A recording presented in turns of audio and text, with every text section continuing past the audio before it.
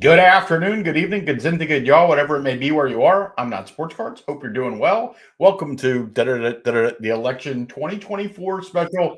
Sam's is here. Hopefully, AZ will be here in a minute. Everybody was in the lounge, and then I fucked it up by doing this. But I was busy making a what you call it, a thumbnail and all that other shit, so that people could watch. But hopefully, AZ. So, Sam's, how are you doing this evening? Hey, I'm doing all right. I've just got a whatnot stream going on my iPad here. I'm watching this $100 Costco break, and I bought into it like an idiot. I'm doing all right. There's AZ. So AZ, we're alive. So again, for those who don't know, we have a Discord channel, which was AZ's idea. I will always and forever blame him. No, Um, it's yours. well, oh yeah. Well, again, we don't have to, but like you were the impetus. But we are all in there arguing over what this list we made last year, and I was like, let's just take it to the street. And tonight's message is brought to you by Citizens for Bistan 2024. There's like $300 million in that super PAC right now. Bistan is definitely making it on the list. He has all the money behind him. But again, how are you guys doing? Good. Is there feedback? I'm not hearing everything clear. Sounds like somebody has something else on in the background, maybe. I think Sam has his whatnot. There you go. There, Oh, I just muted it. I muted it. Yeah. Is that better? Yeah. So Yeah, it was Sam. Sam and his Sorry. Sam always has his feedback. That's just his gimmick. That's right. So I will throw up on the screen right now. So for those of you who don't know, a year ago we decided we were going to put together this. How do I put all of us on here at the same? There we go. We were going to create a list of, I don't know, like it started as the biggest rookies, the best rookies of Star Wars, and then I don't know what the hell it turned into. And that's the argument here. So the way this works, and guys, I'll let you chime in, is the idea was to create a council of people who know stuff about Star Wars cards to come up with this list. Now, what it is, the idea is that the council gets to vote, right? That no one person is the arbiter. And but yeah, I have a feeling that like my thought. That's all I wanted to say. AZ, I'm going to give you the floor because you. Oh, well, thank you. That's nice. I was going to give it to Sam's, but if he's busy watching things at the same time, I don't want to distract him from this. I don't know if he's in on the break or not. Yeah, he's busy burning money on Costco cards. But yeah. Well, I went there. Go ahead. Yeah, I think it's a great list that we've able to come up with. I think we did a good job. I think it actually, it's evolving over the course of time, with as new cards come out and everybody's chiming in with what they think is this card or that card. I just mentioned it tonight when talking to non-sports cards in our Discord about possibly having two lists. Maybe we distinguish what's rookie / debut, however you want to word that. Maybe we get a definition for that. And then key cards, almost like key comics, something that's key that you should have. Now, value's not taking place in that because some of the keys are worth more than some of the rookie cards, and that's okay. But I'm just looking at it as like, first issue kind of a thing for those rookies. And then as you go down the line, they could still be great cards, but not categorized as that designated, first scene or rookie or debut, however you want to look at it, but in the key area under that character. I mean, I think, for those, so that one of the core, topics of discussion is just what is a rookie card, right? And collectors disagree with what is a rookie card. And I don't think there's any argument to say, hey, this is the first card that had this character on it, right? Like, there's just no argument. And that's kind of what I was saying with Daisy. It's like, the examples are kind of simple. Like Grand Admiral Thrawn, I believe his first card's 1996. Bo-Katan is Galactic Files. Same with Saw Gerrera. So it's like it's in this, like it's not something you can argue to say, or General Grievous 2004, right? Is the Yeah, Tarkov? I believe it's '04. I don't have the card in front of me, but it came out in whatever the Clone Wars from the Tartakovsky, the micro series or whatever, and it was right before the Attack of Revenge of the Sith came out. They had a debut card or coming soon or arriving soon kind of. I don't really remember what it actually says on there, but it was the live action character of Grievous. It wasn't the animated one. Yeah. Hey, Mike. Yeah, go ahead. I was gonna say, pull up our Discord and go to that stream, and there's photos of all those cards from where we voted. You can pretty easily scroll down there and maybe show people what we're talking about. You're talking about the cards or the list? The cards. If you go to the Discord to the council voting thing, you just scroll up to where we voted. We're voting on them last year. We pretty much had them bang, bang, bang, bang in order. And then people could see the cards that we're talking about. But let me see another thing that I was going to give as an example that you kind of touched on too is like we just discussed like Batman, and the 1966 Batman card would be the first rookie card of that Batman. I agree with what some of the other people have said. Michael Keaton is my favorite Batman. I have that Michael Keaton from that '89 Topps Batman. To me that would fall under like the key category of key Batman cards to have, but the true rookie would be that one. Because let's just take Star Wars into example for 1 second here, and let's go back to 2013, basically pre-Disney. All those cards that we collected up until that moment, before Disney started putting out TV shows, cartoon series, live action, that's what we knew as rookie cards, correct? So you can't keep changing.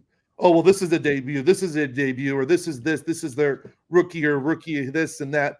I understand that it could be something newer, but put it in a separate category, because like the Saw Gerrera, the Bo-Katan, up until that moment, if we go back to that point, that's all we knew. Like that's the only, hey, this is the Bo-Katan rookie, or this is the Saw Gerrera rookie. Yeah, they came out with stuff later on, but that doesn't take away the fact that we didn't know anything about that at all those years that we were collecting these cards. Like that Ahsoka, that's actually the younger Ahsoka from 2008, which is younger than the young Ahsoka card that's listed in 2024. I'm just trying to distinguish. I mean, I think you're right. Like, I think that, first of all, the original idea behind this is that there would be more lists, right? Because it started as my list of me. If we go back in time, and again, it's not about me. It was like that. Like I thought collecting was getting very stagnant a year ago, and that was like the idea of competing, and people would argue that collecting's not competitive. I completely disagree. That if we could all buy exactly what we wanted whenever we wanted for peanuts, we wouldn't collect it, right? We don't collect lint. We collect, the crazy people do that, like people who collect like receipts from Target, right? There's a reason we assign value to this. So that's where the list came from, and the list is probably wrong, right? Like the idea of like I kind of said it was a rookie list, but it's really of what I collect, and that's why we had the council, was because I didn't want to be. I wanted to make it collaborative, right? Like, and not just be. I love playing with, but so yeah. Again, why don't we whip through the list real quick to show the people? I had it up on screen, but here we go. I have it up on screen. Like we started with the 7-7 Skywalker and the R2D2. Immediately there was a problem with we voted down the R2D2 C3PO card as the rookie, and which I think was a mistake, but yeah, led by Sean. Sean even admits that he was doing it just to be an asshole. That doesn't sound like Sean at all. No, not at all. We're all a bunch of assholes. There's like, again, people, if you're watching this, join our Discord. It's like grown men drama. It's like a fucking soap opera at this point. Like, but it's not the hills about Star Wars cards here, but as close as we can get to it. Oh, I don't. Again, did you see the popcorn and Sean thing from last night? That was No, like, I didn't. I Oh, didn't. yeah. But I could just imagine it. I'll have to go back and take a look. That's Yeah, it for was just sure. the two of them. I'm like, but again, I understood both of them, but I was like, this is hysterical because I'm not involved, right? Like, if I were involved, I would have been setting villages on fire. But yeah. So again, like this was a perfect example of a card that I think it's kind of generally accepted that C3PO's rookie, but not his key card, right? People love the whatever it's called, what the hell's the boner Standalone card? one? Well, the boner card. But Oh, the 207. yeah. Green 207. What's the name for that thing? Doesn't it have like Goldenrod. goldenrod? Yes. Goldenrod error card. Yeah. Yes. Like that To back up just a second, I think AZ's onto something here. Whereas there's debut cards, rookie cards, and then there's also key cards. I think those are two separate. Sometimes they're the same thing. Correct. But because the Star Wars history is so vast, and there's animation, there's art, there's of course movies, now there's TV, there's different facets of the same character. So that's where you could get into to key, and I think it's also kind of wise to try to adopt some of the comic lingo and use key cards as we gotta have to create. Yeah, we have to take stuff from what we already have. Familiar. We have sports card collecting, action figure collecting, comic collecting. So it's a matter of getting, I guess, the verbiage down and the lingo, as Sam's would say, and just breaking it down. And to be honest with you, I like a lot of the key cards in my mind. I already have my own rookie list, key card list, and like those Sabine, I'm just taking Sabine as an example, just because that was discussed tonight. Like the live action Sabine is a key card, could be worth more than the other one, even though in my mind it's not, but it still is a key card because that's the first of this live action Sabine, whatever year it came out. No, obviously I don't know if this was this the first one that she had for the live action? Was the 2024 Chrome. Top Chrome? I don't know. Correct. Yeah. I can't think about. Okay, well then, yeah, that would be a key thing to have if you're a Sabine collector. But here we go. And again, it's whatever people want to collect, how they want to collect.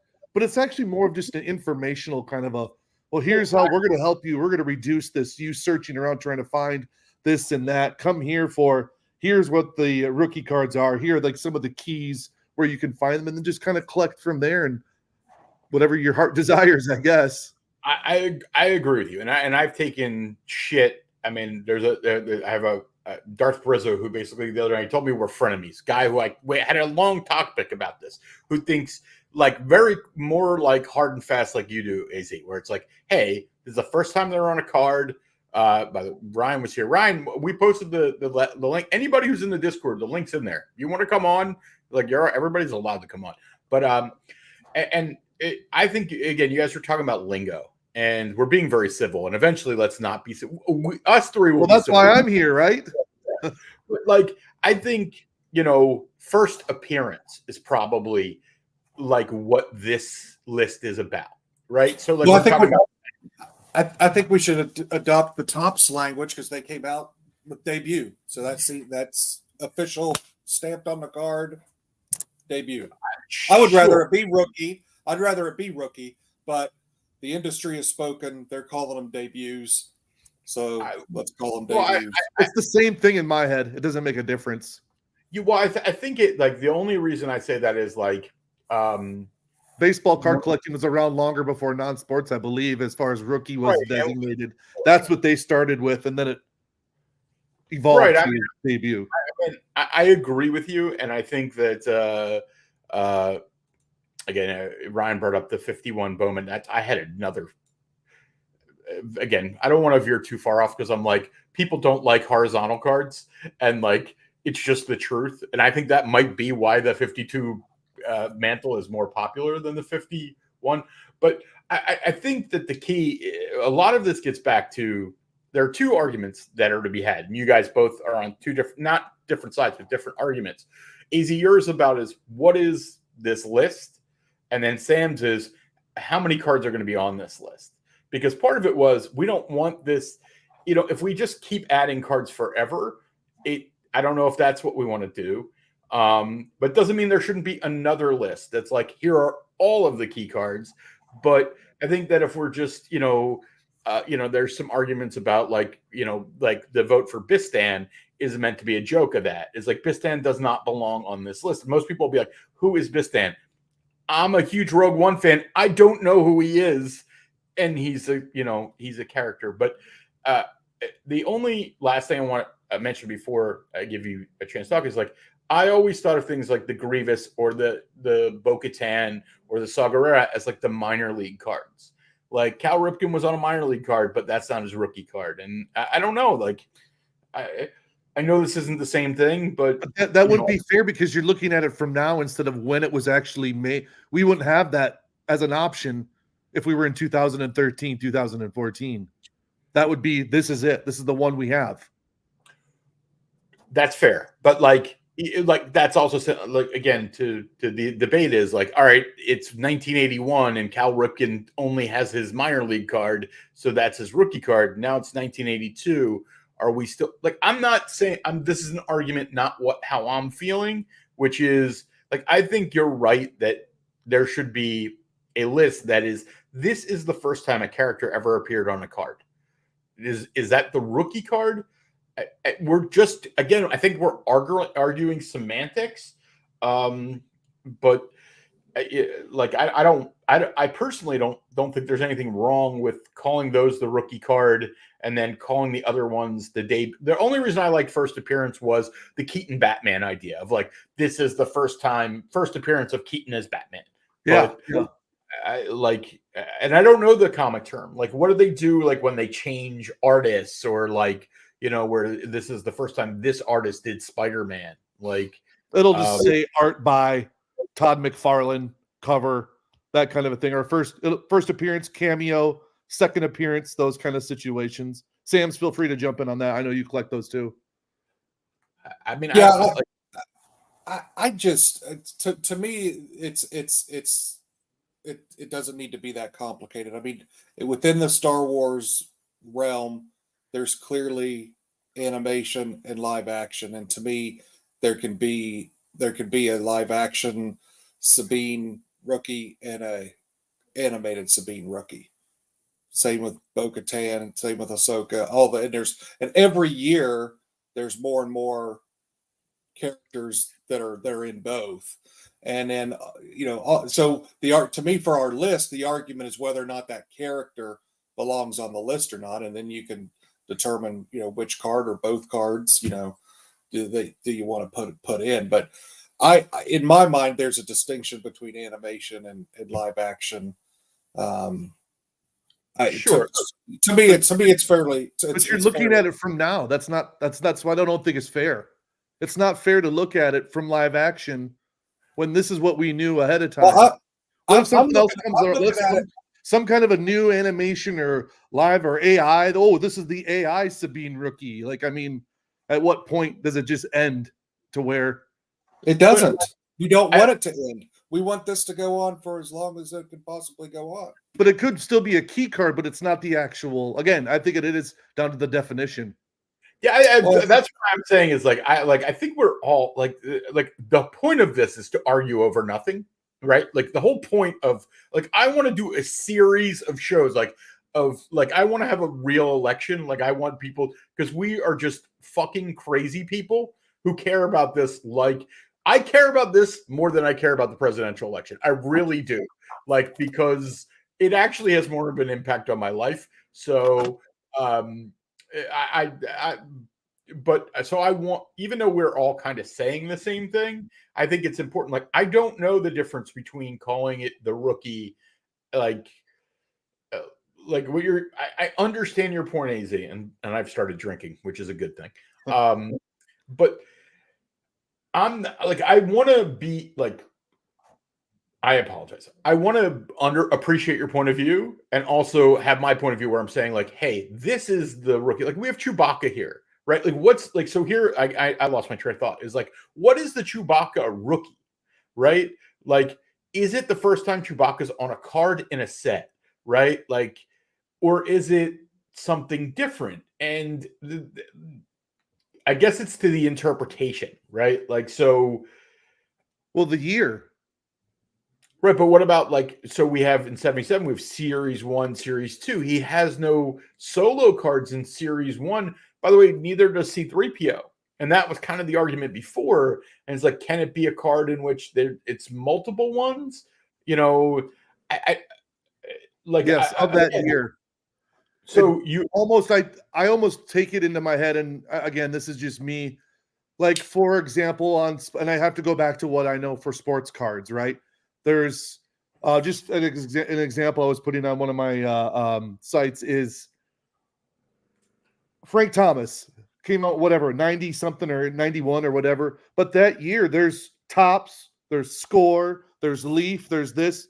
All those are rookie cards. It's all the same year. They didn't come out at the same time. They came out of different parts. And I understand they're different companies, but I take that, I'm almost adopting that into like 1980, like you just on the screen, 1980 Boba Fett, that's Series 1. But there's a Series 2 card, a Series 3 card. There's the like sticker cards. There's stuff. Those are still those rookies. Some are more desirable than the others.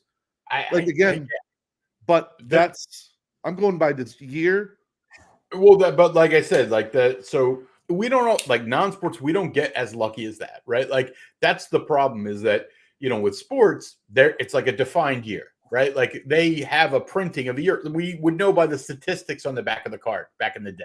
It's like if they didn't have last year's statistics, it was such and such a year. And with non-sports, we don't. So like again, as I mentioned, was the Chewbacca. It's like, so that would it mean the first card in the first series in which Chewbacca appeared? Again, I'm not being difficult, because like I think at the end of the day, that part is to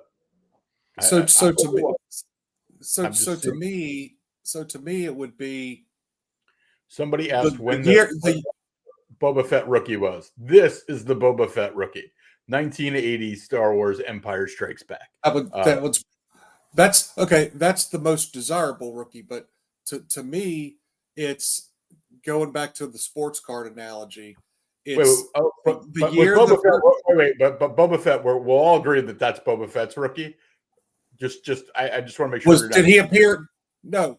Did he appear on other cards in that set? No. Series, in that set. Literally, that is. I mean, Boba Fett's easy because it's literally, it's like. Let me finish. Go ahead. Go ahead. Go ahead. Taking the Boba Fett, for instance, and in taking it back to going back to sports cards, which is kind of all three of us kind of have that. We're all about in the same age range, have that same experience of collecting in the 80s and 90s and stuff. So, I've said this before. So. The 80 Boba Fett there, yes, that's clearly his first character single card. It says Boba Fett on it. It's vertical. It's the most desirable card in that set for Boba Fett, no doubt about it. However, there would, if he's on 2 or 3 other cards, scene cards, those are also rookie cards. Just like I'm trying to think of an example. Well, I think I don't know. I can't think. I can't think off the top of my head. But in the sports cards, there were the regular card. There were inaction cards. There were all stars. There were team cards. Yeah. It all had to. Those are all rookie cards. I want to give you the example because I collect Julius Erving. Julius Erving's rookie card. He has his regular card. He has an all-star card, and then he appears on like rebound leaders. Like right. So, but the rookie card, like. But there is an argument of like people on a lot of this comes down to what can you say on eBay or somewhere else when you're selling it, right? Like it's the idea that people will not only is there a question mark that people will abuse these terms for their own benefit, and I think that's part of it, which is but like any Boba Fett pictured card in 1980 Empire Strikes Back cards are Boba Fett's rookie cards. But that's his most desirable rookie. I don't agree. I don't agree with that statement, but I understand, right? Like, because like that's my original point of view is that like to me, a rookie card is the card that says the character's name, and that's it, right? Like that's just where I come from. But that doesn't mean I'm right. It just means that's what it means to me. And like if somebody is like, I don't have a Dr. J rookie. I have the other two, but I don't like, so I don't think I have a Dr. J rookie because I have the all-star and the rebound leader. The Dr. J rookie's the Dr. J rookie. Like, so you're stuck on there can only be one. I think well, Junior's rookie. And again, I think that's okay. I don't think there's anything wrong with sticking on one, but the other ones can just fall under the key card, like for Boba Fett, key cards, Series 2 or Series 1 sticker, Series 2 captor card, Boba Fett the Bounty Hunter, blah, blah, blah, blah, blah, so on and so forth. I mean, not every single Boba Fett card that's ever made out there, but just certain key cards that just have him on there can go under a different category. I mean, that's kind of... No, I agree with what you're saying, AZ, but like with what Sam is saying, I think that like, we were talking about multiple, like Ken Griffey Jr. Yes, all like the score is his rookie, the upper deck is his rookie, but the Ken Griffey Jr. young guns with him and a picture of his dad is not his rookie, right? Like that's kind of my argument there. Yeah, so I mean, Ryan says we could have a first appearance list and a key card list. I think my thing is we'll still argue about what those are because like when this was our what we were talking, why I wanted to hop on AZ is like, what's like, are there key cards that are just not rookies, right? Where we're just like, this is, and like, and there are lots of them, even from just this new 2024 series with the young Ahsoka and the Sabine live action, and any of those live actions that are out there would fall under key, but not necessarily. They're not the rookies. And I think Topps did a disservice by labeling that one young Ahsoka. It's not. I mean, it's not. That's not new. Yeah, that was. I mean, it's not even the young Ahsoka. She's older in that version than the original version. It's a completely different iteration of Ahsoka. I don't have a problem with it. Yeah, and again, I just don't think it should be labeled like that. But again, it doesn't make it. You could have just said it could have just been Ahsoka. I just don't like the young. What I don't like inconsistency is the problem. Right, exactly. I'm okay with the young Ahsoka to be labeled as a debut card because again, in my mind, it's a brand new iteration of the character. But going by that logic, then Sabine and Hera should have been labeled debut also, and they weren't. Interestingly enough, the Sabine is labeled that way on the Costco card. So you've got the regular Chrome card that's not labeled debut. The Costco card is labeled debut. So you can tell clearly Topps was confused about it too. Well, they obviously didn't have any of us that are in our Discord talking to them. Because there's no way we'd even let anything be on the card after that. This is like all I can picture is Sean in the kitchen of his restaurant, cooking, and typing crap. He still can't help himself to be. It's awful. He again. But I mean, the inconsistency. Topps just did a disservice in the idea of putting young Ahsoka and then not putting it, and then they change it for Costco and they put it on Sabine and Hera and all that stuff. Like, in truth, they get to do whatever the hell they want. They own the cards, but we in turn get to choose what we value, right? Like, and the market ends up being undefeated. We saw that this past year with like, I don't know really what's going on with the Jordan rookie, where they went from, hey, it's the 86 Fleer, but now we're going to do the star rookie. It's like, okay, you're right. But like, why did we go for almost 40 years thinking it was one card and not the other? But at the end of the day, the market decides what are key. Nobody can argue what the first card somebody appeared on is, right? Like, so I like the. You didn't like the Morgan Elsbeth that I showed you today. No, well, in all honesty, sometimes it just requires research, right? Like, so Yeah, Sam had yeah. posted a Morgan's Elsbeth. Well, let's just whip through these cards before we jump in. I just want to kind of show everybody the cards and also show what we voted up and down because, like, we For the voted, record, yeah. for the The record, idea that was, Braun sucks. yeah, and by the way, the goal was to keep it to 50 cards, and that was very arbitrary. But that was where we started, and we only ended up with 48. But so Akbar didn't make it. Thrawn, this is the Thrawn, and that is clearly his rookie card. I would wish it's not the card on the. I own one, like I have one. But on the other side of this is like where we talked about this last year was the Phantom Menace. Is like I currently believe that all prequel rookie cards should be the icon set, like 100%. Like, but that doesn't mean I'm right. It just means They're Australian. No one gives a shit. I think there are two people on the stream that do. He doesn't have any. He doesn't. Yes, have I do. any. I've got the complete Council of Dorks set. Yes, I do. You have all those in gold. He's the only one I think that has the whole set. But I've got them. I got them all in gold and silver. I did till I think I gave some of them away on Whatnot, which is a whole different conversation that we can dive into. I think it's also the size. Remember, we talked about 3 and or whatever the size of them are. I don't know, but yeah, I mean I just don't like it, right? Like, I mean that's just a matter of a lot of this is a matter of taste. Other than like what we're talking about is like I cannot deny like the things you said about like Bo-Katan and Saw and there's just and Asajj and Grievous. Again, we'll just whipping through this. Like Anakin got voted up. Padme that we used all the the Attack of the Clones. Dooku made the list. Jesus Christ. Mace Windu did not, which was I think I was the only upvote for Mace Windu. That's just not. I mean, he's an important character, but he wasn't top 50 in our eyes at that time.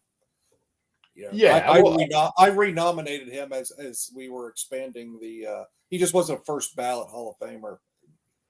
Yeah, and looking back on this, like given what we have now, I think there's going to be a lot of discussion. So maybe we don't have to go through all this. I get, Grievous. This was AZ's bone of contention last year, which was this is not Grievous. The Grievous is.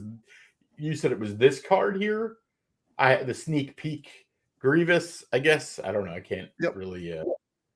That's the first time he was on a card for Star Wars in live action form. Yeah, well, in any form, right? Like, we don't like at this point. We don't care. It's just any form. Any card that shows them or says their name at this point is the rookie card. Like, if there are multiple. What's that? Unless it's wide vision, because you don't like wide vision. And I agree. But I don't think there's even any. Well, I guess wide vision is it doesn't really come into play in 1999. It just comes into play. It did for those icons. The only reason we're dealing with those icon Australian cards is because the only Phantom Menace cards were wide vision in the U.S. But it's the same year at least, right? Like, yeah. I mean, you could get back to the Frank Thomas thing. It's like they're both really rookies, right? Like. Except none of us live in Australia. Sure, I like it's fair. I mean, but the point of it is like I can't argue. No, I think it's a roundabout way of saying like I think this list, like the rookie list, is or whatever the term we want to say is a first card. It's undeniable. It's what AZ's saying, and then I guess. The only thing we're arguing over there is what is the terminology, right? Like I have a hard time giving up rookie because of the Cal Ripken minor league argument that I have, but like I'm just being petty, I guess. I'll give you guys. I know I'm drunk and I'm dominating the conversation, but what I would for the one list that we started was kind of like the best early card of a person. Does that make sense? Like it's very vague, but it's pretty definable. Does that make sense, AZ? Like Yeah, it I does. mean, but like it's not the whole point was the list is not mine. The list is ours. So yeah. Anyway, what do you think? So the idea is right now there are 48 cards on the list, and what do you think? Do you think we should be expanding the number on the Keep list? scrolling down there, Mike, as you're talking. Okay. Sure. Why don't you guys talk? Because I'm going to keep talking. So, I think like, the list could expand, but I also would like to start another, like the key card list. I would like to do that. I think that'd be fun. Now, I'm not saying we could establish it in one sit down over the course of 3 hours. It'd be nice to have people suggest, okay, everybody suggest your top 10 cards for the key list. And it could keep going. Then would we make that, figure that out? Then another 2 weeks to go, give us another 10. Give us another 10. We kind of just keep battling those out. I, again, I'm not against it. Like, I think, some of this is just remembering the idea to begin with, which was to have a list that we compete against each other on. Here's Poe that got voted down. And I think that, I guess that's what the list that I'm talking about is the one that we want to compete against each other with. And I'm like, for me, that wouldn't like, it's not arguing that the Grievous isn't the rookie. The first card he was on was the one you say, but the one that we want to chase and compete over is not that card. But I could be wrong. And if extending the list beyond, if we keep making it too big, does it diminish the value of the cards that are on there? Right? No, because if you go through the list, we pretty much went chronological order. Star Wars, Empire, Return of the Jedi. That was Clone Wars, Rebels. Yeah, I know. But let's again. So we kind of left off before. We kind of left off after Rogue One. So if you keep going to the cards I started posting today, we did get to Mando, and we got to Mando season 1 too. Now, these were some of the more. So what has not been up for debate yet or considered is the Solo movie. There were new characters introduced in the Solo movie, and then also Andor and Ahsoka. Those, I think that's kind of in the Bad Batch. It's such a small list of those movies. I think that'd be easy. Like Solo movie, you got Kira. Is there anybody else that's important? Solo. No, that's already been done. I'm talking about new rookies, right? It's a brand new. But again, that could be a key card. Same as I think that's the argument. Okay. Yeah. I think like my opinion is that the rookie list is the rookie. Like, I guess that's still part of the conversation, which is like, is the rookie list? God, why am I so dumb that I can't figure this out? Are they what list are we arguing about? Right? Like, in a sense that like the rookie list. To me, like when it comes to the rookie list, I'm with Sam. Like it could just be every character and every what is the rookie, and the kind of what to me is like the sought after early card. Like again, I'm being very subjective, but it's like 90% of what's on the list now is their rookie card. There are a handful of instances, but like so. And AZ, we talked about this earlier. You don't think the Rosario Ahsoka should be on there? It's not on the Ahsoka list. Like she can go under the list that I was taking as like key cards, like the Ahsoka key card list. First appearance of the young Ahsoka, first appearance of Rosario Dawson's live action Ahsoka. But that's not the rookie. That's not a rookie list of that character. I think it's pretty simple in my mind. I'm not trying to. If we're going to say it's first this of that character, I don't care about the number of actors that keep playing it. It's that character. And again, we're not going back to take away go pre-Disney and make this list. the stuff that we only had, and then now you're just here's another and another one and another one and another one. They're not. But I do think there is true. They're first appearances, but not true. It's Right. purest form. You're right. I think you're right, but I think I like that. I guess this is the argument of like, what should the list be? Like the rookie list, I can't argue with what you said, but to me, the list should be the kind of the most sought after cards, right? And usually they coincide with the rookie card, and that's what also why I think it should be limited, like not to 50, but not infinite, right? Like that, like, why did we choose last year to like not put on Poe Dameron or BB-8 or Mace Windu or Admiral Akbar or all these characters that matter, but you know, people just didn't want on the list. And Well, you know, the perspective I was taking with it is kind of like a Hall of Fame. So the ones that I that's a voted, different show. Yeah. That's those other guys on that Well, other show who stole my idea and then fucking abandoned it. But hey, no, what I'm saying is when I was voting, the reason I said no to Poe and Finn is because at the time when we were trying to think of the top 50 Star Wars debut cards, rookie cards, whatever you have it, I felt like there were other more important cards in the 50 to get to. It wasn't because I didn't think that those were good cards. Now, I personally think that the set should expand every year. I mean, you know, as the content grows, there should be more cards added to the list every year. There's new property, or there's new material that comes out every year. There's new cards that come out every year. So the list, it's a continual thing. It's not just a, you know. Well, I think that, I mean, I understand what you're saying, Sam. The question is like, is it the Hall of Fame where once you're in, you never come out? Because that's not what I thought we Yes. did, which was Yes. like, well, I know that's what, to me. I mean, if you just want to say the 50 best Star Wars cards, then they can move on and off the list.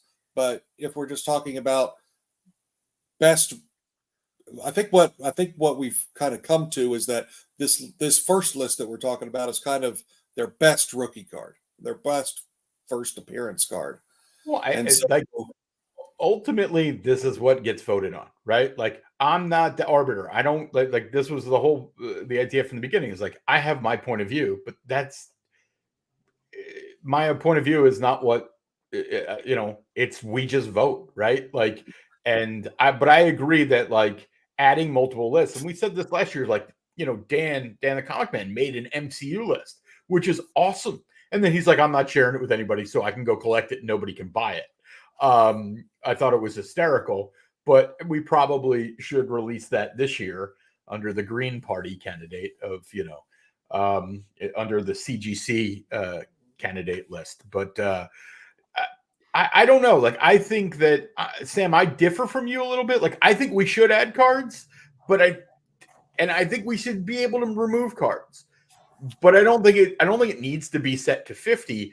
But I think like it should be a standard. So these are some of the cards. These are I think I'm not sure if you were suggesting these cards are these characters, Sam. I was suggesting those specific cards. Well, Mike, you can't add and then say you're going to subtract. Like if you said you're fine with adding and wanted to take out, but then that doesn't make sense. You're just fine with adding more then is what you're saying, right?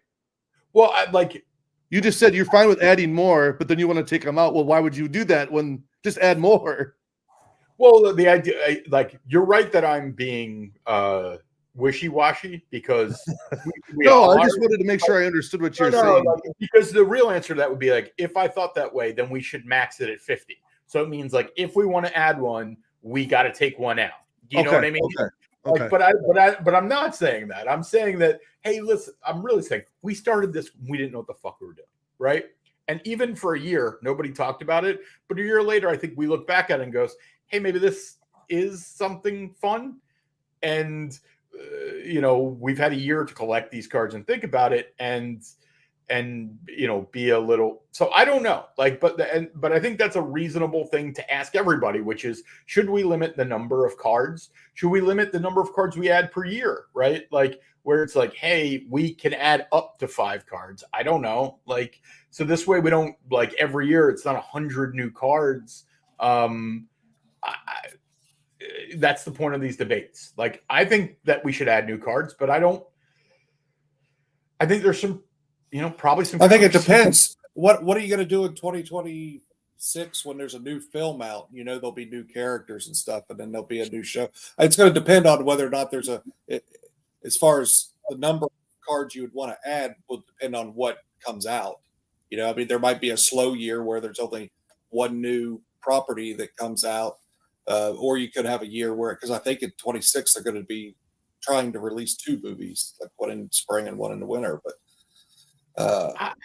so I think putting limitations on it is a mistake. That's my. I mean, I understand what you're saying, but like, what if, like, if we did limit it again? This is an idea. We limited it to 5, or like without taking one off, like where we'd be like, hey, we can add 5 new every year, but if we want to add more than that, we got to take something off. Like, but why? Why? Why? Because like, if we didn't, if we could just add infinite, right, we would never vote no on something.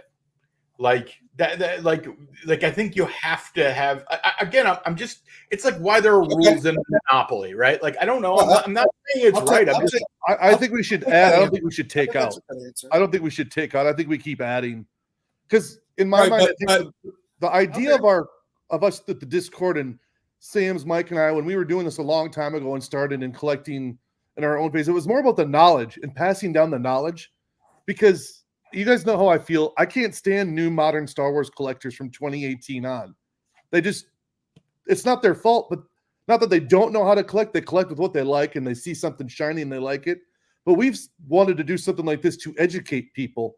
So by adding more to this list gives other people a place to where they can go and learn these cards from previous and before. And, oh, I like that character. Oh, I didn't know they had this one from before and before and before, because they're not doing the work. Adding rookies to this list of 50, I think would be great. I don't think you need to take out any, but I think we just continued from one list to another list to another list and to another list.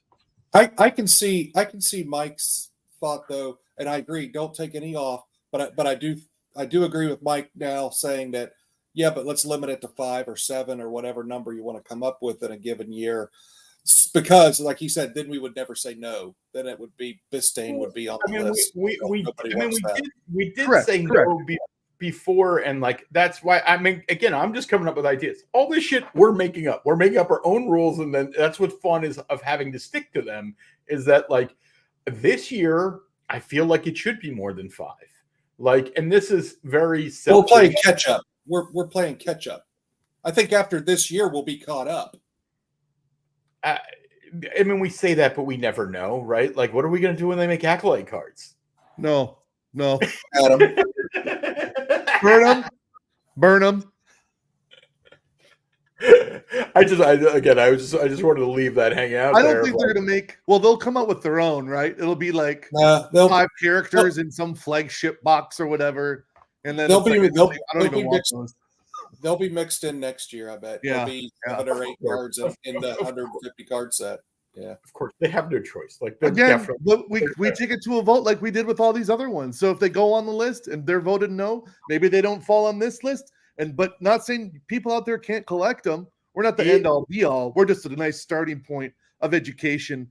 And we are kind of crazy in our own way, but this is kind of the fun of it. Like, it's our own competition of collecting what we want to collect, and us being biased in our own collection to put cards on there that we know we have that somebody might not have. And it gets a little crazy and insidious, but that's my for you. Well, this you guys are getting the spirit of it, right? Because like it is at the end of the day, like it is, but it's combining the knowledge. Sorry, Sam, go ahead. Well, I was just gonna say, I in particular have a overinflated sense of value and ego here. I have it in my head that we're going to come up with a 100-card list, and then I'm going to send a picture of all the cards to Topps and say, listen, put out a set next year called Topps Debut, and with a reprint of all these cards.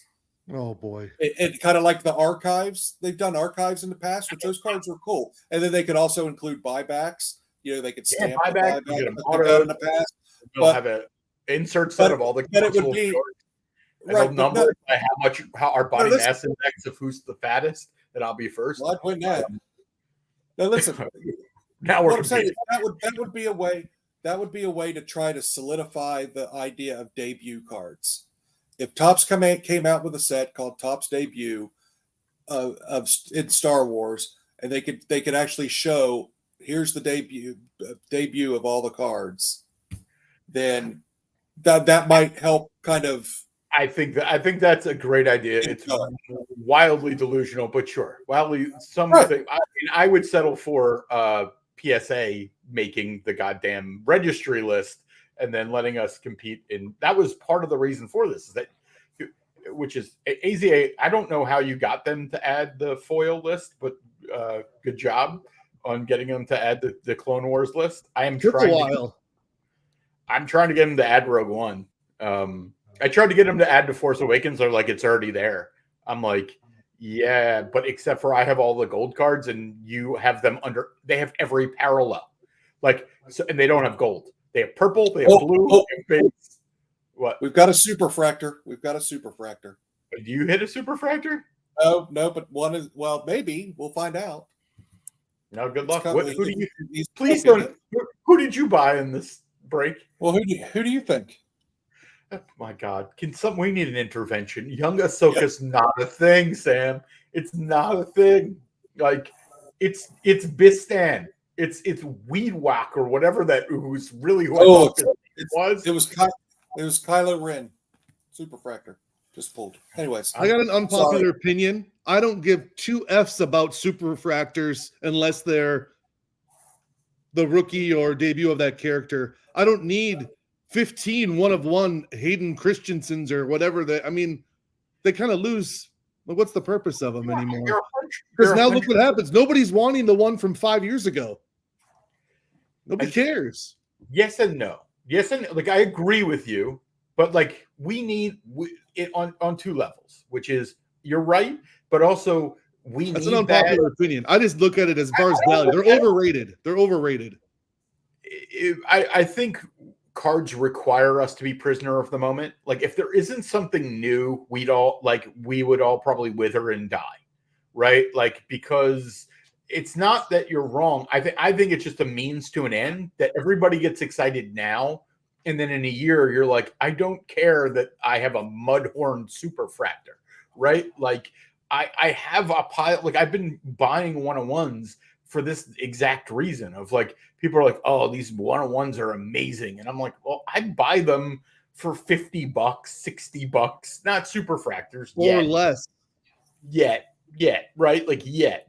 I mean, yes, I have the Tuscan Chief Book of Boba Fett, $28 tops now, one-on-one. But so I'm with you, AZ, on the one-on-ones having and the superfractors, but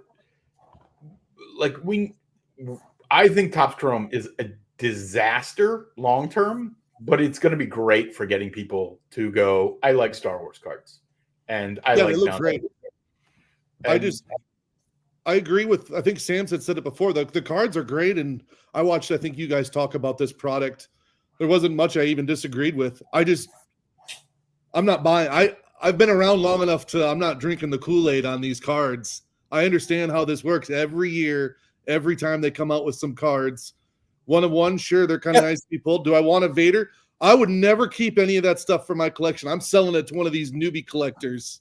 That's what I'm doing. And then I'm using that money, and I'm buying myself another Ahsoka this or a Luke Skywalker rookie or a Han Solo rookie. Are you kidding me? I'd rather have a Han Solo rookie high grade than a refractor of a Darth Vader that's been done a billion times. I mean, Ryan is in here, and Ryan is another. So Ryan, well, again, I'm not supposed to say we're not supposed to name names on whose crack and resub that was that I did the video on, but man, I have enough nails in the PSA coffin at this point to be like, I don't collect I grade cards. I don't collect them anymore. That's part of this. Like, so I'm with you that like, but I think we kind of need something that is not graded, because grading is, there are question marks on grading. So like, but again, the new product, and Sam, like I do think we're in Discord, and Discord it always sounds mean, right? When you say something that is contrary to what the person is saying, you can't say it with a giggle, right? Because like Sam's talking about Topps Chrome, I'm like, Sam, this is literally what you said about Flagship last year, and I'm like, he knows that. But he also is like, yeah, but I like this, and this time it's different, right? And he might be right, but we bought every year when we were kids. You couldn't wait for the next for 1989 Topps baseball to come out. You couldn't wait till 1990 Topps baseball comes out. You have to get excited. This is a hobby. This is fun. You get excited when new product comes out. It's awesome. There's nothing like ripping packs, man. That's what it's all about. And I'll tell you, if you don't like, and I totally get what AZ's saying about the shiny cards, I share that same opinion. However, when you crack a Superfractor 101 yourself, it'll change your mind a little bit. It's special. Like a good character? It's not going to make a difference to me. I've cracked better things than that before. Like if it's the Mudhorn or of the Pecker or I'm just throwing these things out there from this year. I'd get excited if it was a Vader, a Leia, a Luke, or somebody of the original trilogy. That'd be cool. It's definitely not collectible in my mind. I'd dump it as soon as I could. Right, but and that's exactly. Cool, but somebody would be thrilled to get it. But there's something about opening up that card and seeing that shiny gold out there. It's a thrill. It's a buzz. There's no doubt about it. So is hitting a jackpot on a slot machine, right? Like that's all it is. Yeah. Right, but like don't convince yourself that the slot machine is a good idea, right? Like I wasn't going after any kind of super refractors, and really I couldn't care. All I wanted, and I think I was pretty vocal to some of the people, at least in my circles. I only wanted like Balin Skull, Shin Hati. Like there was only 3 cards maybe that I wanted out of this whole 2024 set that I thought young Ahsoka would be nice, just because not as big as Sam's, but I like Ahsoka stuff. But those are the cards I wanted. I didn't really care. And now I think not that I've grown out of it, but I'm maybe a little bit more financially frugal to where I'm just going to buy the cards that I want. So I bought an auto Shin Hati, bought, the cards that I wanted, which would cost way less, because I didn't really care too much about the super refractors and know those odds. There isn't much argument that ripping is negative, like versus buying. Like I can tell you, I bought an out of 10 Cassian, like Galactic Civil War insert, looked really cool. I regret that because it's just a card. Like, you know what I mean? It's not like I talk about, is like, that's a fucking card. That's just a card. It's just like like you're talking about. Every year there are probably 7 Cassians that are out of 10 in this set and the next set. And I'm like, I paid $70 for a card that, it looks good, but like, I'm not collecting every Cassian, so I don't know. Like, but it doesn't mean I don't want to take away Sam's joy. Like, if Sam is enjoying, no, not at all. I get it. I do think that I wish I could talk him out of young Ahsoka, because like, I think there are probably things that are like, if you had done this, he has to do that because he's an Ahsoka collector. He has no choice. Any Ahsoka that's out there, Sam's will have that because that's his thing. That's what he's known for. So if I see something somewhere, I'm like, oh, I don't know if Sam's has this one yet. He should know about this, or because he'll want to complete his collection. He's a completist that way. So I don't. Well, I am, but like on the Rosario. That's good. It isn't my favorite. Like I like the Ashley, but with young Ahsoka, that was in the Ahsoka series, episode 5. I really loved that episode, and I thought she did a good job. And so I think there's potential down the road for that actress playing Ahsoka. I was so hard on that episode when it came out, but after I remember talking with Sam's one night or 2 nights about it, I rewatched it multiple times. Just that episode, I actually like that character and that person. I think that she could be I think she could do something with that character and a good actress. You Yeah. know, I'm excited to see if we get something else from her. I take back, what I said before about her. I wasn't too thrilled on it, but I watched it over and over. I'm like, okay, I took partially my love of Ahsoka and kind of took myself out of it. And I'm like, that's actually not too bad. And I'd like to see her as something. I hope something does come of it, but I don't think it will. Well, I'm actually glad that in this set she didn't have base card. I mean, all she has is the auto. So what I've got the 10, 50, 99, 150, 200, 199. Anyways, I've got a mini rainbow going. I'll never get the 1-of-1 and probably won't get a 5. But anyways, I'm glad that there weren't base cards because I would have wanted to get, would have wanted to get the, all the base cards and the variations and the all I that. know So who it's Zelda. But I have no desire to get all of the Rosario ones out of the 24 Chrome set. Like I did pick up a gold Arabesh one just because I got it cheap, and I thought, well, that's kind of cool. Limit, 25. I kind of picked my spots on some of the other ones. So I'm not a completionist per se, but pretty darn close, man. You just say you don't have I buy a 3 lot of cards, them. maybe. I bought a lot Can't of them. be, right? Like No, it's no, like that's like why with Cassian, like I can't even think of it. Right? Like There's I think too many. it would be good for you to actually do that with Ahsoka. For you to be like, here are the 50 best Ahsoka cards, right? Not necessarily with the serial number, like saying, or whatever the number is, like because Ryan's. I'm waiting for Grogu to have a baby Yoda. That's Ryan is like, so this is a little side note. It's like, I've gone fucking Mando crazy the last couple of weeks. I went, I had a little money in the pocket from selling a card and I just went berserk. So yeah, I get what you go through, Sam, sometime where it's like, I just have to have it. I have no choice. But I don't know. I'm drinking. Sorry, you guys. It's the same. It's the same thing. If I have money in my PayPal, then I'll look for something. But I don't. I don't know. I'm a completionist on the action figures. I'm not a completionist on the cards. I don't think all the yeah. I mean, there's so many of them. That I have. In fact, I've got two row boxes full of. I've got two row boxes full of Ashley Ahsoka and 1 2-row box full of Rosario Ahsoka. I don't even know whether I have them all or don't, or there's too many of them. So I'm not a completionist there, but I have a lot of them, no doubt.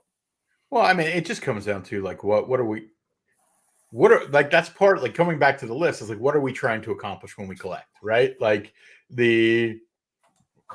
I would honestly play top dollar for an Acolyte Superfractor. You're going to get your chance. I promise you, you're going to get your chance. Mm-hmm. I cannot name a character from Acolyte, and I'm sure. Like I don't know. That's Stranger Things. I don't know. I mean, Stranger. I will tell you. Oh, there you go. The Stranger. I know. I don't remember. I just rewatched. You were talking about rewatching the Ahsoka episode 5. I rewatched Book of Boba Fett recently. It's not bad, is it? That show's good. That show was actually good. It just wasn't what people wanted it to be. And it also was coming off the tail of Mando season 2. Luke Skywalker showing up, right? Like, and also the stuff that we got after that kind of sucked, right? Like. Mando season 3 wasn't so great. Ahsoka, what you can think what you want about Ahsoka, but I don't think we got. Could have been better, right? Could have been better. Yeah. I mean, I just wanted the rest of the show. That really was my biggest problem with Ahsoka. It ended, but like so, Acolyte, as abysmal as everybody thinks it is now, it's plausible that they actually could, what they should do with Acolyte is just turn it into animation. Like, you give people want to see more of it. Like, I mean, none of us want it. Won't right? happen. There's nothing driving. There's no money on it. Why would you put out something where you're not making money? You're losing money every time. Again, there's no money off of figures, cards, merchandise. If anything, don't be surprised if within the next 6 months that thing's pulled off of Disney Plus. Hey, I'll be right back. Because they gotta get their money back somehow after how much it costs. When that final number or one of the final numbers came in overseas, it was 230 plus million plus whatever it cost to, do their marketing campaign on it, which was crazy amount. They're not even coming close to getting anything back. No one's watching it. It won't happen. It'll fall. It'll be right there with Willow in the Disney Plus trash bin. I am more in the idea of I got all the figures and Funko. For some reason, I collect Cara Dune stuff. I've been actively negotiating on one of the rarest Cara Dune cards there is for God knows why.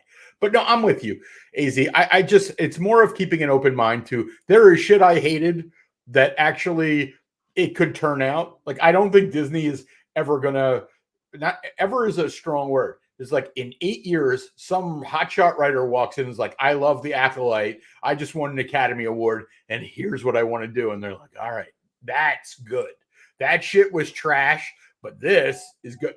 I can't, of course I can't see it today, but it's what is so annoying about me sometimes. I'm like, hey, I have a firm opinion, but I also could be wrong, right? Like, I'm just going with the facts are. They're not doing another one. It's not right. There's no money. The idea of what you're talking about, I don't even want to entertain it because people will start thinking or get their hopes up. It's just not going to happen. They're not putting out something that's going to make $0 or they lose money when they already know it. They're making a Ray movie. They're making a Ray movie. I still don't know if that's going on. There's new reports all the time about that thing either on hold, not going through. I agree. I don't know if they ever make that. Like, I don't know what the fuck they're playing. Oh, Sam's back. I'm going to add him to the stage. I should leave him in purgatory. Sean, when are you done cooking and getting in here? Like, you have to be like, you have to almost be closed. Please share if you get the. I mean, the Cara Dune card is on eBay. It is the out of 10 rookie gold. They want 400. Let's see here. Let me start bidding on that one for you. No, it's not. It's a buy it now, and it's actually a pretty big what you call it resell. It's Mealy Pops, who was again not trying to talk shit on them, but they were the people that were involved in the Pokemon case, like the one that was the Logan Paul. He was like one of the guys. That's what I remember him for. I think it's what a lot of people remember him for. I bought the gold armorer from him. I'm telling you, I went nuts. Which Cara Dune are you talking about? 2010 Mandalorian season 1 out of 10. It's on eBay. It's again, they want $400. No, that's the auto. You have the auto. I don't collect autos, right? So that is a more rare, a better. I actually could buy that card for a similar price, but it's not the card I collect, right? That gets back to our list. That's but that's a really cool. That's actually a rare. What's that out of? Is that out of 10? 10. 20? Yeah, that's a badass card, right? Like, is that? Wait. Were you just showing me a picture? I thought you had the card. I think you were holding the card up. You were holding your phone up with the card? Yeah, my phone. Oh, I thought you had that card. The card you just showed is the one that I was trying to buy. Nice card. Yeah. Nice card. I bought the armor. I bought the Toro Calican. I'm just trying to buy all the characters. And like with her, oh yeah, Top's living. That's what I want. Auto 10. Yeah. Hey, Sam's, why aren't these Topps living cards set? Like, there's something about them. I like them, but for some reason, they're just not going over very well. There's not a whole, as far as value goes. I know I like them for a certain reason. Go try to buy one of the first 100 cards in the set. They're $50. What are we talking? A couple $100? I mean, 50 cards. No, the first 100 cards are $50 each. Okay, they're trying to put a set together. I mean, the answer to me is like, I'm just looking for a higher dollar amount, but No, I mean, I like Sam. You just like I cannot wrap my head around like anytime you say Tops Now or Tops Living or anything that's printed on demand. Like my eyes roll back in my head. But again, But why? They're the print runs are way less sure than anything else you collect. Yeah, I'm with Sands. I like that set. I just don't think it's carried over very well. Well, the Tops Living set they ended last year. Right now, I the think, only one that's going on is the I Throwback think Thursday, which it's about run its course. It's kind of sucked the last few months. So I think the Tops Living set. What happened is kind of what you're saying is like there's no differentiator to the uninitiated between the early ones and the late ones. Do you know what I mean? Like there wasn't a different color, it was all uniform. So the ones that everybody bought the last 3 years look just like the ones from the first couple years. And the truth is, I am a walking contradiction. I have a PSA right now, 2 Tops on demand cards. I have the 2017 Rebels purple cards, which are my favorite like the Rebels Rebels season 4, I guess. Those are my favorite Rebels card. Also, my favorite Ahsoka card is from that set. The Ahsoka Rebels is my favorite Ahsoka. Now, I'm not the Ahsoka collector like you guys are, but doesn't mean I don't get to like something, right? But I don't know. I like stuff when nobody was buying it. And like you're saying, the early stuff, maybe it's good. But I think a lot of the early, I don't even know. I don't care to find out. The reason the Tops Living set, I mean, they got the 500 cards. I mean, you start to run out of characters to make cards of when you get. Now there were several that didn't get made that I think a lot of us wish there were probably 100 more cards in the set to kind of complete it out. There were some people. But well, let's try to circle back to what we're here for because this is a good point of like it's the reason why our list can't be unlimited, right? For the exact reason of what happened with Tops Living, where you just like they didn't limit it to characters that deserved that treatment. They were just like, fuck it, we need to sell cards next week. That's like see these Bad Batch cards that you've got up on the screen now. My vote for the Bad Batch would be the Tops Living cards because I'd have to go research it, but I'm pretty certain that the Tops Living cards probably were released before any other.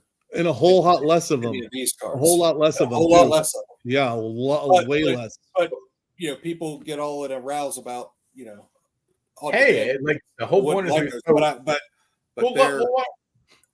those are the cards that which was why I brought up that point as I was looking for that Gina or Cara Dune is those Tops Living set. It's almost like whenever you buy them, you're getting a numbered card every time you order one of those for that price that you're getting them for. 2 numbered cards for what, $14?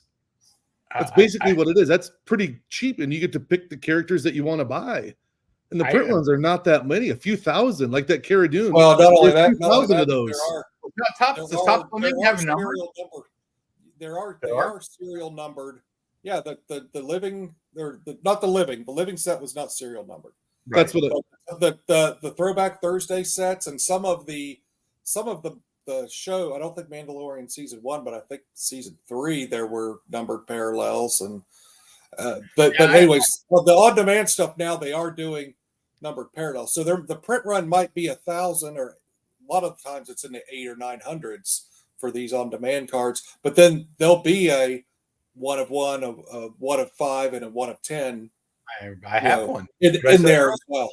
I sold my big like I go back and forth. Like you brought up the Tops Now 2019 Mandalorian set, and I'm like, I only saw the trailer set, then I saw the other set. And I'm like, all right, fuck it, I'm gonna have to buy this Grogu card. It's like I was about to buy it for $50 just to tell you to shut up. Literally just to be like, fuck you, Sam. I bought it anyway. I've got that one now. But I'm like, I will wait for it to float down the river and get it for $12. I don't need to buy it tomorrow. But like, so you guys like, we'll go through some of these cards that Sam brought up. Like the Bad Batch, like I don't like Galaxy. I respect that people like it, and I can do that and also go, these don't belong on our list. These are not the cards. Like for me, like, and Sean is a pretty big Bad Batch collector. Like, I told him, and we'll get the vote. It's like the 2022 finest or 2023 Chrome. There's like a Bad Batch insert. So they were rare. It's in this set right here. No, that's Galaxy. I'm talking about. I think there was an insert. No. This is either 2023 Chrome or I think it's 2023 Chrome. Actually, there's a Bad Batch insert set, and they're awesome. They're really good looking, but it's just my opinion. Doesn't mean like going back to AZ's rookie argument is like that. I don't know which one was the first one. It might be the eBay set. It might be the Topps Living set, but I don't want to collect those. Right? I like those the best of the. That's 22. I think they're the finest. 22 finest. Yeah, I think 22 finest inserts are they literally say Bad Batch on. They're really cool looking. But they're an insert. They're an insert, which makes them rare. But like, hey, so are all the character cards. That's true. Like, so again, that's a matter of opinion. I actually have. Well, I tell you, I don't disagree with you, but the reason I kind of selected these Galaxy cards were to kind of throw in a little more variety into our list because there's I think that was my thought process. I mean, it makes sense, but like I think that you can't be all things to all people, right? Like, and I was also trying to think. I think these might have been released first before the finest. I don't know what if Sean's watching. What year were these Galaxy cards? Are they 22 or 23? 22. Those are 22. Yeah, I mean, I like the one Sam. The one Sam's is referring to by finest has the actual picture, if I remember correctly. These ones are just artwork. Yeah, I wish I could figure out how to stop. Well, it's cartoons, AZ. They're both 22. No, but this one literally. You know what I'm trying to say. Okay, I'm giving you shit. No, but this is Sean saying they're both 2022. This is 2022 finest inserts. It says Bad Batch. It says the character released first. No, we're not. We just said we're not playing that game, right? We're just saying the year is the year. Because if we start like getting into this came out in November and that came out in I don't think, at least I don't, again, that's my opinion, right? Like I don't think with the modern stuff you can play that game of this came out in June and that came out in October and therefore June is I don't know. What's the higher end card? Finest? Galaxy. Galaxy's probably I don't know.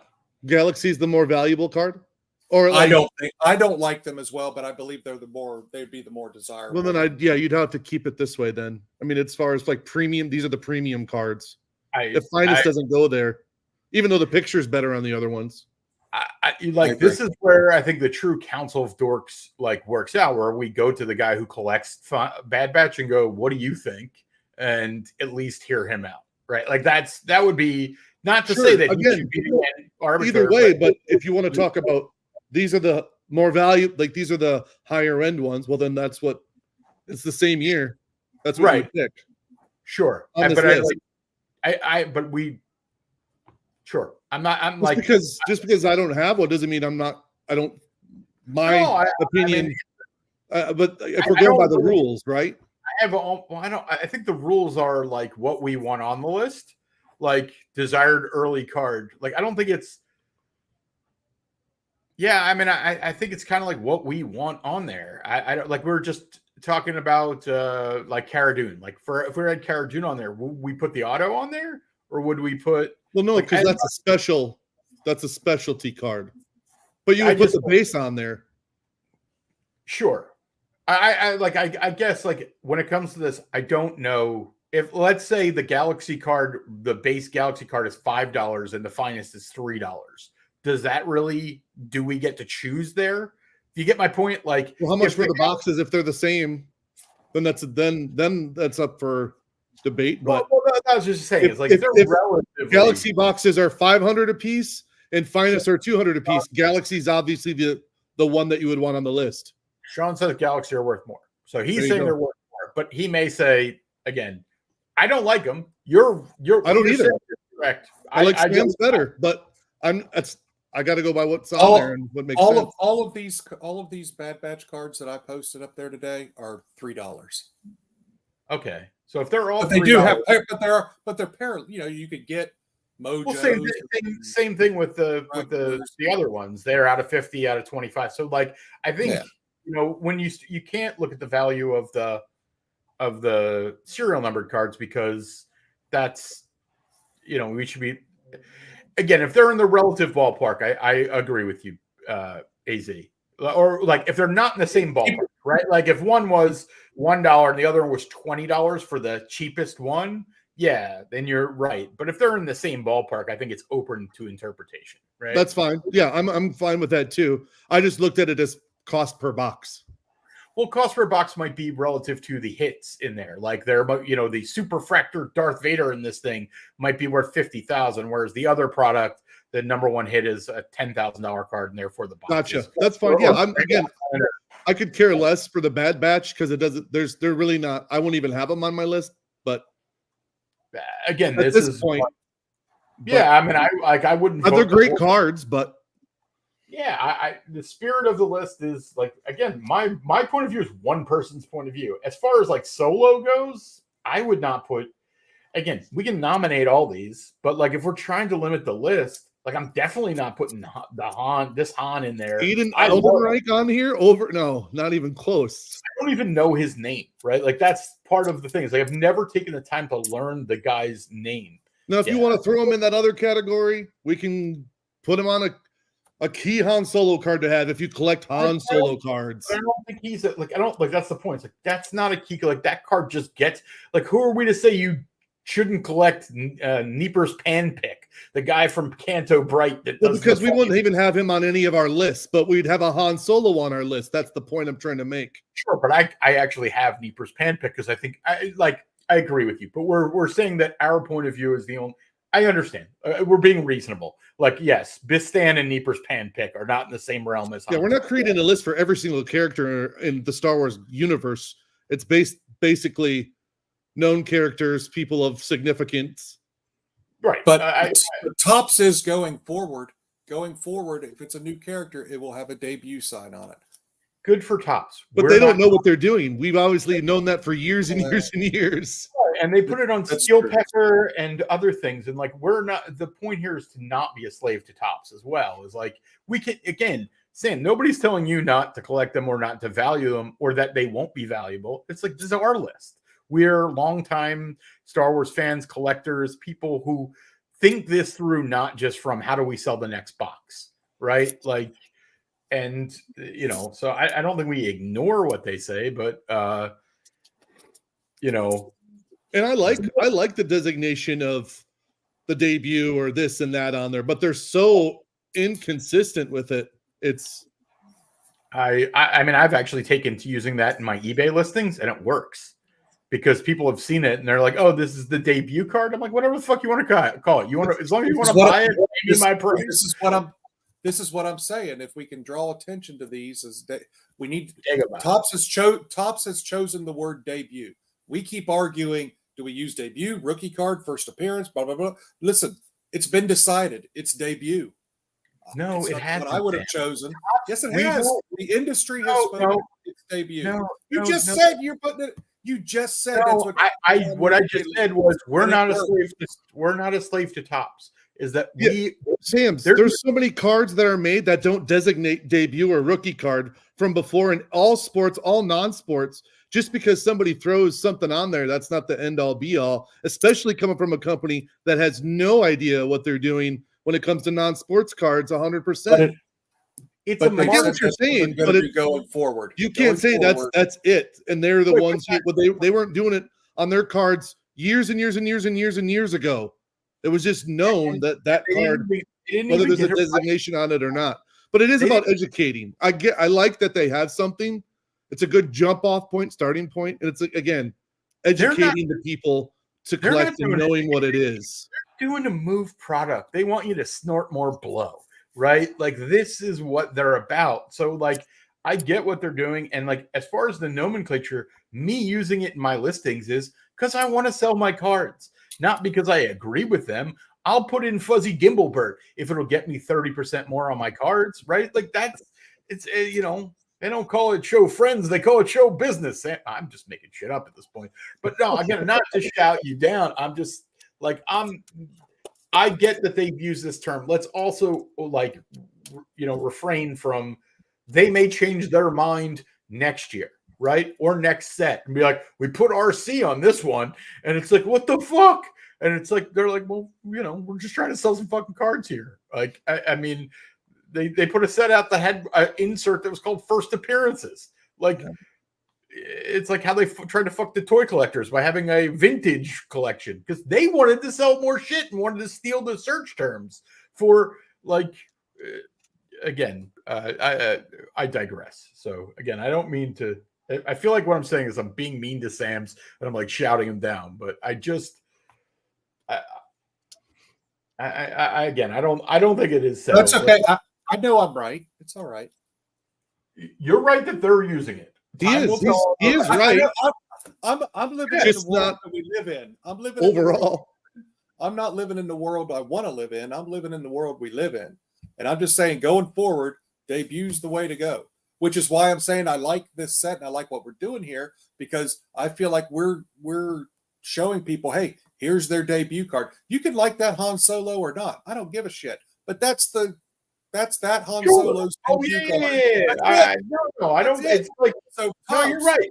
Put that in a debut set, stamp debut on it, so that people might go back and start looking for this card. That's what I'm saying. Fair. Like, I mean, this is the whole why. This is the reason why we're on this. We're having this debate, right? This is why this is a hot button topic, and also the reason why I think we should limit the list, right? It's no fun if there's no value to your vote. And we have to even figure that out to like, well, if we're only going to allow 10 in, what does that mean? It's like means the 10 cards with the most votes or whatever that number is. It's like, it's like, it shouldn't be, you get the point of like, we can't just vote up or down like we did last time. It was basically a simple majority approved it. Now it can't just be a simple majority because, who gets like before anybody could nominate a card. Now it's like everybody should still be able to nominate a card, but it's the cards that get the highest number of votes should get in with that threshold, right? Or again, just a suggestion. Is that, do you guys get what I'm saying there? Like about like how we come to this list? Because like, yeah, I agree with you that there is a list that this Han Solo belongs on, but I wouldn't vote it for on our list. But it has every right to be nominated, if that makes sense. Not on the rookie set that we're talking about, where it's like, hey, this is the first debut. Yeah, or like I collect Donald Glover Lando cards, and by the way, and I don't have a good one of this because you can't fucking buy them. But I bought a set for $5. It'll be here tomorrow. Of these? Oh, I mean, I have all the non-numbered parallels of this card, but I don't have. I've not been able to get a single numbered parallel of that. I have. Right. And Sam, you would argue the cards I have are rookies. I have like the sophisticated Lando. I have that out of 10. I have a gold one, but to me, that's not the real card. It's a cool card. It's a key card, but it's not the Donald Glover debut. It's not the most desirable debut card, right? Yeah, and Kira, that's a whole. It's like thing. Just because I noticed in this set as I was looking through that set, there's several Kiras in there in all of her different outfits. I chose that one because that's that's card number 2 in the set. That is the worst set they ever made. Well, maybe not. It's the worst set from I don't know. They made a lot of garbage. So it's a pretty bad set because of what you just said. There are like 6 Han Solos, 6 Kiras, 6 Vals, 6, and still I can't get any of the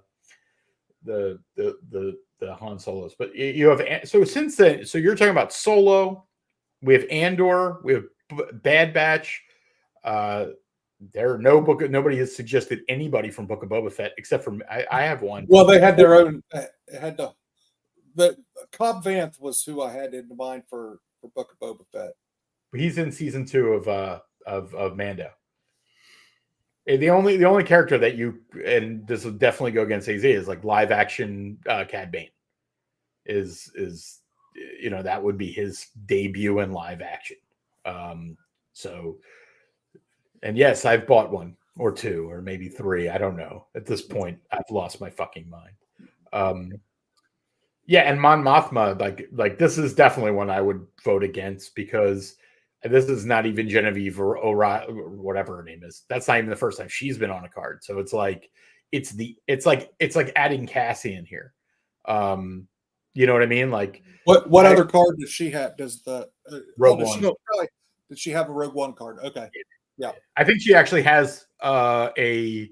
Was there a Revenge of the Sith card with her on it? I think she might be on like a scene card from Revenge. I don't know. But so I guess I just don't like the whole live action competing against live action. It's the Keaton, Val Kilmer, Batman. Right, Like it's the same thing. But again, not on the rookie list, not on the rookie list. It's like again, I don't think at the main Council of Dorks list is. I like where I'm at with this. I have three lists in my mind, which is the hard and fast rookie list. Like this is the absolute. This is the first time we saw them on a card. Like Sabine Wren, it's Galactic Files. It's like Thrawn is 96. Like no doubt about it. And then this list is more of like, okay, first appearance with some discretion, right? So like the rookie list, there can be no argument, right? There can be no argument.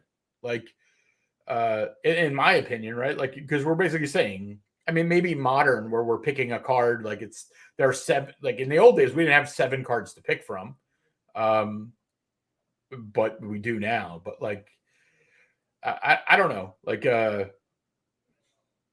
you guys get what I mean? I think there are 3 lists. One is the hard and fast rookie list. One is the Council of Dorks main like desired key debut cards. Like, so I'm not saying rookie there. I'm using debut to make it different.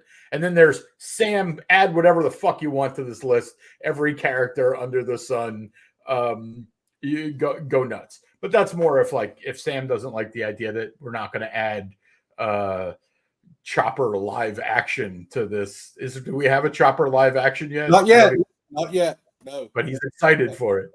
Yes. And Zeb. And freaking Ezra, so that Sean can relax. Well, let's just take a quick idea of like if we had to add 10 cards, let's say what you say 5 to this list based on they would all come out of Chrome. It would be the Chrome set this year. No. Balin, Skull, Shin, Hottie, Balin, and Shin, and let me clarify. Just to say it's like of any cards that you had to add to the list. Of any of these sets, what would the 5 you pick? Right? Like that's what I'm saying. So now I don't know if I could pick 5. I could pick 2 for sure, and then it's hard to pick 5. Just Balin and Shin. Balin and Shin. That's that huge component of, and there's more to come from them. Huge characters. Probably the 2 best characters to come out of the Ahsoka series. Sure, but we have no Andor characters on there. We have no Andor. We have no Bad Batch. So, like, I'm not disagreeing with you. I mean, I have an Andor bias. It's not a like. I would probably again. So you only have 2 of all the stuff we don't have on there. I'm trying to think of a character. You guys can throw out characters, and I'd be like, oh, that makes sense. Yeah, maybe Kino Loy. I mean, she wasn't on 10. There's Kino. There's Deidre. Kino drowned. Who? What did Sam say? I said Kino drowned. He didn't Kino got no future. Kino's in. He's at the bottom of a lake. Nah. Yeah, I'm trying to remember just people of significant importance that's going to make sense moving forward. Yes.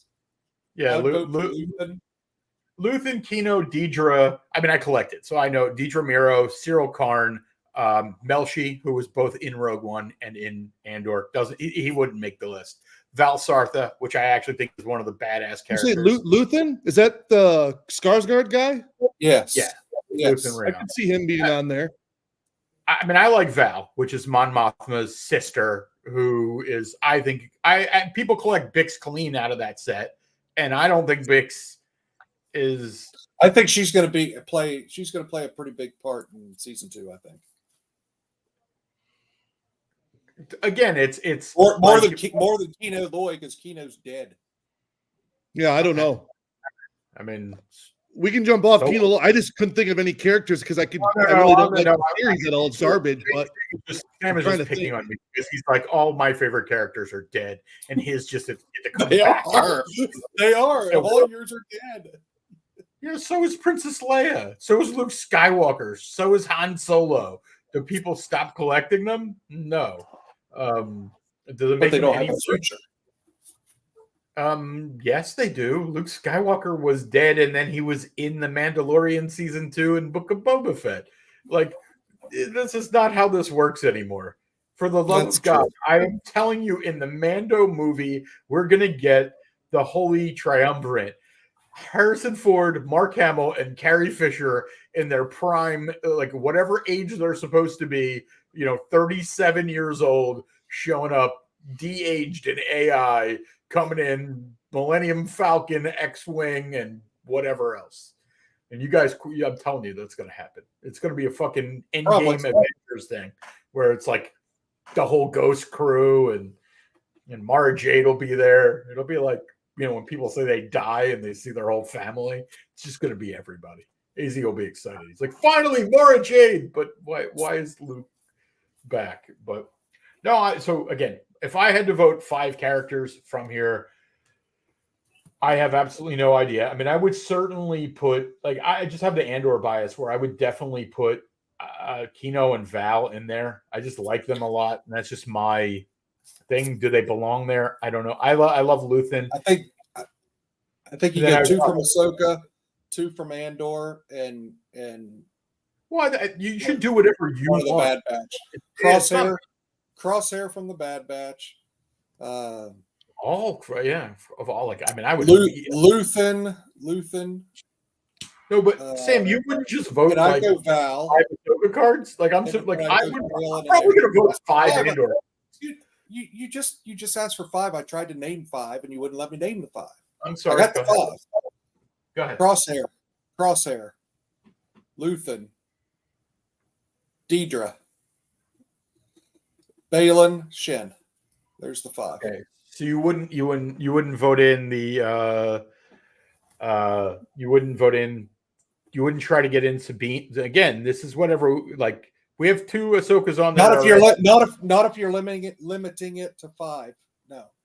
Okay. Sabine's already on the list. I'm just saying that, but like, this is a list that we have 2 Ahsokas on the list, right? Ahsokas. We might have. I thought you just said you wanted to put 5 more rookie debuts. That's what you just said, right? Am I misunderstanding? Right, but to me, that Sabine is. But debut is covered. It's not rookie. Your list is rookie, or the list where it's rookie first person. A debut could have Adam West Batman and Michael Keaton Batman. So like, you could have. So that's my point. Is like, we could put Hera or Sabine on there because it's live action.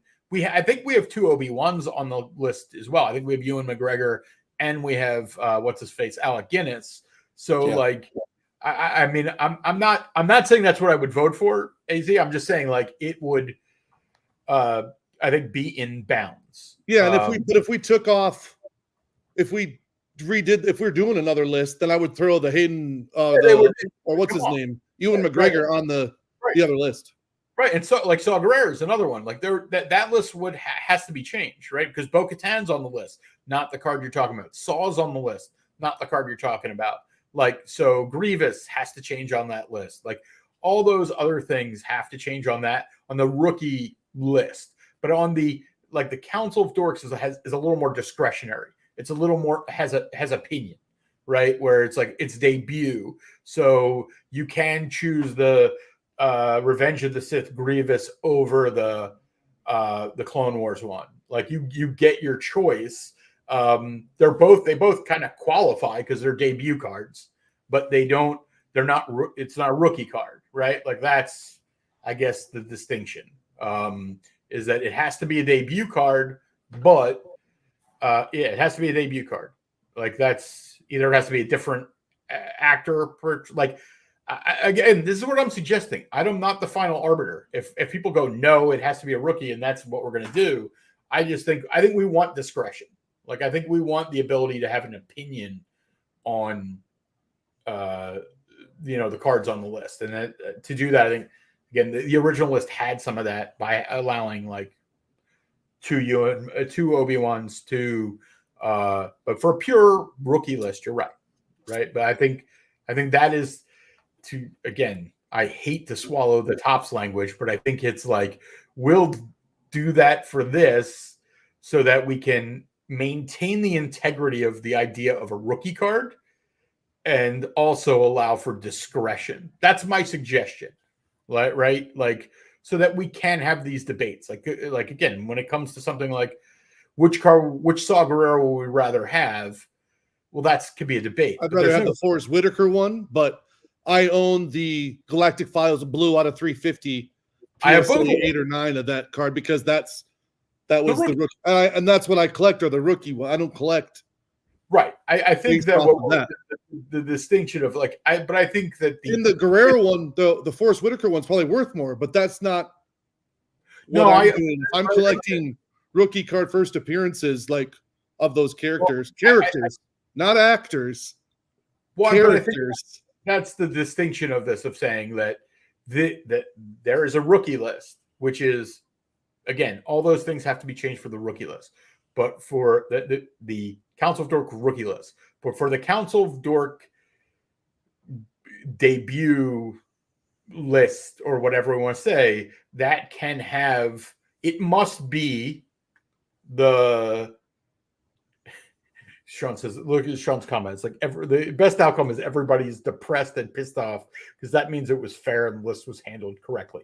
He's right. I mean, that's what compromise is. Everybody is equally pissed off. Like, I want to argue with you that like, I don't want to use the word debut, but like, I can't argue with you that like Saw Gerrera's first time on a card was Galactic Files. That's not an argument.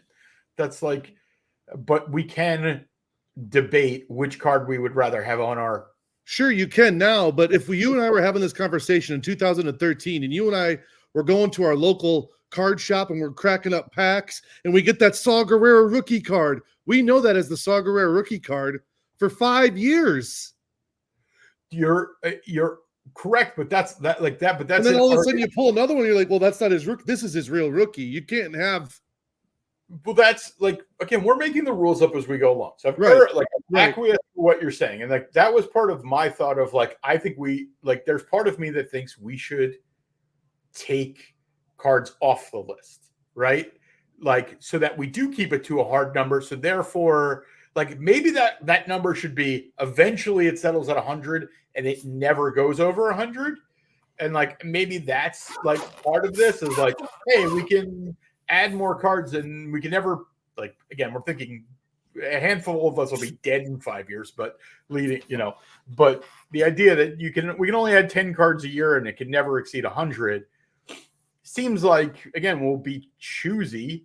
And that eventually we, like you said, it'll evolve. And maybe like we're talking about Acolyte before. I'm not saying Acolyte, but like, what if they make a new Rey movie and it's fucking good and suddenly, BB-8 is, I don't know, or like, I'm just saying that the Star Wars universe will evolve, and that I think we should want the list, like the Constitution, be built to evolve. It shouldn't be easy. Maybe we should have something where it's like, we need 3/4 of the council to remove a card.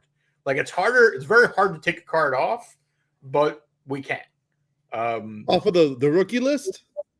Not debut list. Rookie list is the rookie list. I think the rookie list is like, I don't know why we have to take off anything. I don't. What are you trying to accomplish? Trying to find like a ultimate collector's list, a UCL or something?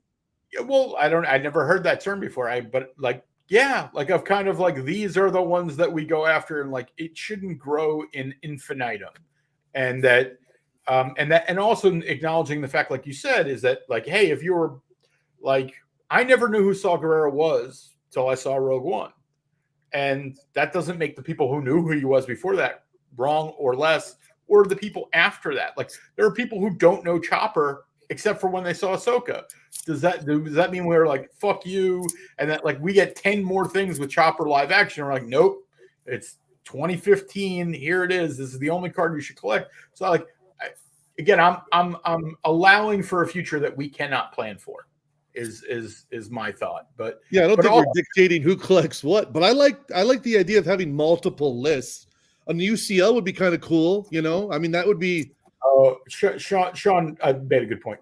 I think the list should be capped at 66. I think that is a very keen way to go. Like I was going to say 1138, but I'm just joking.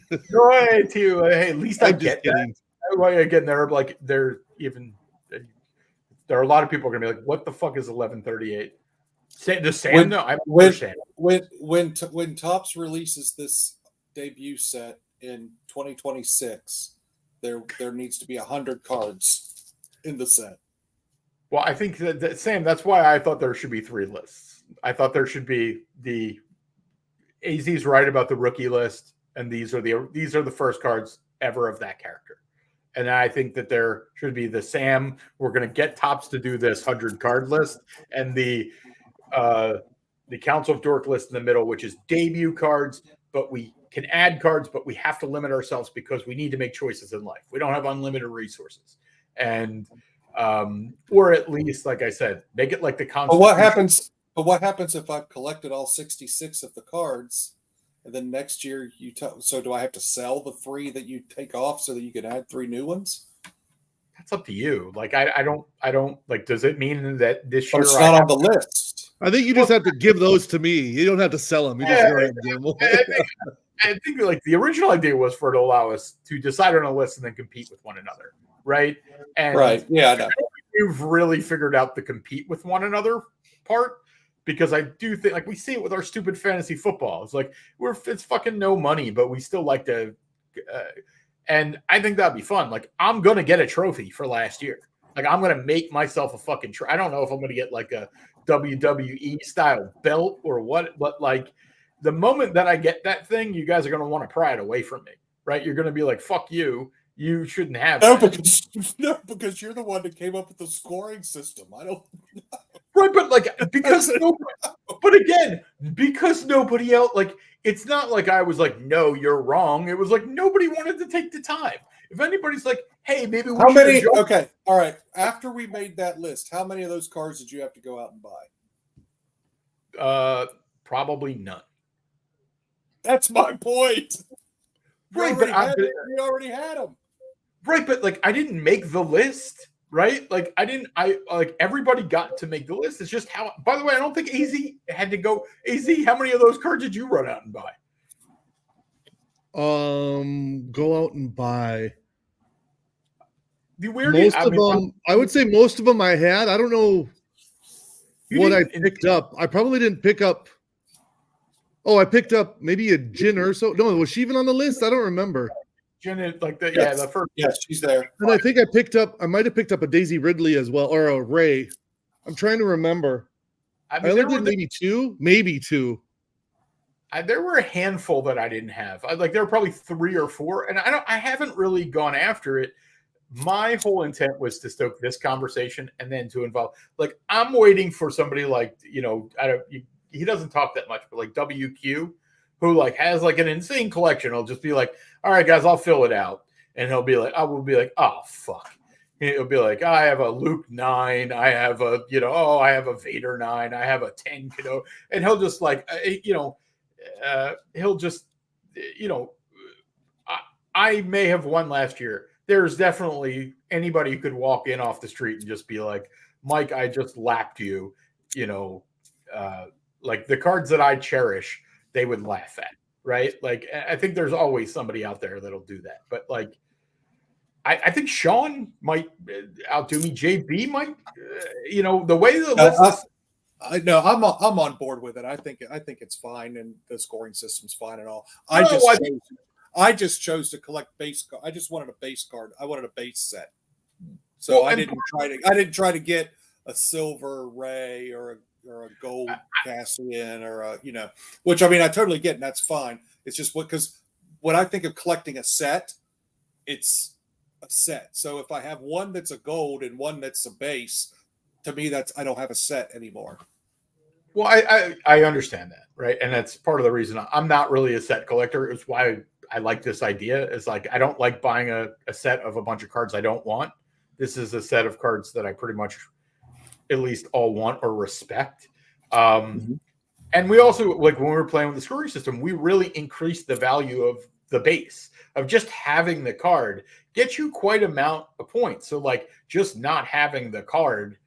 So like there is a considerable amount built in there of just having the card. But I think that once, But we also went on the honor system, and no one had to actually show that they had the cards.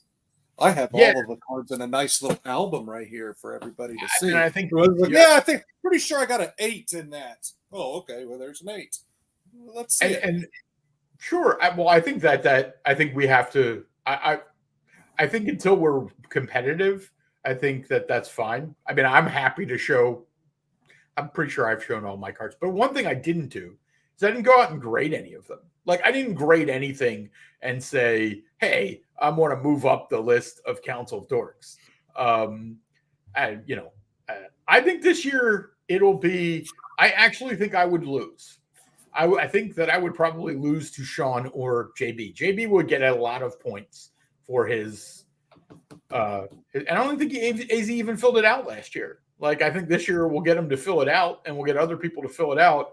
And I don't care if I win, right? Like if I lose, I don't know if I'll lose next year, right? You know what I mean? Like that's I think it's fun. It's fun for sure. AZ, what? So did you have 5 cards that you would add this year? That you would like from all the like again, it could be anything. You'd be like, I want to go back and I want to add. I don't. I can only think of like people that I care about was the Shin Balin. I don't mind Bix or what's the Val. I mean, they're okay. Lutheran, or whatever his name is. Luthen's okay. What about Captain Enoch? No, I mean I don't. I mean, I like. That's kind of a cool character. He's a zombie stormtrooper. I mean, that's kind of cool. I mean, I don't know. Sure. I can see an argument for him. Wouldn't be on my list, but I can see an argument. I don't know. I'm just trying to think of characters. Nothing really. I probably wouldn't even do 5. Honestly, I'd probably just keep it with Ben and Shin. But that's where I would go and just stick with 2.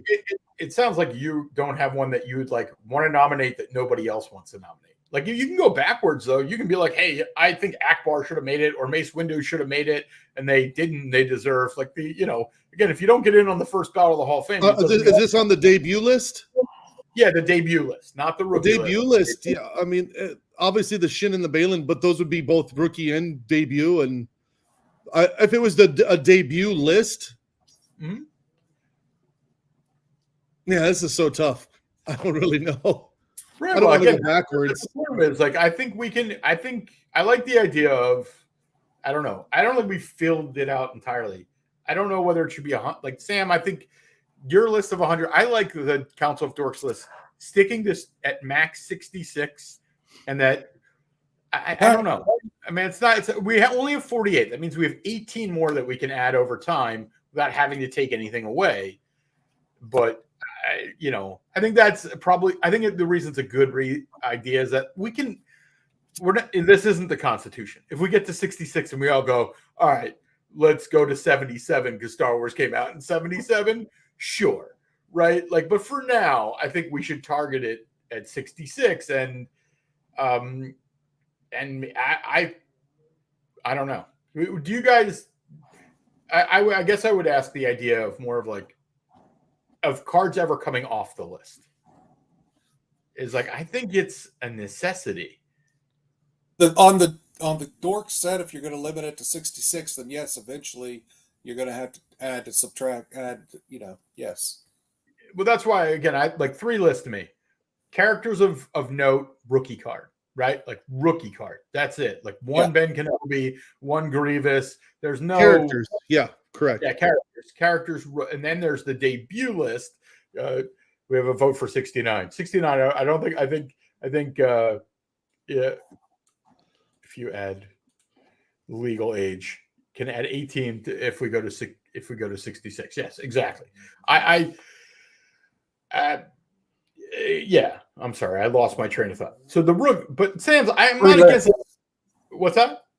You were talking about 3 lists. 3 lists. Well, the idea is there's a rookie list, which is like again, that's, and then there's Sam. If you want to get to 100, that like again, I'm willing to be involved in all of them. I just think that like I mentioned, I think one that involves discretion, but sticks to the like I like the debut must be the first time an actor, either an actor or appearance, and then and then it's a limited number, right? Like, so like we said, like you can't say I like the Ahsoka Topps Chrome 2024 insert and we want it on the list because it's not a debut. It's not, it has to be a debut at its minimum. It doesn't have to be a rookie, but it has to be a debut. And then the discretion is we vote on it and then we cap it. Does that make sense? Again, I know it's getting late and it wasn't. I enjoy this though. I enjoy that I have fun talking to you guys, right? Like, and we're all me too about this, and we all like to stir the pot. Some of us are more right than others. But yeah. Thank you. I appreciate that, Sam's. Yes, I know. I mean, I actually dislike the fact that we're all respecting each other more than we used to. Like, I think it's that we know each other better. Since I really think that happened. When did that turn come about? Well, Sean wasn't here, so that helped. I miss Sean. I know. He's literally he's like, I enjoy being in chat more. He's an I want Sean. I want some food. Sean, cook me up some food, man. Sean, hop on for 2 minutes before we end. I mean, I know Sam is like long past the time. And it's then Friday night, baby. I'm good. Oh yeah. I mean, it's raining outside. Albert needs to go out, but I do want to ask, since all three of us are on, just an opinion about something about grading. Is that okay? Or is that a topic for another time? I'm here, man. I'm here to you'll have to kick me off when you'll have to kick me off because I'll talk forever. And I know that I've looked it up over the last 2 weeks on like Reddit conversations and other conversations in other parts of the online searching Google searches. Is a PSA 10 just as valuable as a Beckett pristine 10 that's got 3 10 subgrades and 195?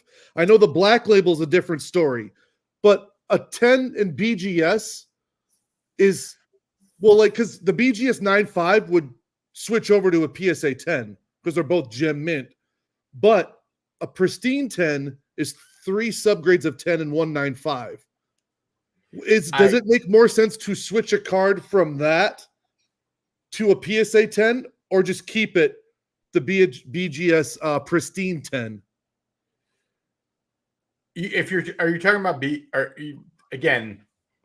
If you're just asking if I was buying a card, which one I would pay more for, or are you saying would I crack something? Those are two. Yeah, like, I guess it kind of goes in both ways. I'm just looking at it as there's a card that I have that's a BGS pristine 10, and I'm considering switching it to a PSA 10. But then I've looked online and people said the BGS pristine 10 is harder to get than a PSA 10 because I could switch over BGS 9.5s and get a PSA 10. I think this is one of those. There's a difference between which is harder to get and which is worth more. I think it's harder to get. Give me both because I think I'd be willing to hear what both you guys think on that. Go ahead, Mike, and then I'll. I was just gonna say there are factors of like what the card is, but in general, the PSA 10 will be worth more, and the BGS 9.5 is harder to. It's a better. But card. I've seen now in the groups on Google. If you Google that, there are numerous amounts of examples where a pristine 10 also did better than a PSA 10. It doesn't, like, you could say it's a Jordan card or any kind of good value card. It doesn't make a difference. Yeah. So I think that's where the card matters. Like if you're talking about a Jordan, take whatever card you want to put it in on it. But I think if it were like, go ahead, Sam. It's going to depend on your audience. So if it's a more modern card where there's going to be 10,000 people looking at it, I would go PSA because that's right now everyone just knows PSA. But if it's a card targeted to a more sophisticated collector, I think a more sophisticated collector is going to understand that the BGS Pristine 9.5 is 10 better than 10. the It does, It's a 10. It's three yeah, 10s and a 10. 9. Yeah, 9.5s are considered better. the same as PSA 10s. They're gem mint. I Right, think but okay. But what I'm saying is the more sophisticated collector will understand that BGS Pristine 10 is better than the PSA 10. But if it's something that appeals to the masses, I'd go to PSA. I think that his idea of the audience is important, right? Like that's like if like a Jordan, there are X number of copies, and people who are smart who are going to spend that much money are going to compare one to the other, and they're going to understand the difference. If somebody is buying a lower, like a less, I don't know, the audience, the less sophisticated of the audience, they're going to want that. They just want a PSA 10. But like I said, I bet you the majority PSA 10s would not get that score in BGS. So it's huge. They'd get 9 or 9.5s. A lot of them would. It's a paradox because the grade is better in the BGS, but the price, I mean, I'm like so out on grading that like I try not to talk about it much because one, it hurts cards I own, right? It literally hurts myself. But I'm really out on grading. Like I personally, if you're planning on selling the card, then you think about that. If you're there's other ones that I want to buy that I've got listed that I see and I'm like, oh, it's a BGS 10 and it's cheaper than a PSA 10, but this is a better grade than the PSA 10 in my mind. As a buyer, I would absolutely rather be buying BGS. Again, older cards though, because BGS now is getting a little, we need people to grade with us attitude. So like, but like, yeah, a card was graded a few years ago, I'd way rather have a BGS 10 with 3 10s and a 9.5 than a PSA 10. Do we have a year? Let's say for non-sports cards, let's say for Star Wars cards, what's the year you don't want to go past? Any idea? I'm not saying that's it's more 1985 for non-sports cards. BGS doesn't grade vintage now, so I to me, I would be anything. So anything past 85, you say? No, I don't agree with that. But Sam's entitled to his opinion. I just was saying that anything vintage, go with the 9.5. Anything modern, but BGS again for 1985. Is that what you're? I just want to make sure. Sam's is saying the year 1985 and below for non-sports cards. Anything up above that would be modern era. I'm not sure. Like, I don't know. I was talking Star Wars. Wait, can I just say something? Because again, I'm not trying to pick. Like Sam, I don't know if you know this, but like BGS doesn't grade cards pre-1980. They have a BVVG, which is terrible, and you should not buy that grade. So like you shouldn't even talk about vintage Star Wars with BGS because they don't really do it. So when you're talking about Beckett, let's just say Beckett with Star Wars, you're really talking about the 2010s, right? Like cards from the 2010s. Is the card you're talking about from the 2010s? Yeah, it's yeah, for sure. A lot of them are. A lot of them that I see are 2010 and above. Like that area of time, Beckett had more value than PSA, and better cards were actually graded at Beckett. So, like again, Sam, I'm just telling you my opinion, and I may be wrong. I think you're on it. Because I know this like from Game of Thrones and stuff like that. It's like Game of Thrones, like Daenerys, like those autos, like most of them are actually in BGS holders. So, would you rather have a BGS 9.5 or a PSA 9 or a B? I'd rather have a Beckett 10 than a PSA 10 for me collecting. So like that specific era, like especially 2012 to 2018, the card, right, is where I would value it more in Beckett as a collector. But I'm a sophisticated collector, right? So like the random guy who pressed buy it now on eBay, he's the PSA guy, right? Like like Sam said originally, the audience matters a ton. Is the card They kind of make some sense. Also, the ones that are like let's just say 2018. I heard that date and I kind of like that date. Anything from there, they were actually kind of more difficult to get better grades on those than the newer cards because, and maybe that's why you don't see a lot of people sending in their brand new 2020, 2022, 23, 24 into BGS, maybe because they're I just standards are different and. Why not? I don't know. I think it's simply that those cards go to PSA because the buyers want 10s, right? If you're a buyer of a, again, like a Jin, let's say a Jin Urso auto, like there are quite a few of those in Beckett slabs because when they came out, Beckett was superior to PSA. But in the same respect, that card now, if you're grading it today, that card goes to PSA. You do not send it to Beckett. Like so it really, but that sophisticated collector, like a Jin auto is not a sophisticated collector because there are enough of them. But like I think I don't know if I know the card, but is it your Ezra card? No, I have one of those, but I was looking at a Cara Dune on here. I also have the Jin Urso. I also have I think it was the Ray from the 2015. If I was buying, and I was thinking about and like the Jin was in there, and I'm like, man, it's got good subgrades, and should I switch it over or not switch it over? I mean, like again, Ezra's in that topic too, but still, I just didn't know. I feel like we're cheating the system by I know it's going to get a 10 in PSA, but I think it's better in my mind. Right, to have 3 subgrades of 10 because it was that card like that Ezra was initially graded in 2015. I haven't looked up the grading date on the Jin or Ray, but I'm assuming it's probably around the same time. It's just really what you want to do with the card, right? Like, because I do think that if you're trying to sell the card, you will have more buyers in a PSA 10. It's not really like it's just. Like right now, I have a bunch of cards sitting at PSA. I didn't know PSA was going to suddenly go from 4 weeks to 3.5 months to return cards, and I'm like, shit, I'm sending some cards to CGC, because like I'm doing like messing with the whatnot thing, and I'm like, man, I need some slabs, and like that's because of the audience. Like I'm not sending cards that I'm like thinking I'm going to get a bunch of money out of. It's just I'm looking at my audience and going, people want slabs. When they see a card that's not in the slab, they go, no big deal. But if you've taken the time to put it in the slab and tell them the story, they're like, oh, okay, that's a $50 card. But, an expensive card, again, it's your audience. And you're talking about a Jin auto? Is that what you have? No, just a regular. Just a regular. Is it? It's not a gold or anything? It's not a.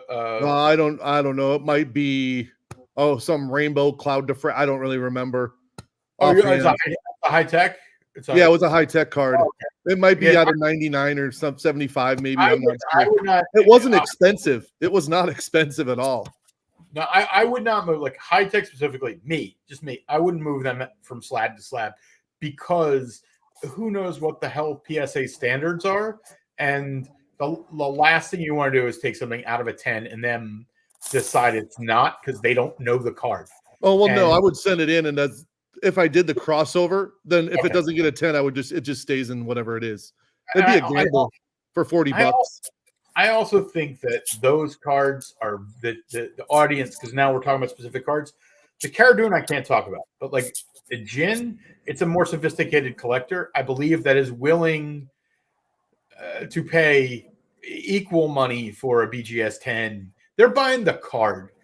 The slab matters, but like I'm assuming it's low numbered and stuff, right? Like, and I think at that point you're mostly buying the card, and the grade like cements it versus what most of the cards we buy where it's like the grade is defining its value.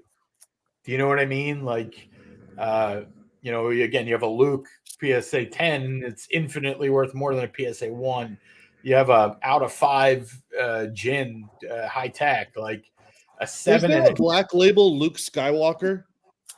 no, because I'm telling you, they don't grade vintage. They have BV. Okay, so they grade it's it. either you either get a SGC 10 or a PSA 10. Yeah, and I don't think there are any SGC 10s. So I think it's just PS. There are 2 SGC 95s, and then there are 9 PSA 10s. But I don't know. Maybe there'll be more the way it's going these days. I'm telling you, I would. If I wasn't emotional about my 77 cards, I would sell every single one of them. Like, I have no faith in what they're doing there. Like, between the cards. Sam's, do you care either company, or does it matter to you? I grade exclusively with PSA. Yep. I have graded with SGC when I first got back into cards during the pandemic and PSA was closed. I sent 7 or 8 77 Star Wars cards to SGC. Was pleased with them. Was able to sell them easy enough.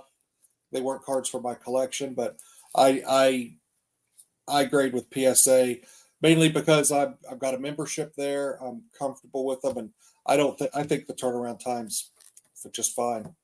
No. I mean, I wasn't. The turnaround time was more of like planning.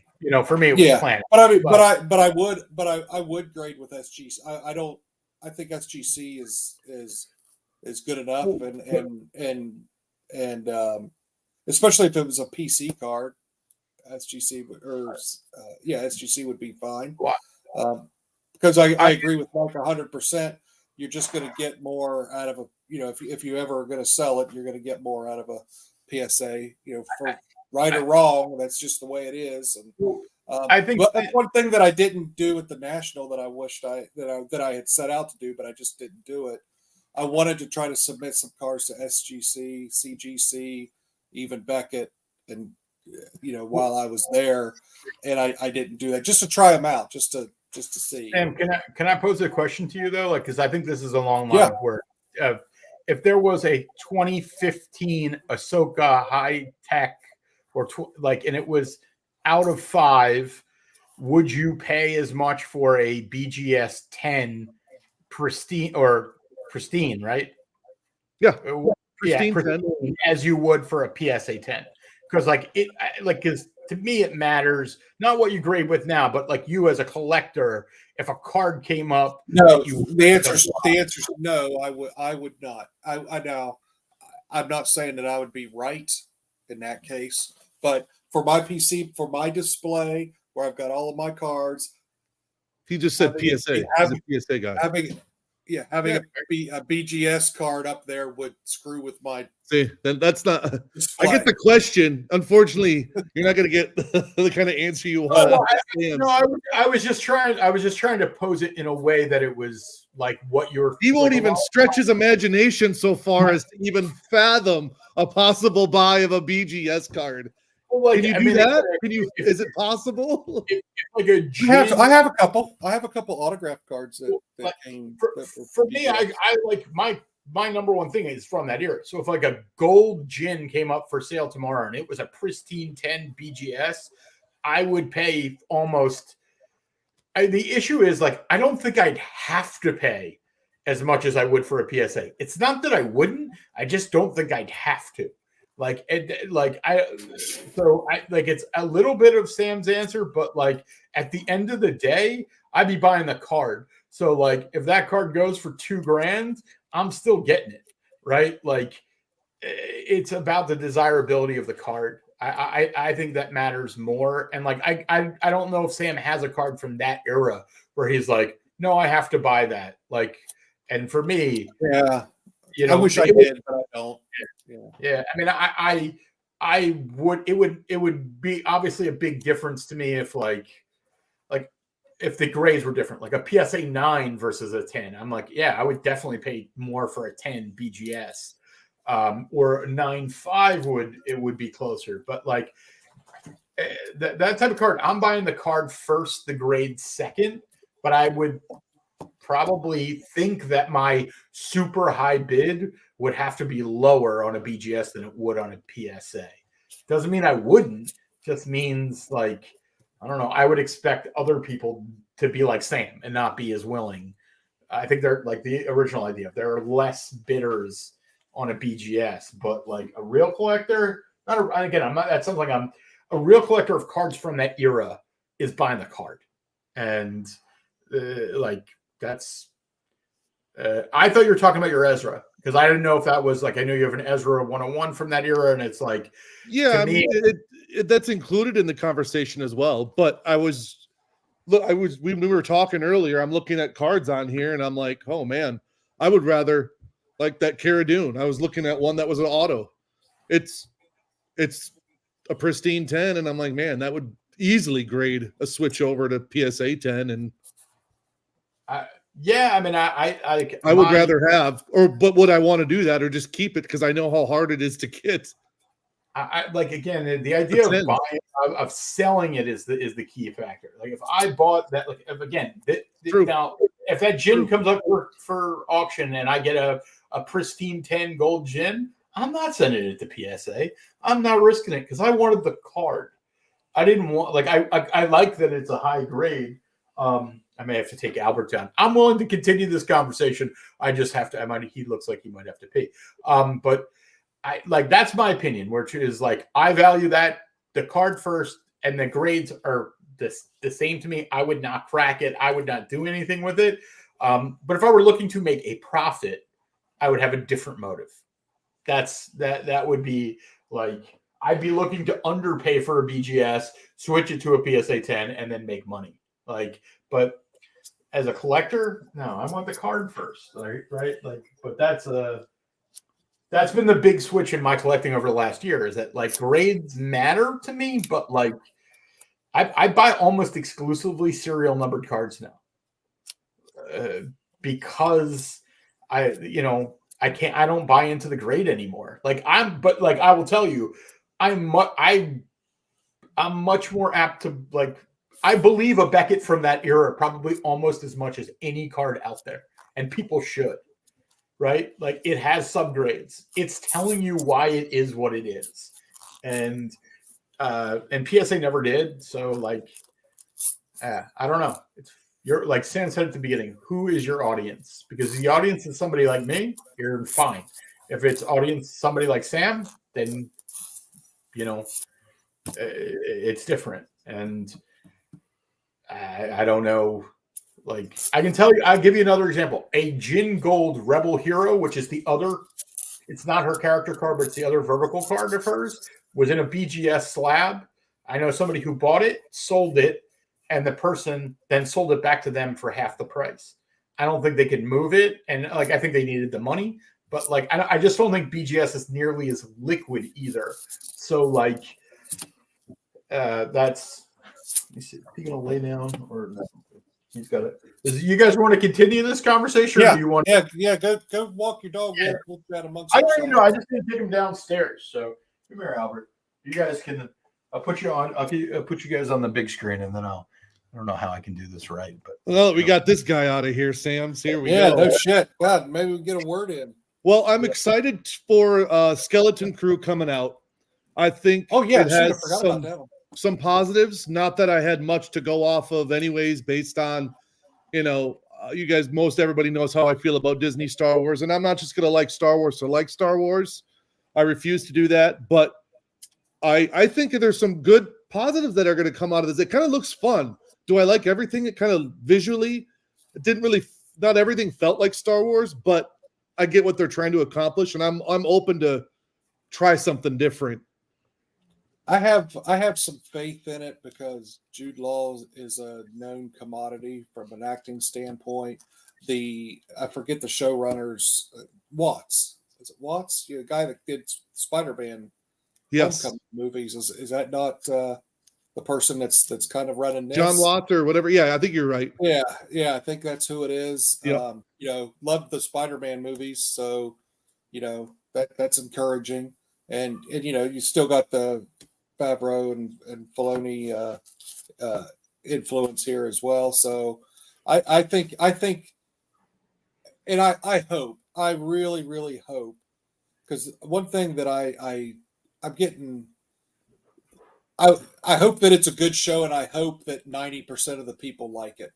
and that there's not a bunch of drama around. I just like to watch a Star Wars show and then turn on YouTube and see people talking about it, and or on podcasts that I listen to, and it'd be a more positive interaction than negative. And I'm not saying because honestly, the Acolyte, I did enjoy. I tried real hard to like that show. Because I'm like what you just said. You said you're not going to like Star Wars because it's Star Wars. I'm kind of one of those guys. I like Star Wars, so I try my hardest to like everything and to see the positive in everything. Acolyte was just really bad. It just was really bad. It was, and it had some good things, but it just was, the execution was just awful. One of the benefits I think I have, along with you too, because your collection varies just from non-sports cards, is I have a lot of things to base off of what I think is a good character, not a good character, because we use our action figures as an extension and comic books as what's popular, what's not popular. So when it comes to when people are talking about, you don't like this character for this reason or that reason, I'm like, well, people don't want any of those figures of that character. They don't want to have anything to do with that kind of a franchise. It's just not good. I won't put them on this list or that list for multiple reasons, but because they're kind of going to get forgotten for a while. I didn't see what that was. Saul Guerrero? No. Oh, from the Acolyte. Jedi Master Saw. Yeah, I didn't buy that wave. I'll just buy the other two characters in that wave. That's not in this. I didn't buy those. But I didn't buy those. Yeah, I've got a person that I buy for overseas. But doing what I do, that stuff is no good for me. No one will buy that. They'll buy it if it's $5 or less. So there's that gap, that 10-year period right now from 2014 to 2024. Anything that's made by Disney, including Black Series and 3 3/4, and even some offlines that are like 4-inch or whatever, I would say, let's say there's 100 things that are sold within a certain time, maybe 3 or 4, 10 besides clone troopers and stormtroopers that only sell, that people want. 90% or 95% of the stuff that's made, nobody really wants. So I always use that also when I'm looking at some of these series that are going on. I think some of the cool things with the Skeleton Crew, and I don't know if you ever went back in the day to Captain EO and Disney. You remember that? I saw that show. I think I went to Disney in late. It was like a 3D theater kind of a movie experience with Michael Jackson. Well, what's interesting, I don't remember it at all. If you watch, because it's on YouTube, you can watch it in non-3D. There's characters and things that pop up in there that are also popping up in the Skeleton Crew. I don't know if you've noticed that. I saw that I saw an article or something. It was really interesting. I'm like, hey, that's kind of cool. It's like, I like when they do that kind of stuff because one, nostalgia, of course, and people are there. Here's a member berry. It's kind of a offshoot. I mean, not everyone's going to know who, like the little snout guy or the little bird that flies or anything else that goes on unless you know that. But I think those things are kind of cool. And then when I see them, it brings me back to that part as a kid, right? So I'm going to use that as a driving force to where if they come out with figures and stuff like that, and they're putting those in, they're going to do well. If you come out and the story's trash, you'll still have some likable figures. So when you come out with like the Acolyte, there's nothing in there that pulls at anything. It was written horribly. I didn't care about anybody. I try because it's what I want. I want it to be successful so that people will continue to buy these products later on down the road for me when I buy and I sell things at stores and online. It's tough, dude. But I have some hope with Skeleton Crew. Yeah, I do too. I think it's. I'm looking forward to it.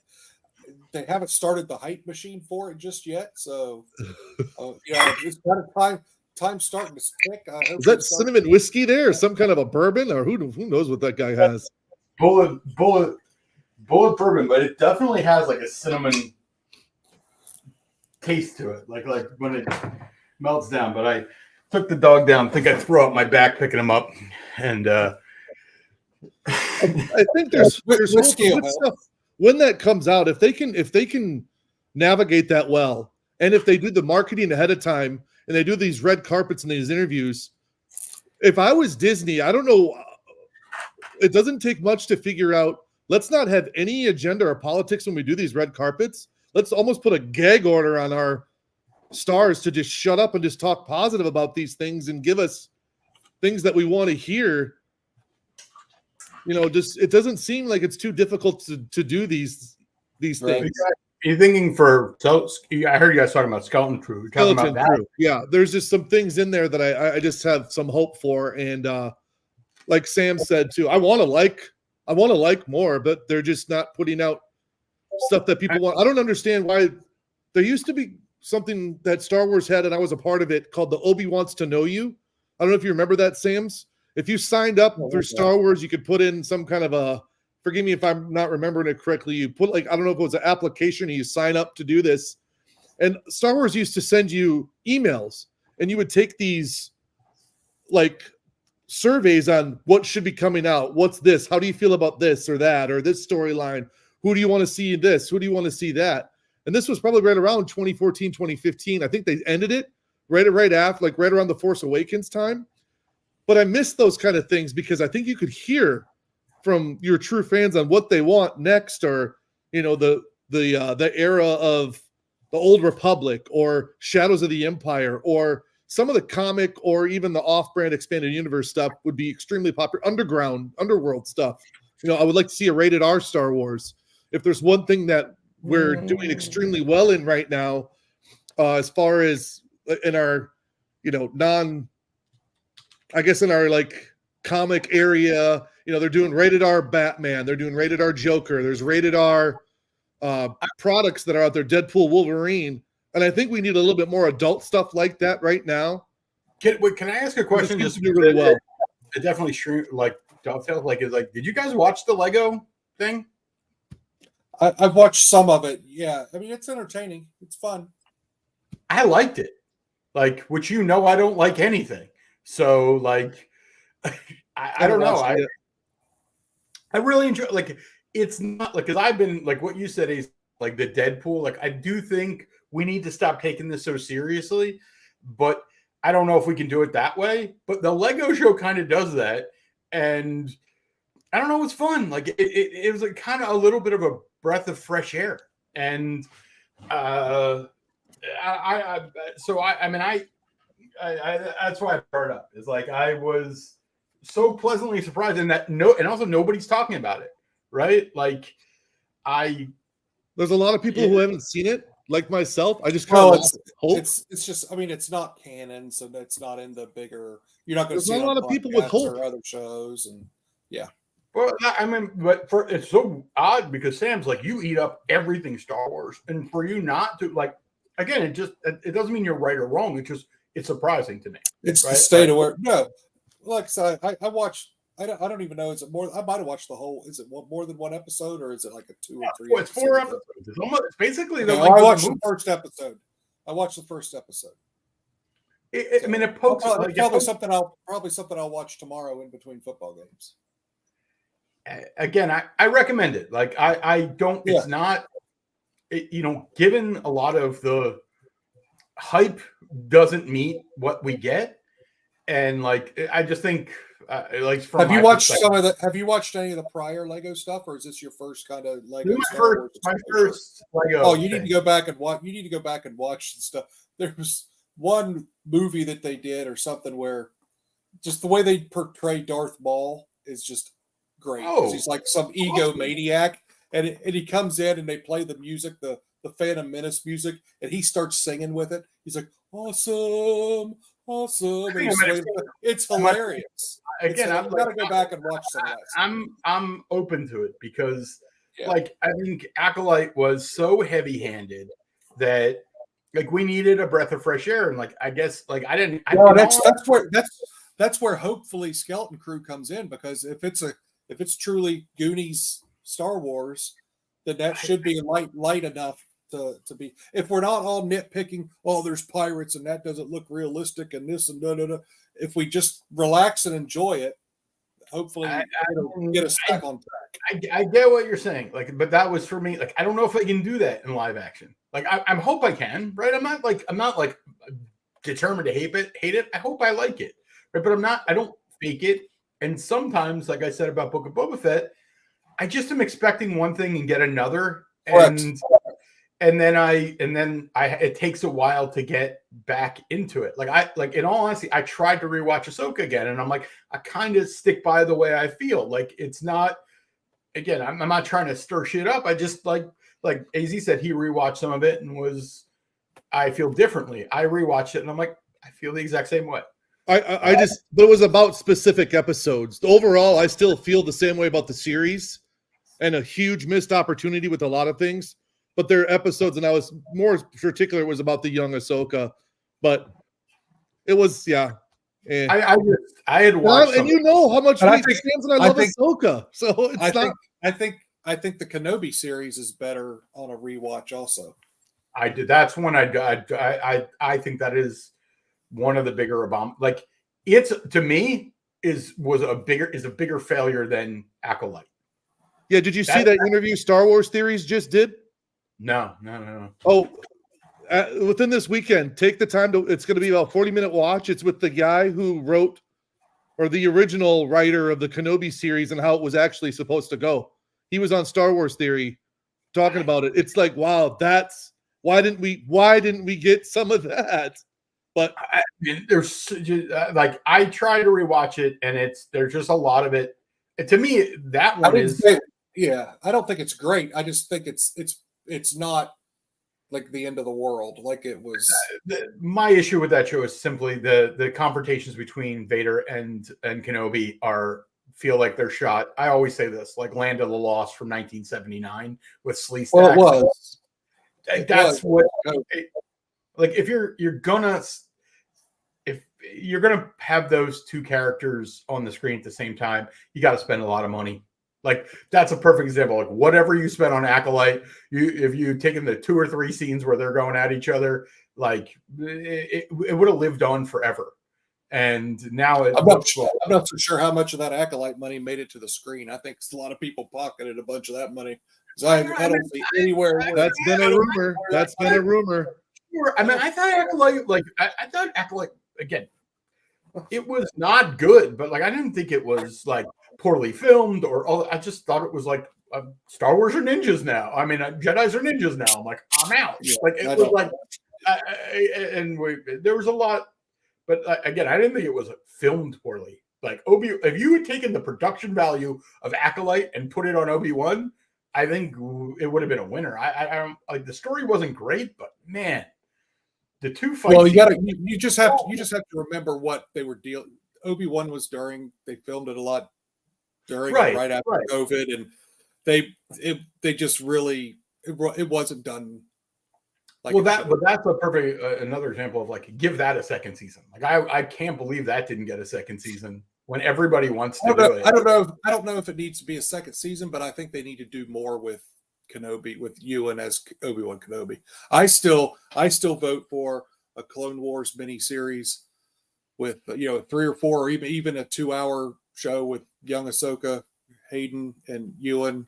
That's a no-brainer. That's a huge success. Just do it. The dynamic between those 3. You could have a Plo Koon, Ki-Adi-Mundi. There's a lot of characters.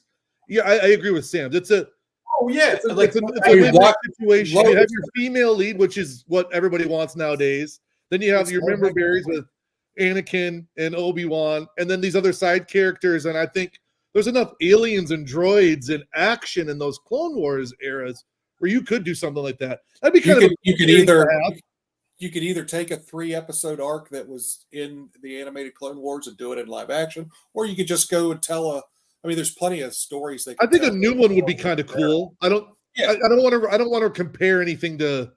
You're right. I don't either. But I'm just saying, I don't think it needs to be a show, but I think they could do a 3-episode miniseries or even a 2-hour. Even if it was fun. I think I agree with you. The idea of like the young Ahsoka and all that other stuff is like, again, to take away from it is like the clock is ticking on that for a lot of different reasons of maybe not, because basically Ewan McGregor is aging into Alec Guinness. So like if you do kind of a Rebels prequel, it works. I still think the most likely thing they're going to do with Ahsoka is the Night of 1,000 Tears, and like like that the whole Mandalorian arc of where her and Sabine were, and I actually hope they do that. I think it's on the Mortis arc, Mike. No, not Ahsoka the TV show. I'm talking like that, not like Ahsoka season 2. I'm talking about like if they go backwards with Ahsoka, it'll be animation to give what Sabine and her were doing between Rebels and Ahsoka. Like that's what I would think. Like monetarily, member berries makes all this like. To me, animation makes all the sense for them because it's way cheaper than live action, and They did an animated on that. Which one? What do you mean? When they invaded Mandalore, Right, but not where they were. They actually there's a scene in the only scene that I know of it. Not of Tears. There's a live action scene, but it's in Book of Boba Fett, where the armorer is talking about the Night of 1,000 Tears, and they show you kind of, but they don't show Sabine but they did have Clone Wars. In the Clone Wars, the Battle of Mandalore is not the same as the Night of 1,000 Tears. Is that so? You're talking about after that part?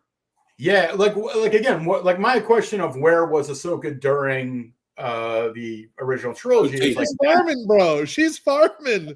She's baling hay. But they gave that whole thing of like she tried to train Sabine, and then there's also the Night of 1,000 Tears. So like that whole arc, I think they're laying the groundwork to explore that at some point. Which reminds me, I've been very tempted to buy a PSA 5. Why is Sean still commenting and not in? I mean, he says he's currently drinking and shopping. I'm like, that's what we're doing. Come in here.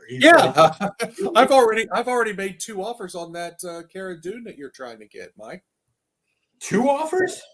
I was like, I can tell you exactly where we were at yesterday, and like in the light of day, I know you're lying because they're not responding at this time of night. Right? So they wanted 195 and I offered 165. But in the light of day, I was like, I don't want to pay 165. So it's, I don't know. It could be worth it. I don't know. Like it's not. We talk about grade. Like I'm buying that card. Like that thing will grade a 7. Like those are hard to grade. I will tell you, and I will because AZ's on. I think I've had this. I think all 3 of them had this combination of like, I have stopped the whole, hey, they're going to do this show. They're going to do that show. Maybe they'll do this. I'm like, they're doing a fucking Mandalorian movie. I'm buying all the Mandalorian, like Grogu and Mandalorian. Like I just am like, I'm buying as much of it as I can. And that's not a bad. I think that's a great idea. However, people will want the new Mandalorian Grogu movie cards that come out when the movie comes out. I don't know how many people will be looking back for serial numbered. By that time, 7-year-old cards. But isn't that again? This goes back to that problem we all have. I know. I don't think there's this is a fundamental disagreement. Like Sam's the other day, and like this is something that comes across terribly in chat, but maybe you'll understand more. Like I said, the idea of elite collectors, right? And that sounds like very hoity-toity. I wasn't being. I didn't take that wrong. I was honestly saying I don't consider myself an elite collector. I never, nor do I aspire. I didn't take that as you were. Well, I think the card that AZ was talking about earlier, like when we start getting into like you're talking about the audience for a BGS 10 versus a PSA 10, like, I think you hit a certain point on a value of cards that you do get these people who are very particular about what they want, and those cards just don't come up for sale. And like that is really where my like thesis comes from. Like if you can't buy it and you look for it forever and you still can't buy it, and when they come up for sale, they sell for a lot of money. Those are the cards I want to try to own. And I think you're right though that in the Star Wars world, those cards when new cards come out, the lower serial numbered cards get bought up and they're gone. They don't come back out. They don't come back.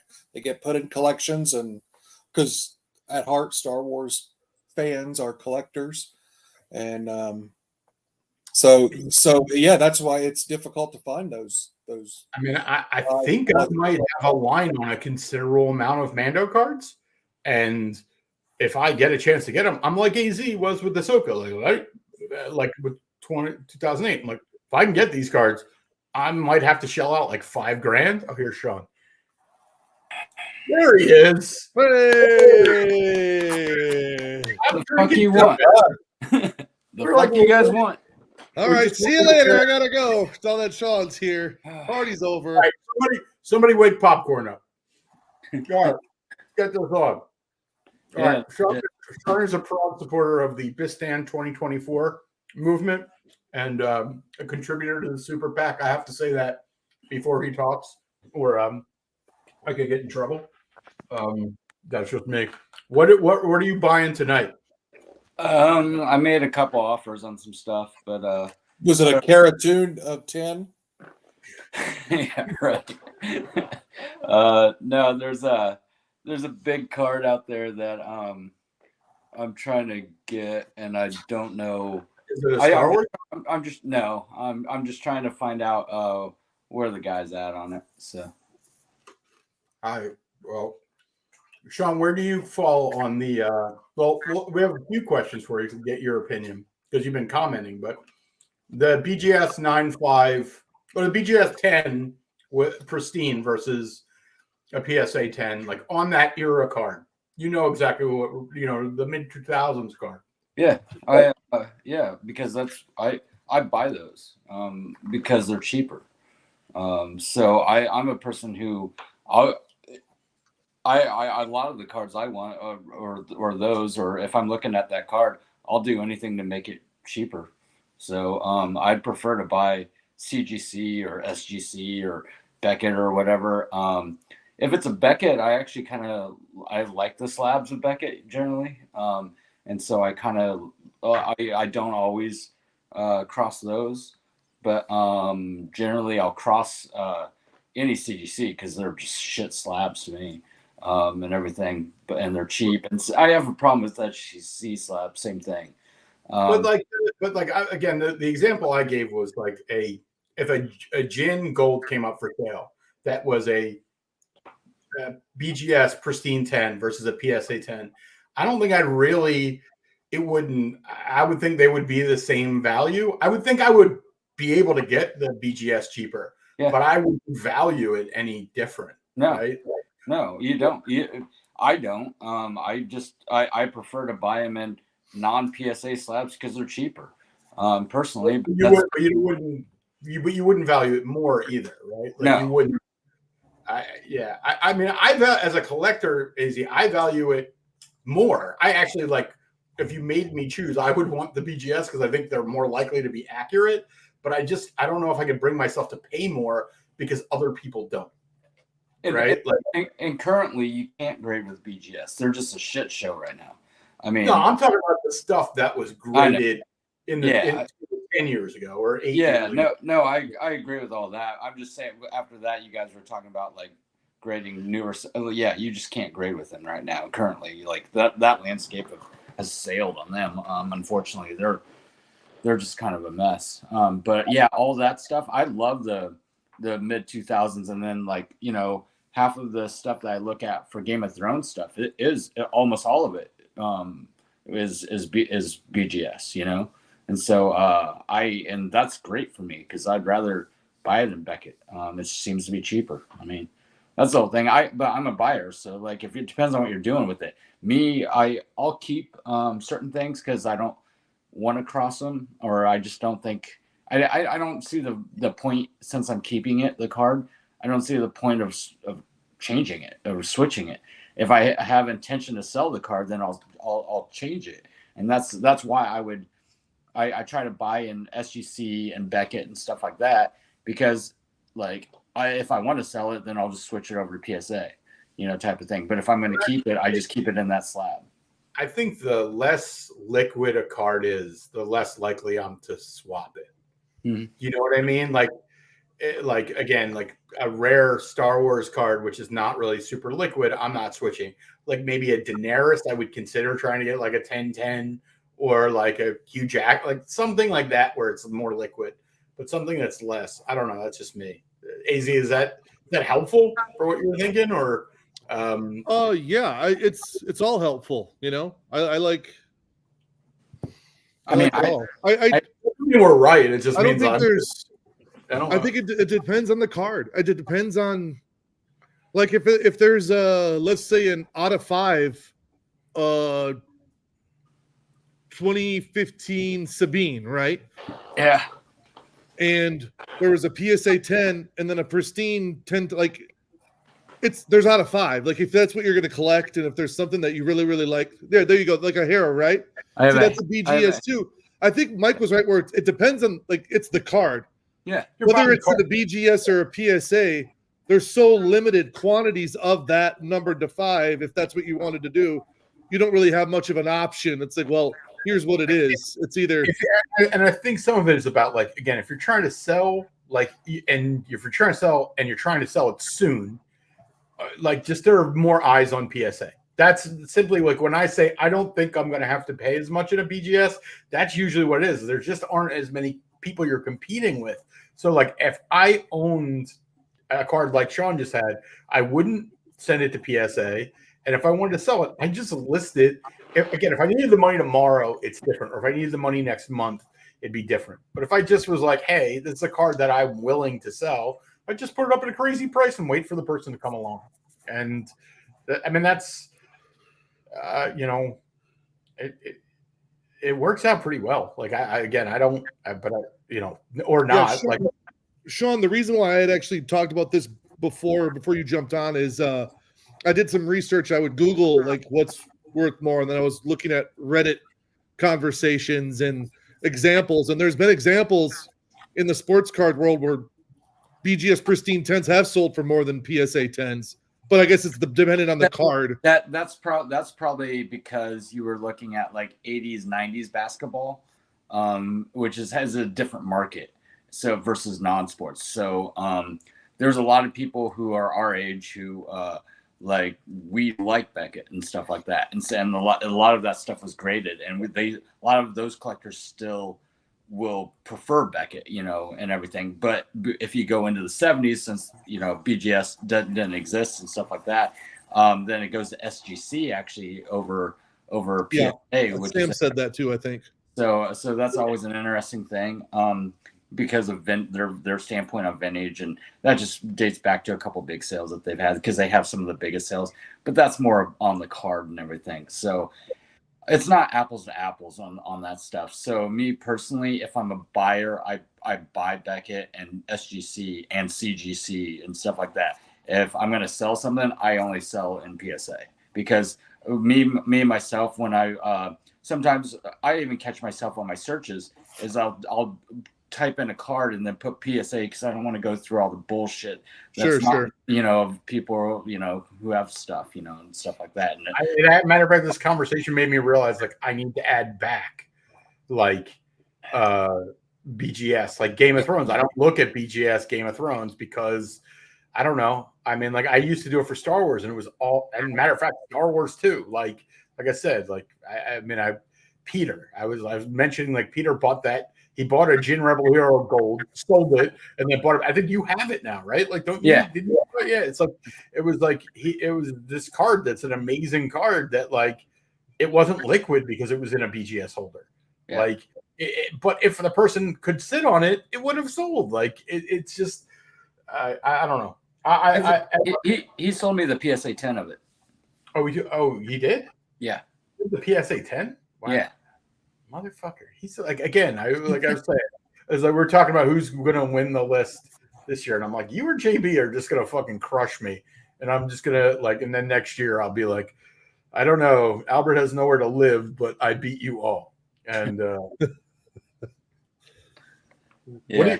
What do you guys think should I get a trophy made, or should we get a belt?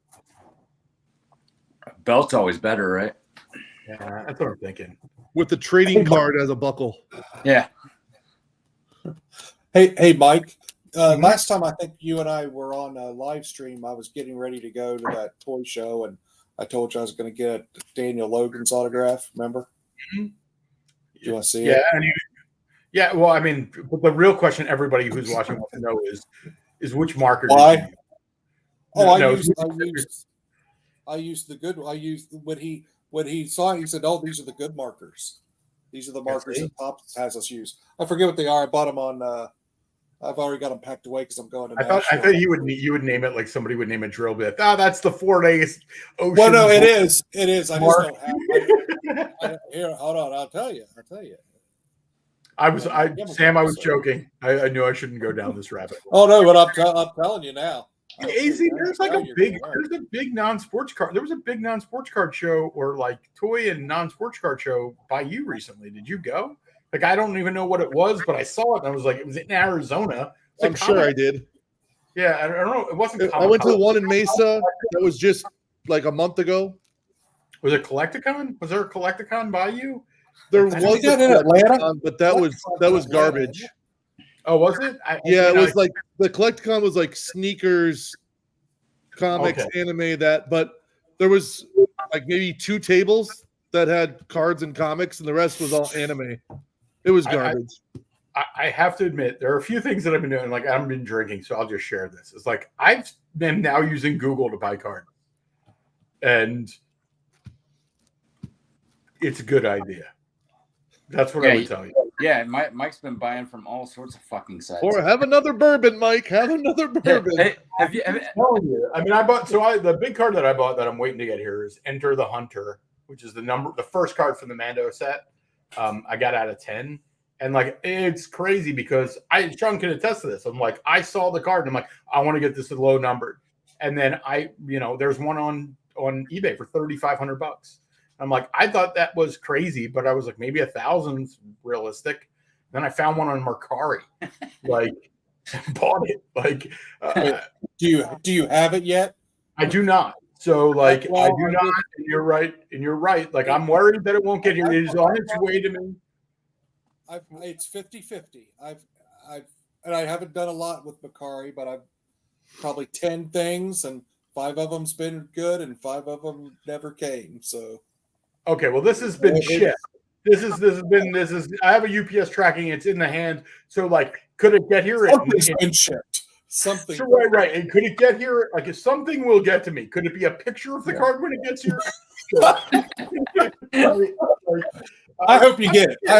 That's a very cool. It's not like I bought it. I paid $250 for the card. It's not like I bought it for free. It was more the idea that, hey, I decided this is a card I have to acquire. Did you? Is it the same serial number as the one on eBay? Because they'll take pictures on eBay and put it on the. It was weird because it was literally within 24 hours after he told me that he was like going after this card, and then he found it, and it was just like, what the fuck? And there's another one I want. Like, I'm kind of like, I'll be done with. I was like, this is like my new Rogue One thing, because Rogue One I can't collect anymore because it never comes up, and I wasn't paying $2,000 like Popcorn did for a case of Rogue One. So yeah. Hey, AZ, Sam, have you guys been buying or selling or both, or what are you guys doing? I know what Mike's been doing. I've been doing both. I've slowed down on the selling the last couple of weeks just because I'm getting ready to go to a convention, so I'm kind of waiting on that. But a card convention? It's mainly toys. One? It's mainly the one in Nashville. Yeah. I mean, I have to admit, cards there. I want to go to now. I want to go to comic book shows. Like, I don't want to go to card shows anymore. Like, I want to go to comic book shows. Yeah. There's no like card shows. Everybody knows everything already. Like, by the way, AZ, I will. I have to. Like, I'm going to do a video. I've been buying a lot of these. Oh, good God! The fuck is that? I just wanted to say, because AZ comes in on the Whatnot to watch me be a monkey on Whatnot. I have so much more respect for guys who do Whatnot now. It is amazing. Like, I'm going to do a video like saying anybody who makes fun of Whatnot, anybody who is on Whatnot should appreciate people. Doesn't mean that there aren't crooks and all other shit going on Whatnot. But hey, holy Popcorn's not here. You can't say that. Sure. Sam's what the fuck is that? These are the die cut Costco boxes. that come in the Costco boxes. They're actually pretty cool. I mean, you know, they're Are they going? Are they going on your tree or what? I haven't decided what I'm going to do with them yet. Are you going to have a Star Wars tree? Well, they're not ornaments. They aren't. What's the thing at the top then? Well, you could. I guess you could put string on them and turn them into ornaments. That's what they look like. I view them more as a thumbtack holder where you can put them on the wall. Oh. But they're pretty, you know. But they're high quality, is you know. Gotcha. But they are numbered. They are numbered wrong. There's only 10 of them, and there's an error because I think there's 2 number 5s or something like that. Have you bought those boxes initially? Have you bought more since then? I bought 6, and then I bought into that break tonight. Oh, okay. Although I'll say this, I would, if I could have bought more, I would have bought more. Oh, wait, did you buy into the 100-box break? Yeah. Okay. What did that run you? Not that, like, I have to know because I'm curious, but I'm going to make fun of you no matter what it is. Know that going into it. I'll tell you offline. Too much. Okay. But I think, but I think I'll be able to grind it out and get my money back. Sure. Like I mean, which is what I do. I'm a grinder. That's what I do. By the way, I'm definitely inebriated. Sean, whatever comes out next from the Star Wars from your LCS, get me a case, ship it to me. Well, I'm gonna rip it on whatnot, and then we'll just buy all the cards that these guys want with the money that we make. I have a standing. The next thing is Galaxy, and I already ordered a case. So we'll order 2 if you can. Yeah. Just have it shipped to me, and I'll pay for it. I wasn't like I want you to pay for it. I just was like, so to answer your question, I would have bought more Costco boxes. They were $35-$40. I mean, you can't go wrong. There's not a better value out there, and I agree. You're pulling car. I mean, it's better than the blasters, right? Like it's better than the blasters, right? Yeah, like, I would argue that it's better than the hobby boxes value wise. You know, hobby box, you're going to get value box. You're going to get right, not at 125, but at the 200, 250 that they're going for now. I'll take those Costco boxes all day. What's weird about them, and this is why I think there's more to come. The Costco exclusive cards, there's only 50 cards, which that's fine, but they're not numbered 1 to 50. They're the same number as they are in the parallel set or in the base set. So it's like, but there's only been 50 cards of them found. So it almost makes me wonder if Sam's Club's going to have a super box, and there's going to be another 50 cards. If they do that, like a retail exclusive is not new. Right, like it might be new. I understand, but why would those cards be numbered, not numbered 1 to 50? Why are they just random cards like that? Truthfully, I just turned down a case of the Chrome from my LCS because he was getting another wave, and then he asked me if I wanted it, and I said no. And then How much were they? They were like 2. They were 2. They jacked the price on him. Yeah. Okay. Over 2,000 price. I was like, ship it to me. I'll take it. Like, no, they jacked the prices to these guys, and so he asked me if I wanted it. I said, "What's the price?" He told me.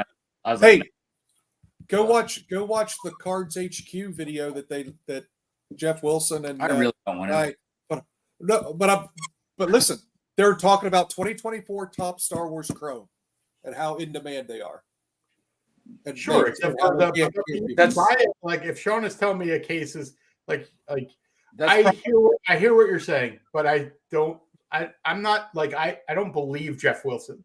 As they pump up their live breaks by the girl that works there, who I know, and so they're so on demand you can't even get him anymore. By the way, we've got 20 cases that we were able to get. Yeah.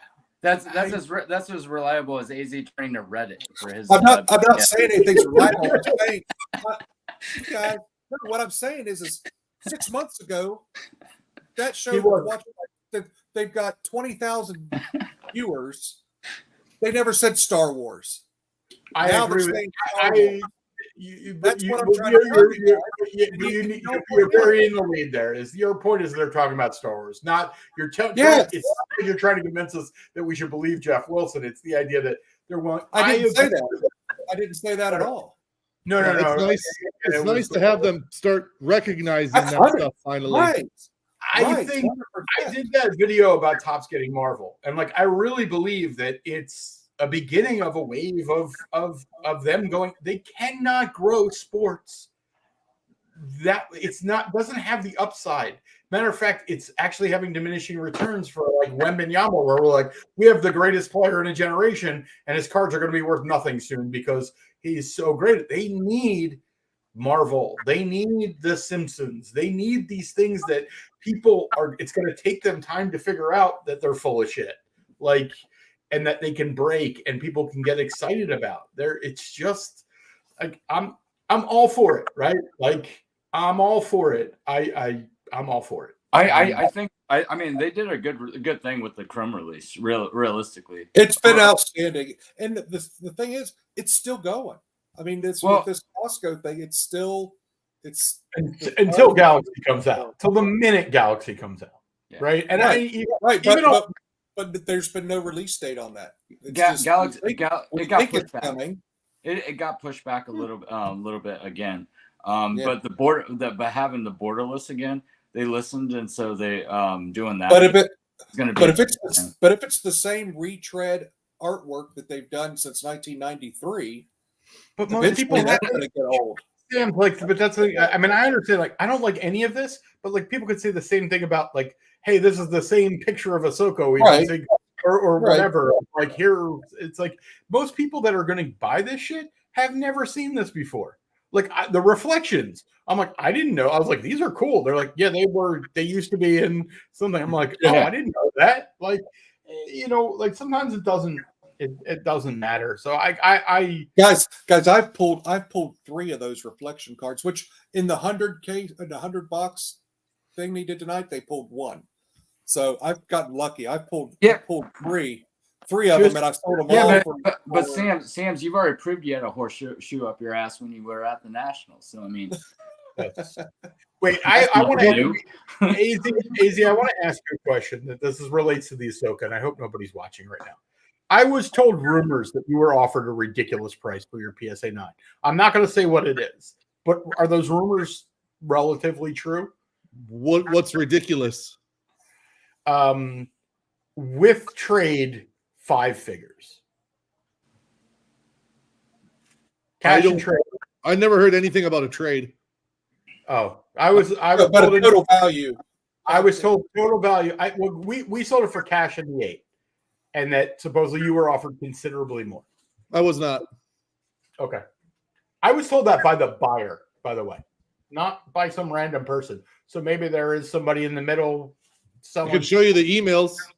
I'm not doubting you. That's why I asked. No, I'm just saying because he told me, and I was like, it made me want to. I said because we were never greedy about it, and I was like, but that's what I was told. That's what's told. Are we talking about the foil or the 10?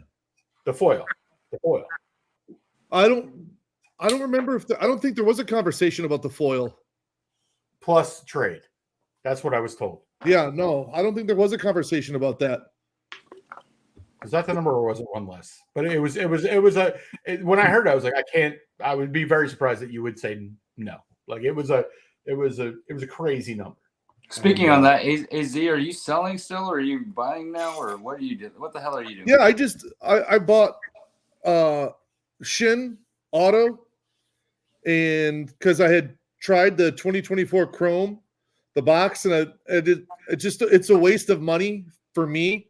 I enjoy opening packs, but I didn't want any of the other cards. I only wanted Balin and Shin. Maybe a young Ahsoka. But done a break then. So I said, forget this. I don't want any of these anymore. So in one of the boxes, I got a sketch. So I sold the sketch for almost what I paid for one of the boxes because I got them early off of Topps. So, and then I still have the other stuff. But I'm looking for a low Balin, maybe another Shin.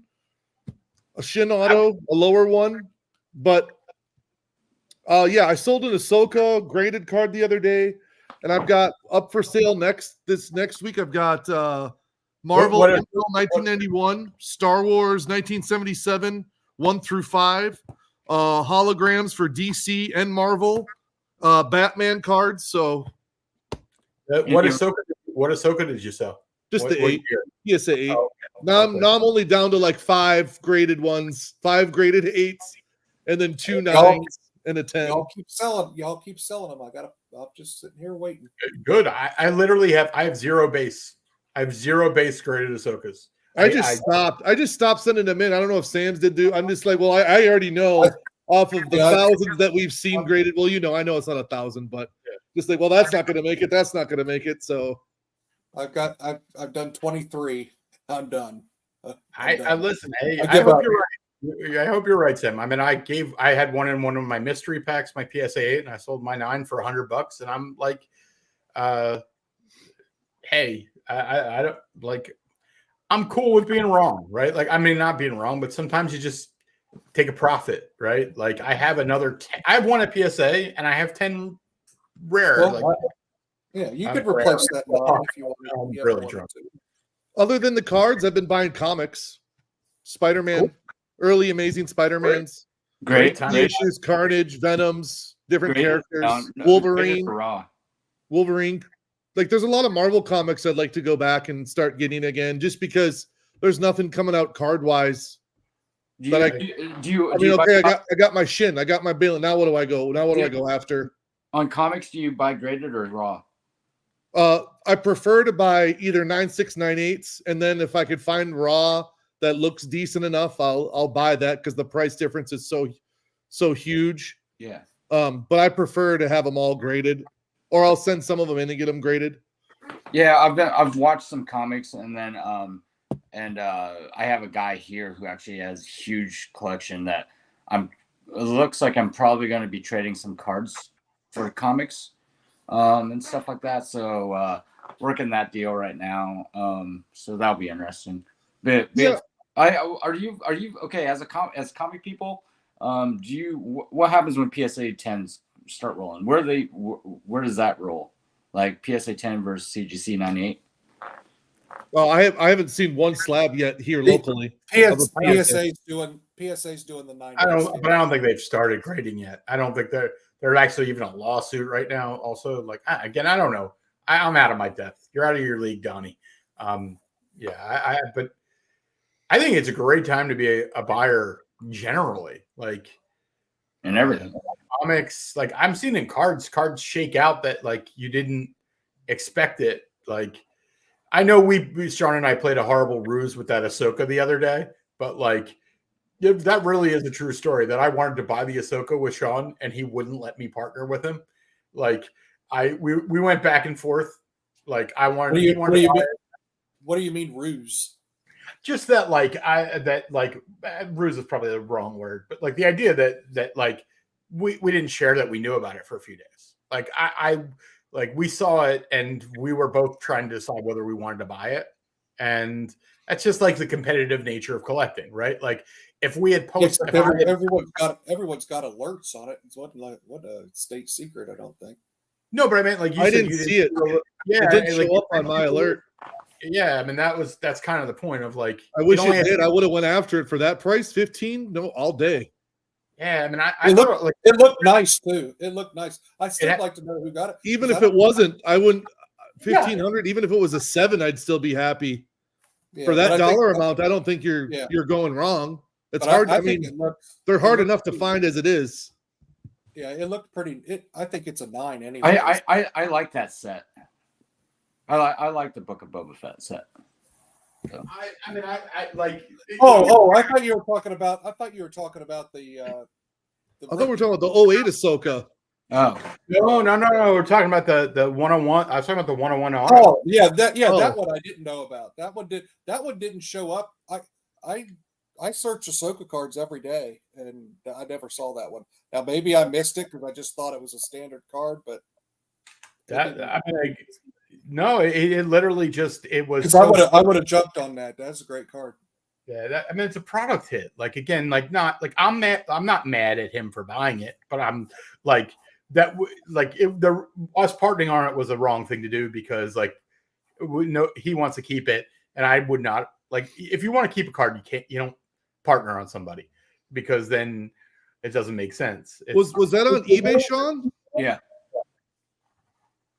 Yep. Yeah, it was one of those things that even if you saw a screenshot of it, you would have had to type in the exact listing to find it. That's what I'm saying. It had to have been listed weird. Yeah, and I didn't know, like, I didn't know if you knew, Sam, at the time. Is like Ahsoka didn't have a 101 auto in season 2 of Mando. Like, I didn't know that. I just assumed she did. Oh, did you buy that, Sean? Yeah, he bought the black Rosario 101? Yeah. Dude, heck of a card, man. Thanks. Hell yeah, dude. Yeah. Sorry, Mike. Yeah, I don't know if I would have partnered. That was it. Like it was again, that's the best card. Yeah, that's the best card you could get in that whole series. It's better than the triple auto and everything. So 1,800 for that card. You know how many boxes you would have had to open? You did. Oh yeah, it wasn't even 18. It took best offer. Yeah. So I mean, I offered 11, and you wouldn't rather have a case of 24 Topps Chrome Star Wars? What's wrong? I've already done that. I did that one.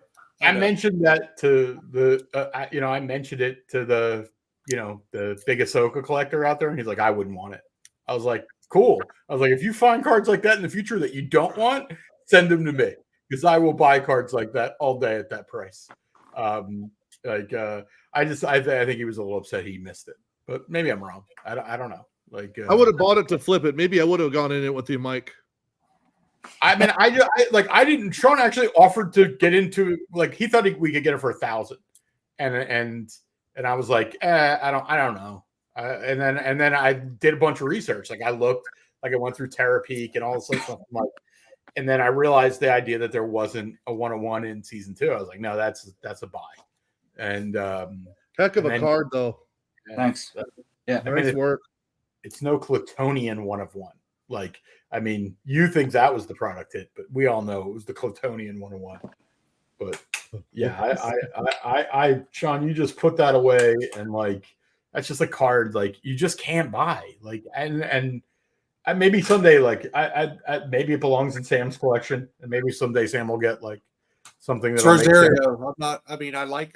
Oh yeah, well again, if that's not your thing, I get it. Like I've got 6 or 7 Rosario autos. Now I'm not saying they're as good as the one he got. That's a great card, but I'm just saying it doesn't belong. I would love to have it. No, I understand what you're saying. Like I to me, it's more of like a. It's a great card. Like I just wasn't in a headspace to buy a card for that price and just put it away, like because that's what you should do with that card. Like that we were talking about earlier about cards that like they just don't come up, right? Like you just don't that card you don't see that card like because especially at that price point where the collectors go and they buy everything, you know what I mean, and. They buy everything. Like you could buy Book of Boba Fett boxes for $40 or $50, so they're buying cases and cases and cases trying to hit that, and then you never see it. It's not like they're trying to hit it to sell it; they're trying to hit it to put it in a, Well, I mean that's basically how I've rationalized like what I use the Ahsoka money that we on our trade. So I bought now the 101 Ahsoka. Rosario Book of Boba Fett auto, and then I bought that 101 Sapphire card of so that's and I just keep buying. I that was the argument with popcorn, which I thought was funny. So I got this in the mail today. So you guys can't see it. It's is that your blank back or the blank? The first time I ever got a Topps Vault 101, which I've always kind of like shit all over. What I don't even know what it is. I didn't see it. That's a prototype card. Yeah, it's Jin, Cassian, and K2SO. It's from Battle Plans, and it's like so from Topps Vault. But like, I bought it for $30 shipped. Like it was $18 plus shipping from the UK. On Mercari? No, it was on eBay. It was on eBay. No, listen, but how do you turn that down, right? Like, but that's the difference. Sean buys a $1,500 product hit, and I'm like, I found something for $30. It's worth 80. I have to have it. Like, I don't know. It's You can't help it. No, I can't. I can't sleep at night, and all I do is just search. Now I'm searching random hobby shops all over the world for Mando cards. Dusty cases of Mando. I mean, and now with again doing whatnot, it's like I realize I have to buy wax because, like, even to mix in, people are insane. They just are insane. Well, I was having a conversation, text conversation with Popcorn today about this 100 box Costco thing, and I did the math. I figured out what it's pretty simple to figure out what it cost. Mhm. And then I looked at what the list prices was. I was like, damn, man, they're going to make a crap ton of money. But then he started kind of explaining to me, well, you got their fees, and then you've got all of the top loaders and all the other. And I mean, and it really, it's like what you're saying, Mike. I mean, it's a tough gig. And I mean, even when you have $5,000 in sales on a night, the margins are still thin on all these guys that are breaking. Now, what you're doing might be a little different, but these guys that are breaking and whatnot, they're not. It's not like they're buying the stuff wholesale. I mean, they're Again, you never know. I think a lot of them do it just because they like to do it.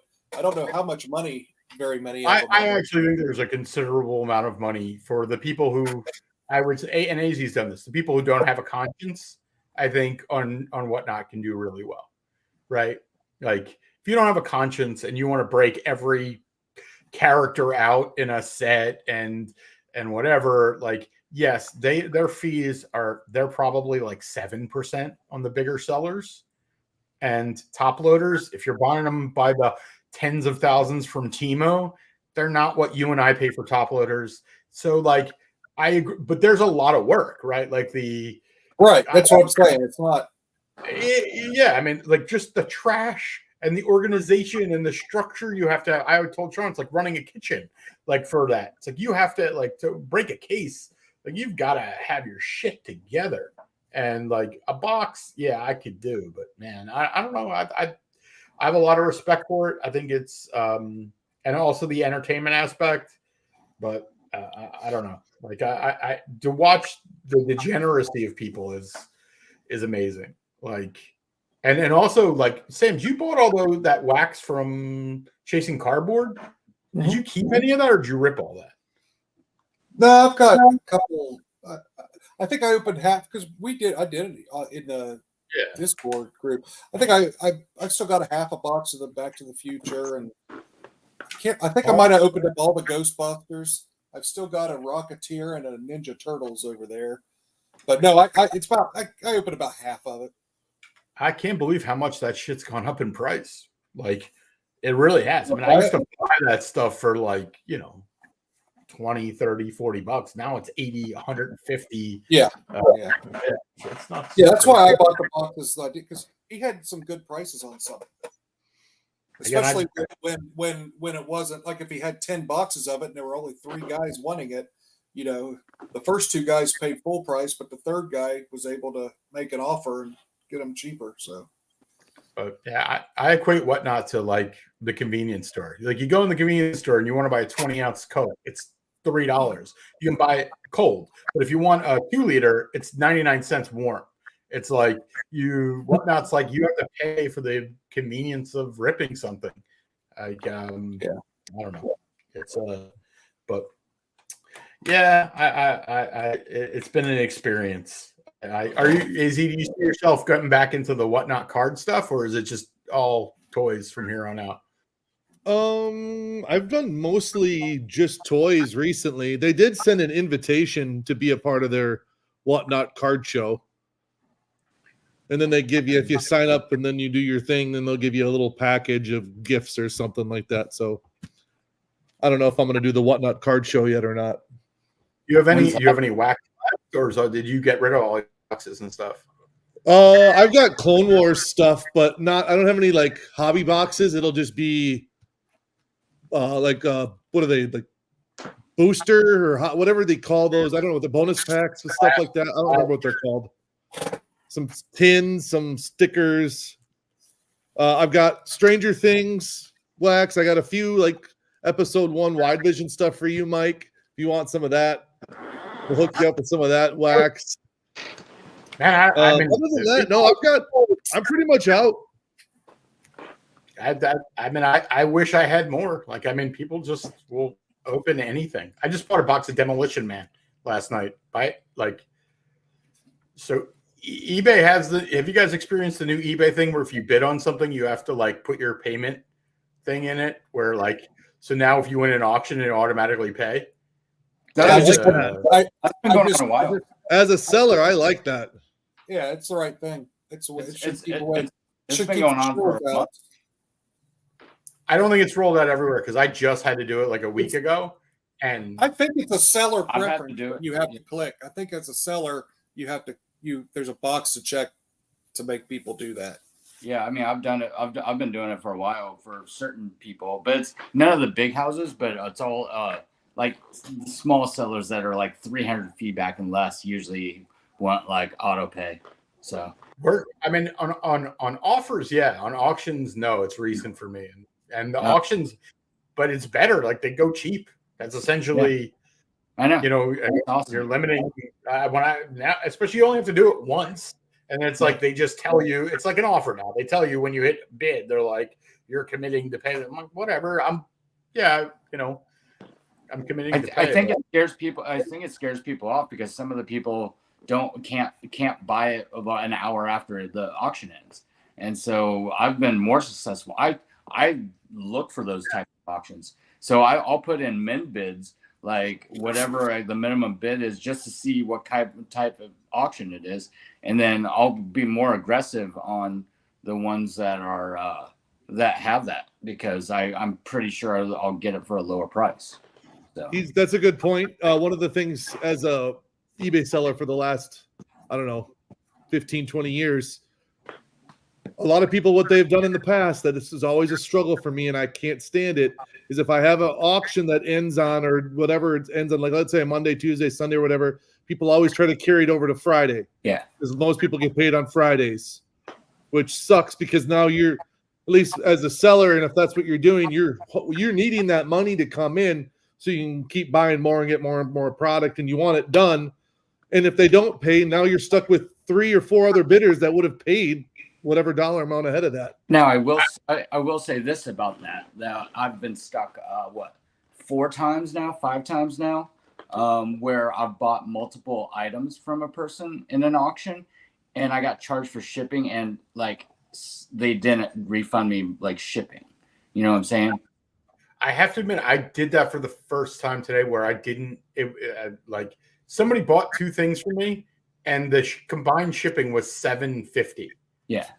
And I was like, am I going to refund $2?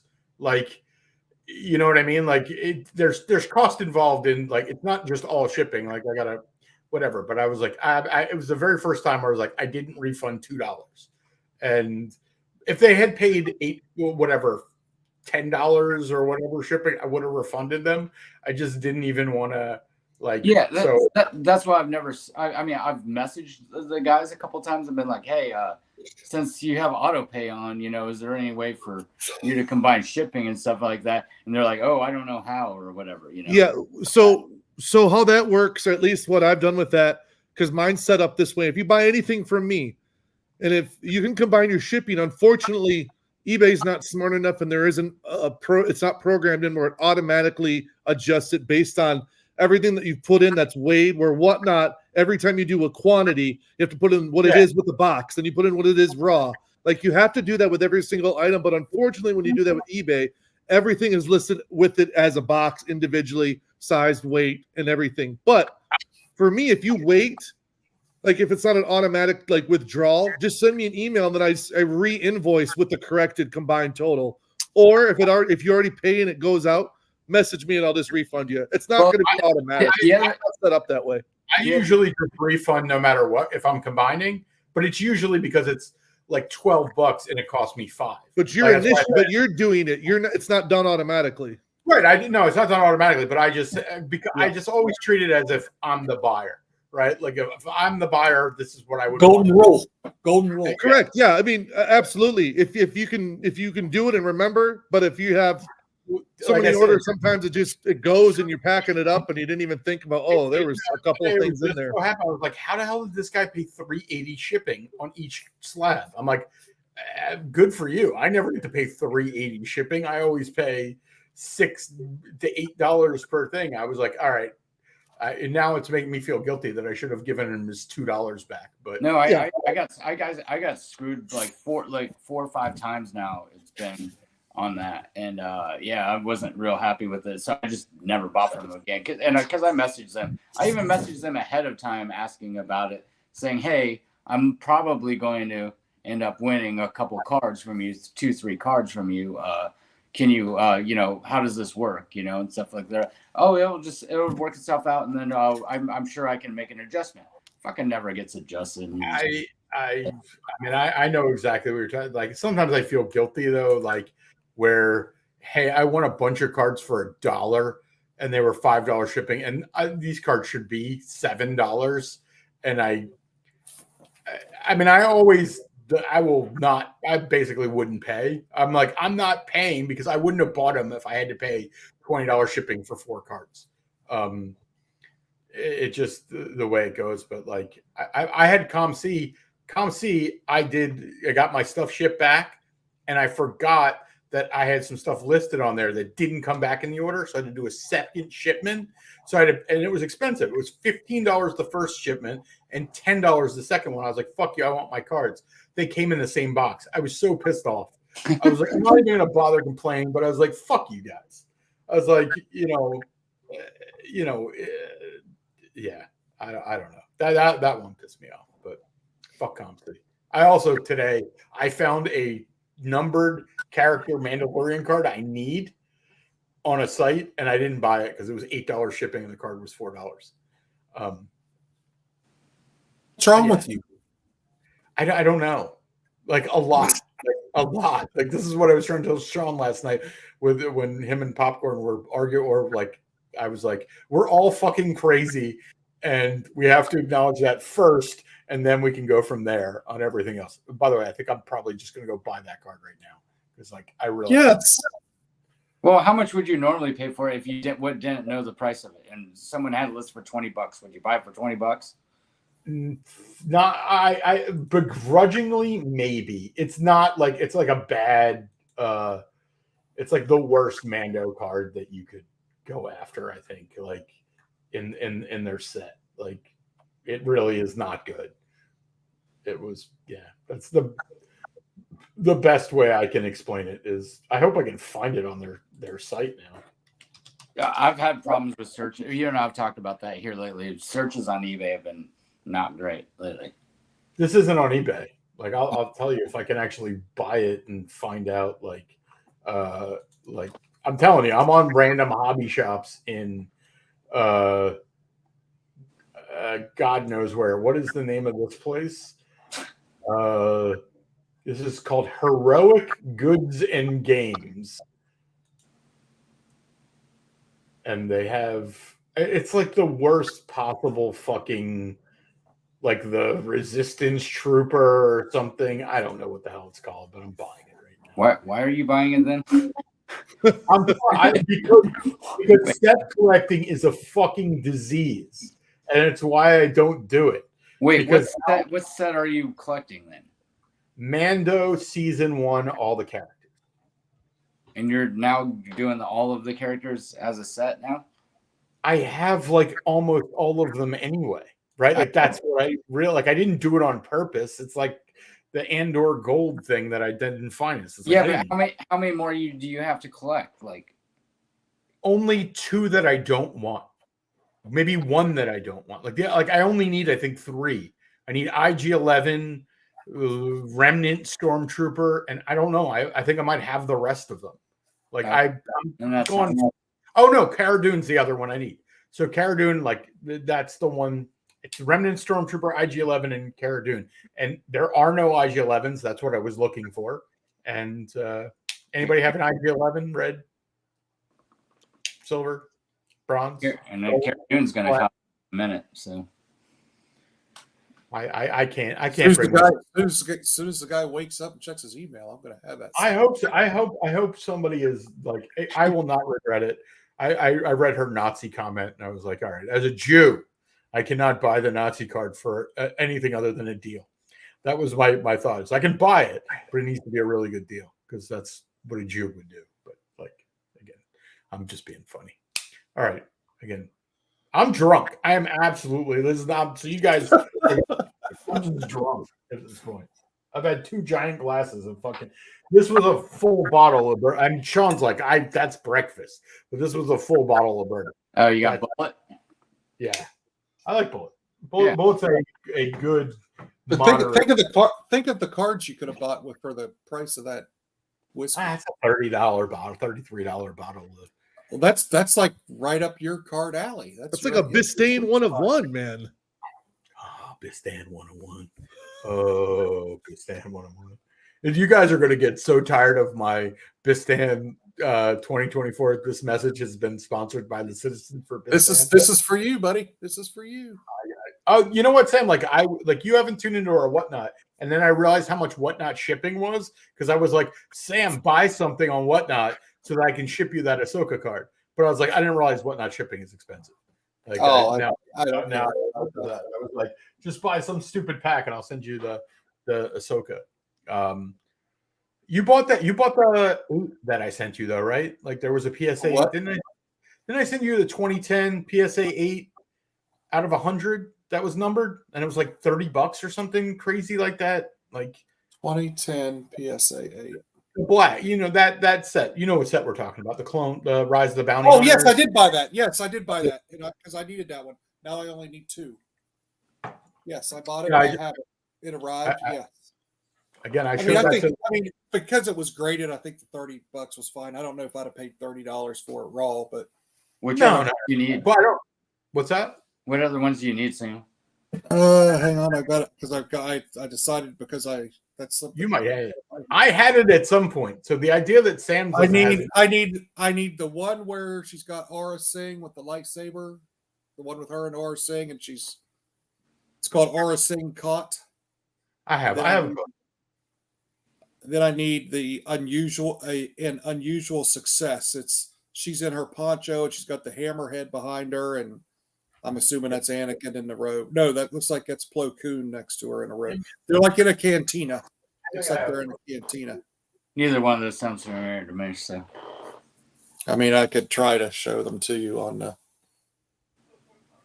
I don't. On that one.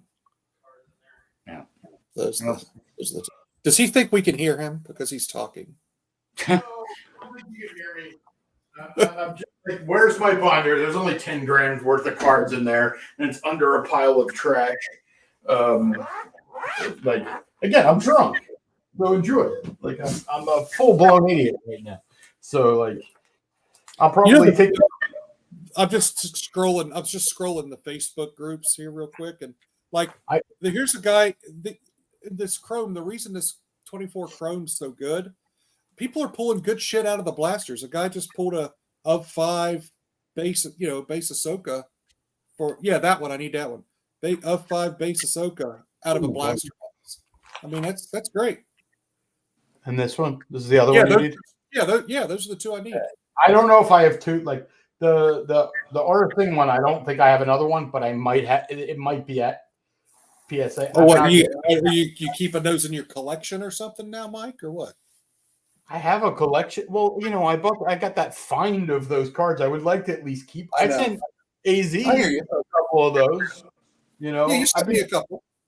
The issue is I've been giving them out so much that I'm like I probably had 5 of them. Well, there's 2 more to give out.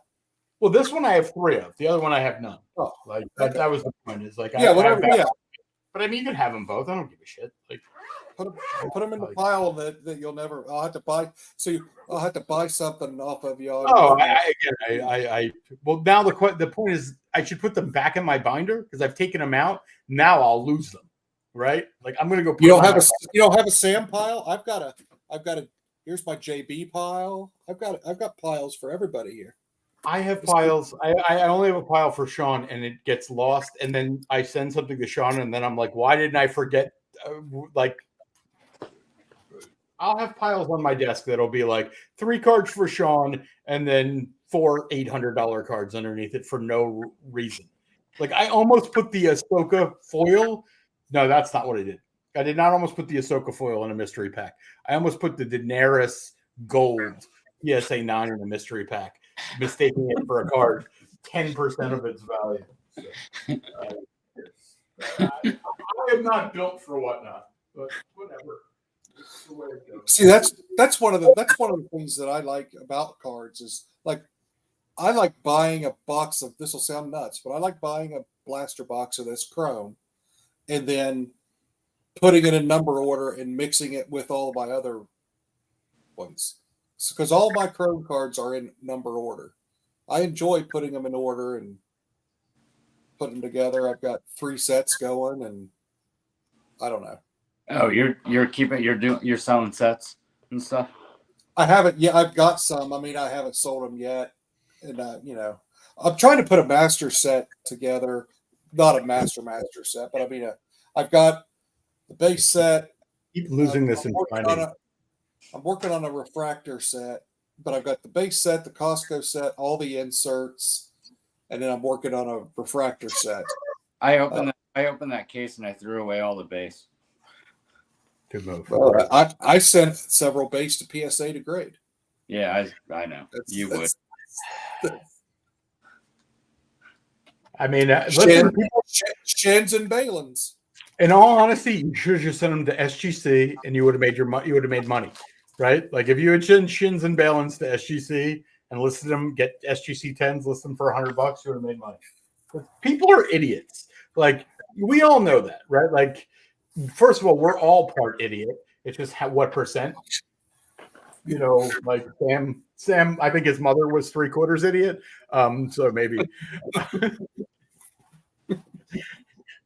but again, we're all idiots. I mean, we all get to the same place. We just have different ways of getting there. It's true. It's true. Like I said, I had no business doing that break tonight, but I'll be fine. I'll get the cards in the mail and I'll grind them out and I'll be just fine. But the whole time I'm doing it, I'll be like, why did I do that? And then I'll get in another break.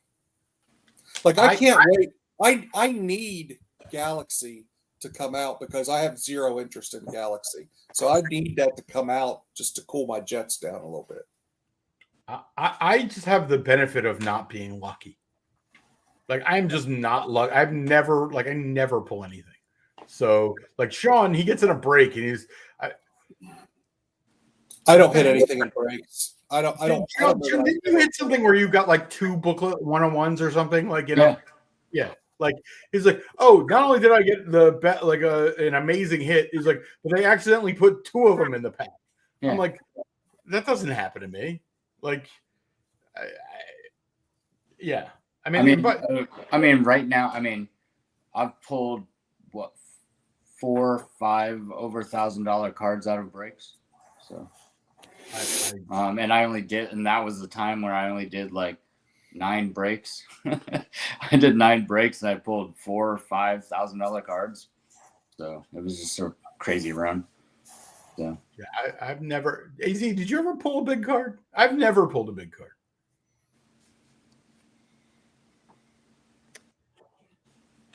No, I don't. Nothing that's life changing. I pulled shit tons of 77 Lukes in 1977. Back when I was a kid, I know we bought all kinds. Yeah, of those. There you go. Yeah. I got a 1979 Wayne Gretzky in 1979. Yeah. Sure, yeah. Pulled all kinds of those.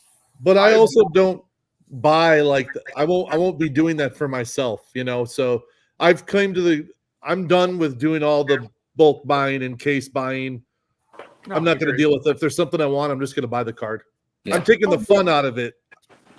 But it's like if you don't, I have not experienced the luck, so it's kind of like you just build in that like that's what our sensory memory is, right? Like and that's why like I think Sam, you and I are at odds about this stuff often because I'm like I never hit, So like I don't have any memory of opening a box going, oh my God, this is amazing.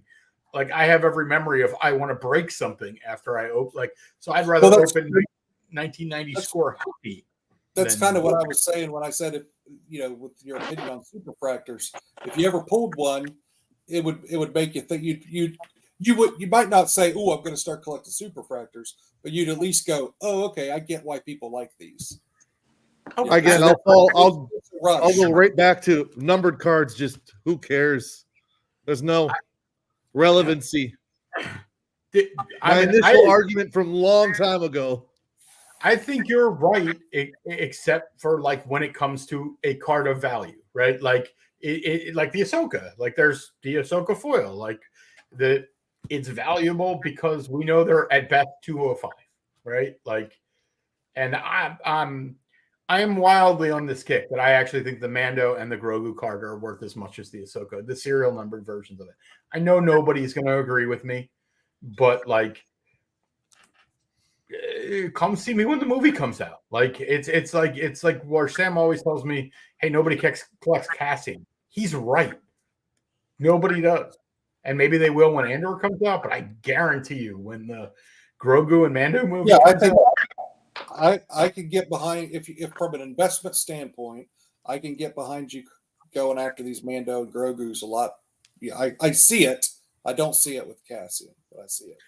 Well, that's like there are cards that like I won't sell. Like I mean that's the like again with the Ahsoka that Sean bought. It's like there are cards that like you just buy and like you can't release. Like I couldn't sell. Like if somebody offered me $50,000 for my Cassian 8, I couldn't sell it. I just couldn't. And it doesn't matter that's a ridiculous sum of money. It's part of me. And I don't want too many more of those cards. And I don't see Mando and Grogu being that. And as a matter of fact, you got everybody here owns an Ahsoka, and I'm the only one who doesn't want to own one anymore. Like maybe AZ is that way. It's nothing against the card. I just new challenges, new whatever. And okay, another question. I like having that 10 now that I have it. I'm glad I got that out of the way. Because that's a nightmare. Did you get the one off Boba? Yeah. We just could never reach a price. I couldn't. I understood why he wanted what he wanted, but I just couldn't justify. I couldn't. But I'd love to have one. Yeah, we worked out a trade. Yep. Yeah, that's cool. Because there's stuff that he wanted, and then he wanted to. Oh, I gave him stuff that was liquid so that he could, if he wanted to, like, hey, you could sell this and you'd be able to get cash, whatever. Yeah. But I didn't have much into it anyways. And I just wanted the card. And he had two, right? So, like, it's so much easier to start with something when you have two out of the same box that I sold him that we opened here together at the house. Why did I open that box? And he's keeping the second one, right? He's got the other one. Yeah, and then there's one other collector that's got the other two. Do you know who it is? I've never knew. No, but I'm trying to find out. I'm trying to work on getting another one. I'd like to have one to be able to work out some other deals on, because it needs to be out there. We need to get it. Somebody else needs to have one. We're playing a little bit of truth or dare on the, like I asked AZ about what Sean, you were on here when I asked AZ whether the offer was, if he got that offer. Yeah. Were you on here? Yeah. Sam, do you know how much the person who bought your card paid? Oh, pay. Yeah, I haven't. I don't have to say the number, but do you know how much they paid? I wouldn't say I know for certain, but I have a pretty good idea. Okay. Like, and I don't have a problem. I will. Yeah, the offer was not that. I'm looking back on it. I did get an offer for the 10, which was very, very, very high, but okay. I still wouldn't take it. He offered 35% more than probably where it would be, but it's just no. But not your PSA 9, not your PSA 9 foil. Like, no, this was on the 10. Okay. I'm trying to. I don't think I saw him. He wanted. Then he wanted my sticker, the 2008 Ahsoka, the tin sticker, which there was only 2 of that I know of, because Sam says he had one, and I just got one graded. Maybe I misread it. I don't think so, but I'm not afraid to look. I again, it was it was shocking to me because I was like, I just can't imagine you saying no to that amount of money. Was the I've said no to a lot more money. no, I mean, again, like I said, I just told you about my Cassians. Like I could say here I would sell it for X dollars. I know if you walked in here with $50,000 cash, I would not sell it to you, and I know that's wrong. No, there is a dollar amount I would take for it, but it's not. It's got to be well worth like the time and effort I put into getting these Ahsokas in the Remember, I was working on that thing for years, trying to get these cards, trying to find them overseas, trying to find them local. I mean, it was forever till I even got one. So the amount of time that I put into getting that card, just to let it go willy nilly, even like I will read you the quote. I offered AZ 8K plus my 8. That's a quote. got nothing. Okay. Just But nor would you have done that, though, is what 8K and the 8, considering that 8 was previously mine, which would I think that was maybe the first. Was that the first foil ever graded? first one sold. That was the first one that I think sold. Oh, that's the first one graded. You know, I like that Because I think didn't I have the first, at least one. I might have the first one graded. Sean's getting that card. Sean's gonna have an Ahsoka collection. I think it's possible. Maybe. Sean, I think I might have tapped into the mother load because I get to have the 8. I might have done it. Really? I mean, I would have done to have one that was previously mine, anyways, and it'd be going in the set. I mean, that's all I have. I just have the set left. We took less, and we were happy with it. So considerably less. So, so clearly we would have said yes. And looking at the 2 cards, the one we sent out was way nicer than the one we got back. Like, I would say that the one we sent out theoretically could. Do we know who bought the one at auction? Do you know? We'll know when it grades a 10. It's good. Like I was sandbagging. I just didn't want to buy it. Sean did. I didn't. I think it's going to grade a 9. I actually think it has a significant chance at a 10. I do too, but I think it's a 9. I think it's a 9. I think you're right. I think I think it has a greater chance of a 10 than an 8. That's really my opinion, and my math did not. Like I was telling you, Mike. I just when it was in the auction, I was like, well, I can tell you. I mean, I was going to be I had a number that it was not going to sell for less than, I mean, yeah. I mean, I wasn't going to, there was no way that card was going to sell for less than $1,200-$1,300. No, I mean, I'll buy all of them at a general principle for that, but. I personally, Sean, what do you think? Did we fumble the bag on that one? I mean, well, if it comes back at 10, we did, but I think if it comes back at 9, we did too, right? Like, I mean, it would have to come back an 8. Oh, hell yeah! Oh yeah! I just didn't.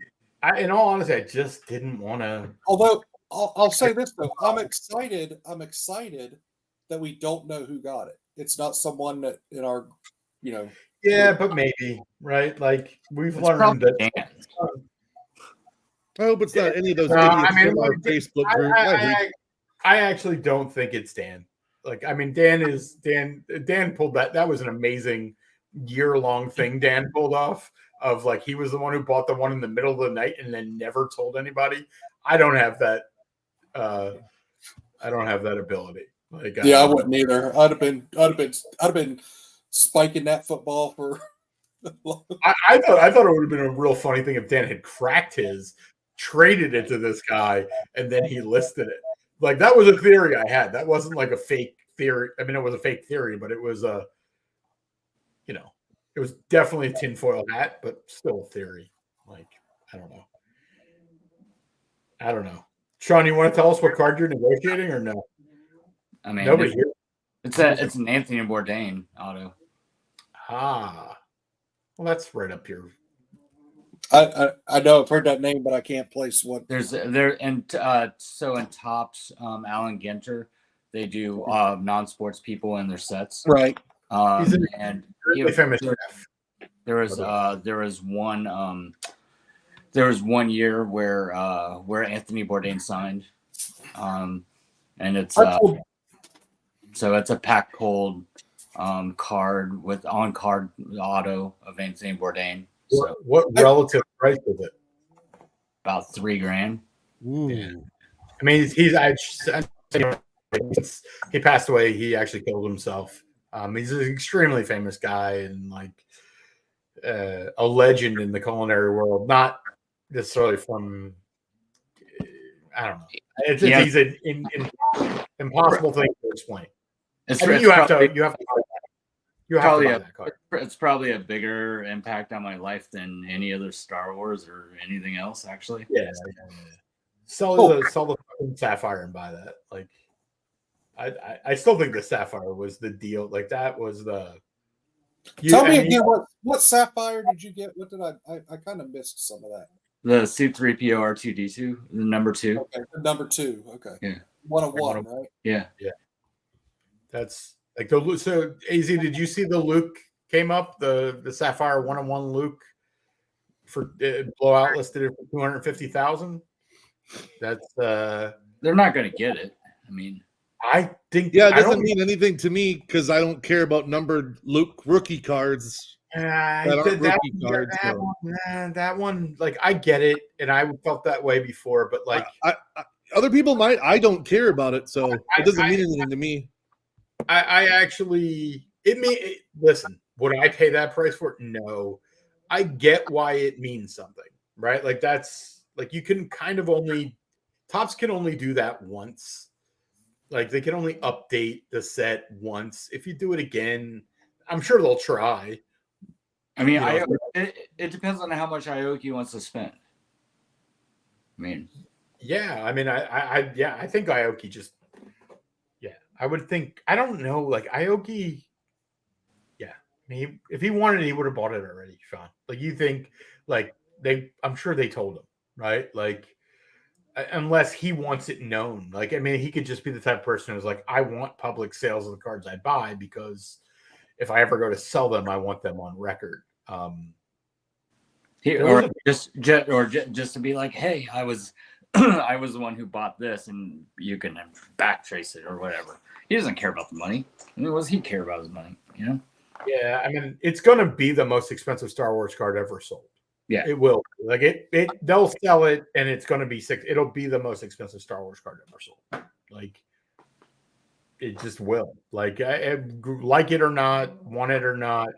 I just, that's good for that card. It's just not. I don't know. It's I'm not a believer that even with that sell, it would raise the price of a lot of the other ones of that set. I don't know. It'll raise I think the simple math is that I think your card is worth 5% of whatever that sells for. That's what I would tell you. So if it sells for 100,000, your card's worth $5,000. Like, I like that card because it's cheaper than me buying a 10 of number 2. Like, that's what I said. I've said all along. Like, I would rather have a 10 of the number 2, you know. But since it was cheaper, then I'd rather have the 101. I mean, I don't know.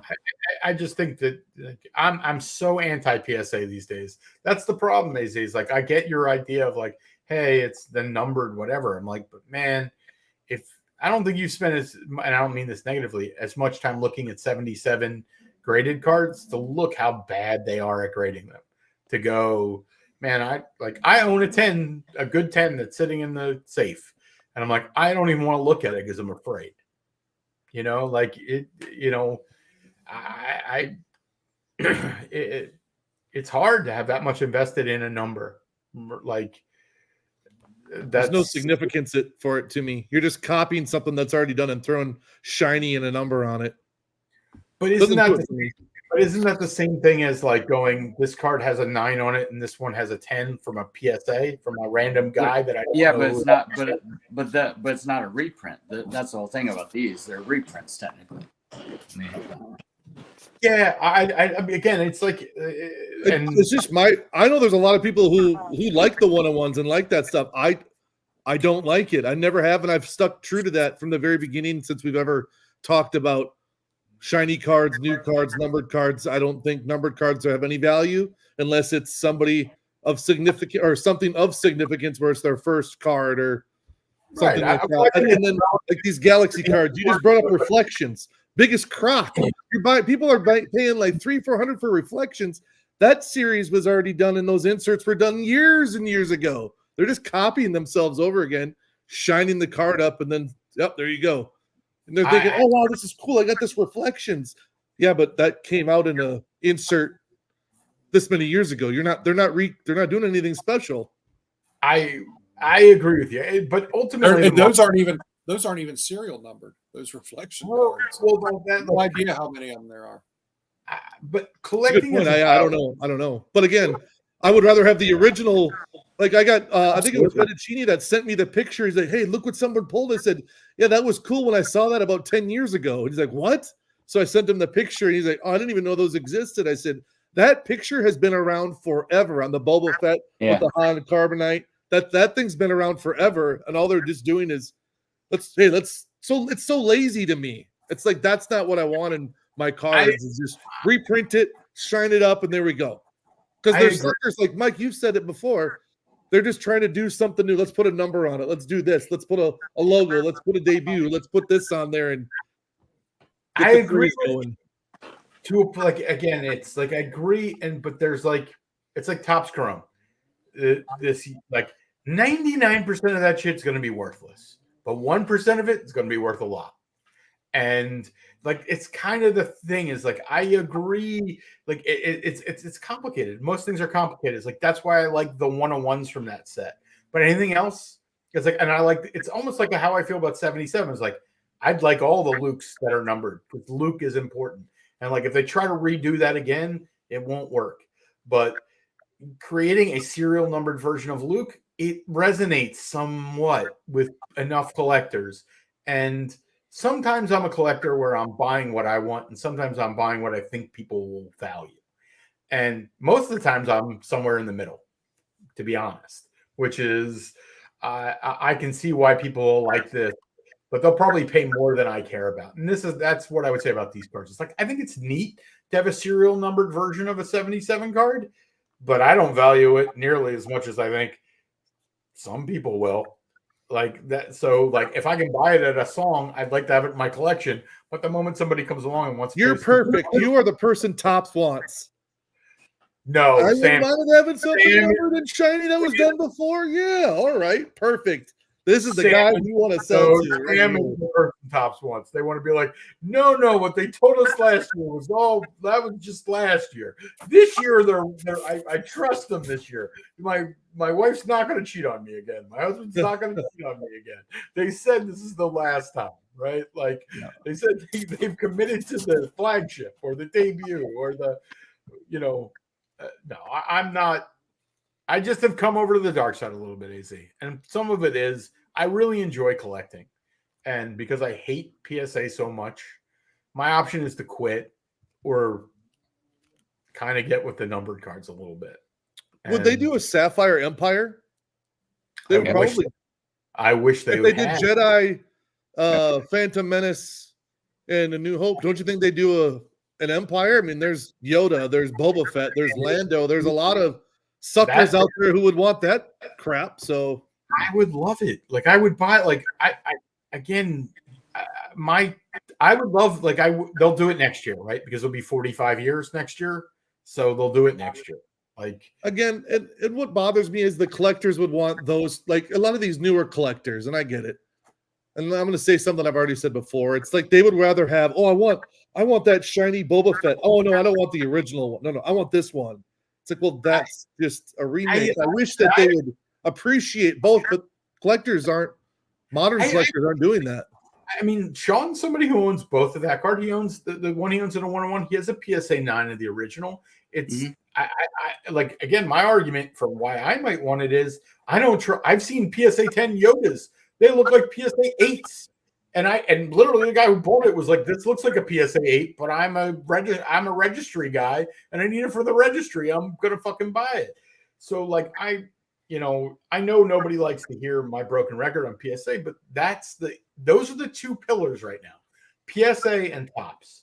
And you have they both have their flaws. I don't know where we're going with that. That's not what I was anywhere near saying, but no, but if you're buying a graded card, you're obviously going to look to see if it was graded properly or not. And if it looks like it's not, that one wouldn't buy that. I'm just talking about shiny stuff and people not wanting something from prior before. I mean, I will say this, like coming from sports, I mean, Sapphire is dominant, in a lot of sports for baseball. So for baseball, the set to get is generally either Bowman first stuff or the Sapphire stuff. And so that's why it resonates with me a little bit. But it's not reprinted stuff. No. Yeah, that's what I'm trying to say. No, it's half the time it's the same image, half the time it's not. I'm with you 100%. Like if they came out with like a Rogue One set next year where they just reprinted it, I'd be like, that's disgusting. Now I want a case. Like the conflicted nature of that is the hard part of like, you're right. You're right, AZ, 100%. But somehow I still want the fucking cards. Like that's the part where you're like, I can't argue with you, but like you still look at them and I'm like, they seem magical. My problem is with the 77 one. I like the base blue ones. I'd rather have either the base blue ones or the 1-of-1 because it's black and I like the black looks good. Some of the other colors just don't look good. I don't know. And I get like me from sports, you want red out of 5 or you want, I'm just not a guy who likes the purple ones, even though they're out of 10 or whatever they're out. I don't even know what they are for non-sports, but and sports are out of 10, but and everything. And then orange is out of 25 in sports. I don't know if the number is the same in non-sports. I haven't followed it. And I don't own any of the other ones. I own the base one. I did a couple breaks. I have like a couple numbered ones that I don't even care about because they're they just don't look good for the card because I'm used to seeing it in blue. So I like the base blue. I thought that was cool. It's fine. And they're not worth anything. And I like, but they look cool. It's just a different version of it, which is fine. But then again, like for me, when I collect Ezra, like he has that one pose. And then like every card that has that pose on it, I kind of want it for some reason and so I just collect multiple versions of that one pose, and they did that with all the Rebels, and stuff like that. So because it just reminds me of the original card. I'd much rather have the original card, but like, hey, I don't mind having some other shit that looks, because it reminds me of it. So yeah, and that's great. Unfortunately, the collectors don't know about the older cards, like you just said. You do. Yeah. So yeah, there have to be like a gateway. Like you have to. Like I think the idea is like you got to meet them halfway, right? Like I think that's some of it. Like we want people to be the way we want them to be, but Sam's falling asleep. Sam, go put on some coffee, man. Right here. I got 6 more hours of this shit in me. I got a whole bottle of whiskey here. I will bury every one of you. He's got a half a bottle left to drink of that whiskey. My wife will be up in 25 minutes, and she'll come down and be like, "What the hell are you doing?" So for you guys, I'm negotiating a deal on Facebook right now for this Emily Swallow autographed Topps Living card. Nice. Let's pop. I asked for 150 for it. I've got it listed on eBay right now for 150, and he asked if I'd do 120, and I told him I'd do 135 shipped. So let's see what he says. Did you guys know? Go ahead. Sam's AZ. So what? How would you price like for you guys a PSA 1077 versus a one of 1 of Sapphire? Which is more? Which is less? And how much less? PSA. You talk about any car, car? Like say like a Leia, the Leia PSA 10, right? Versus the 1 of 1 Leia Sapphire. 10-15 grand maybe. Man. Because I mean, the 77 PSA tank sells for about 6,000, 8,000. You know. Yeah. Then to me, the sapphire one should be like 2. But that's what I think it should be. I have no idea what the market. What did you say? I didn't hear. What did you say, Sams? I said if the PSA 10 77 6, then I would put the sapphire at 2. $2,000 for the 1-of-1 sapphire? Yeah, I would agree. I mean, unfortunately, I think it's going to go obviously a lot more, and I don't. Yeah, I don't see it. The more significance is in a high grade Luke PSA, whatever you can find him in. That's just. It's going to last like longer down the road. it would blow. Yeah, I mean, because there's a recent sale of the one of a PSA 10 Luke. I mean, like within the last year, what did it sell for? 80-some thousand. 80. Yeah. So why would anybody want a sapphire 1-of-1 Luke for $100,000 when a PSA 10 of the original just sold for 80? That makes no sense. I mean, I can say that that's a valuable card, but I can't. Isn't it like somebody asking you why you would pay X dollars for an Ahsoka PSA 8, but you wouldn't pay that much for a base Ahsoka PSA 10? There are actually fewer PSA 10s than there are Lukes. If you're trying to, it's not the same thing. I'm just saying, like, I agree with you, but there's this other, like, we're all distorted in the idea of, like, there's only common sense. Yeah, like I like that's the part of 1-of-1s that drive people out of their minds, is that there's only one. 2 of us can't have this card, and it like, it's not that I think it should be. I mean, if you're super affluent, then I can see you having that mindset of, well, I'll be the only person in the world that has this card. But man, if you're affluent, unless you're inherited everything, generally speaking, if you're affluent, you're somewhat successful. And I can't imagine that same person having that mindset of, I'd rather have this card that's 3 years old, 4 years old, versus this one that's 45 years old. That's perfect. I still say collecting is competitive, right? Like, even when we were looking at the Ahsoka, I was like, it would break my heart if one of us bought it and got a 10. That would break my heart way more than if we bought it and got a 6, or if somebody else we bought, like. And the uber rich people are like, yeah, it's probably not, but I couldn't deal with motherfucker ABC going and getting the card. Like, you know what I mean? Like, there's some of that. I like, by the way, which reminds me of, like, did you guys see that I posted who bought my Cartman the other day? It was Gary V's brother who bought my Cartman.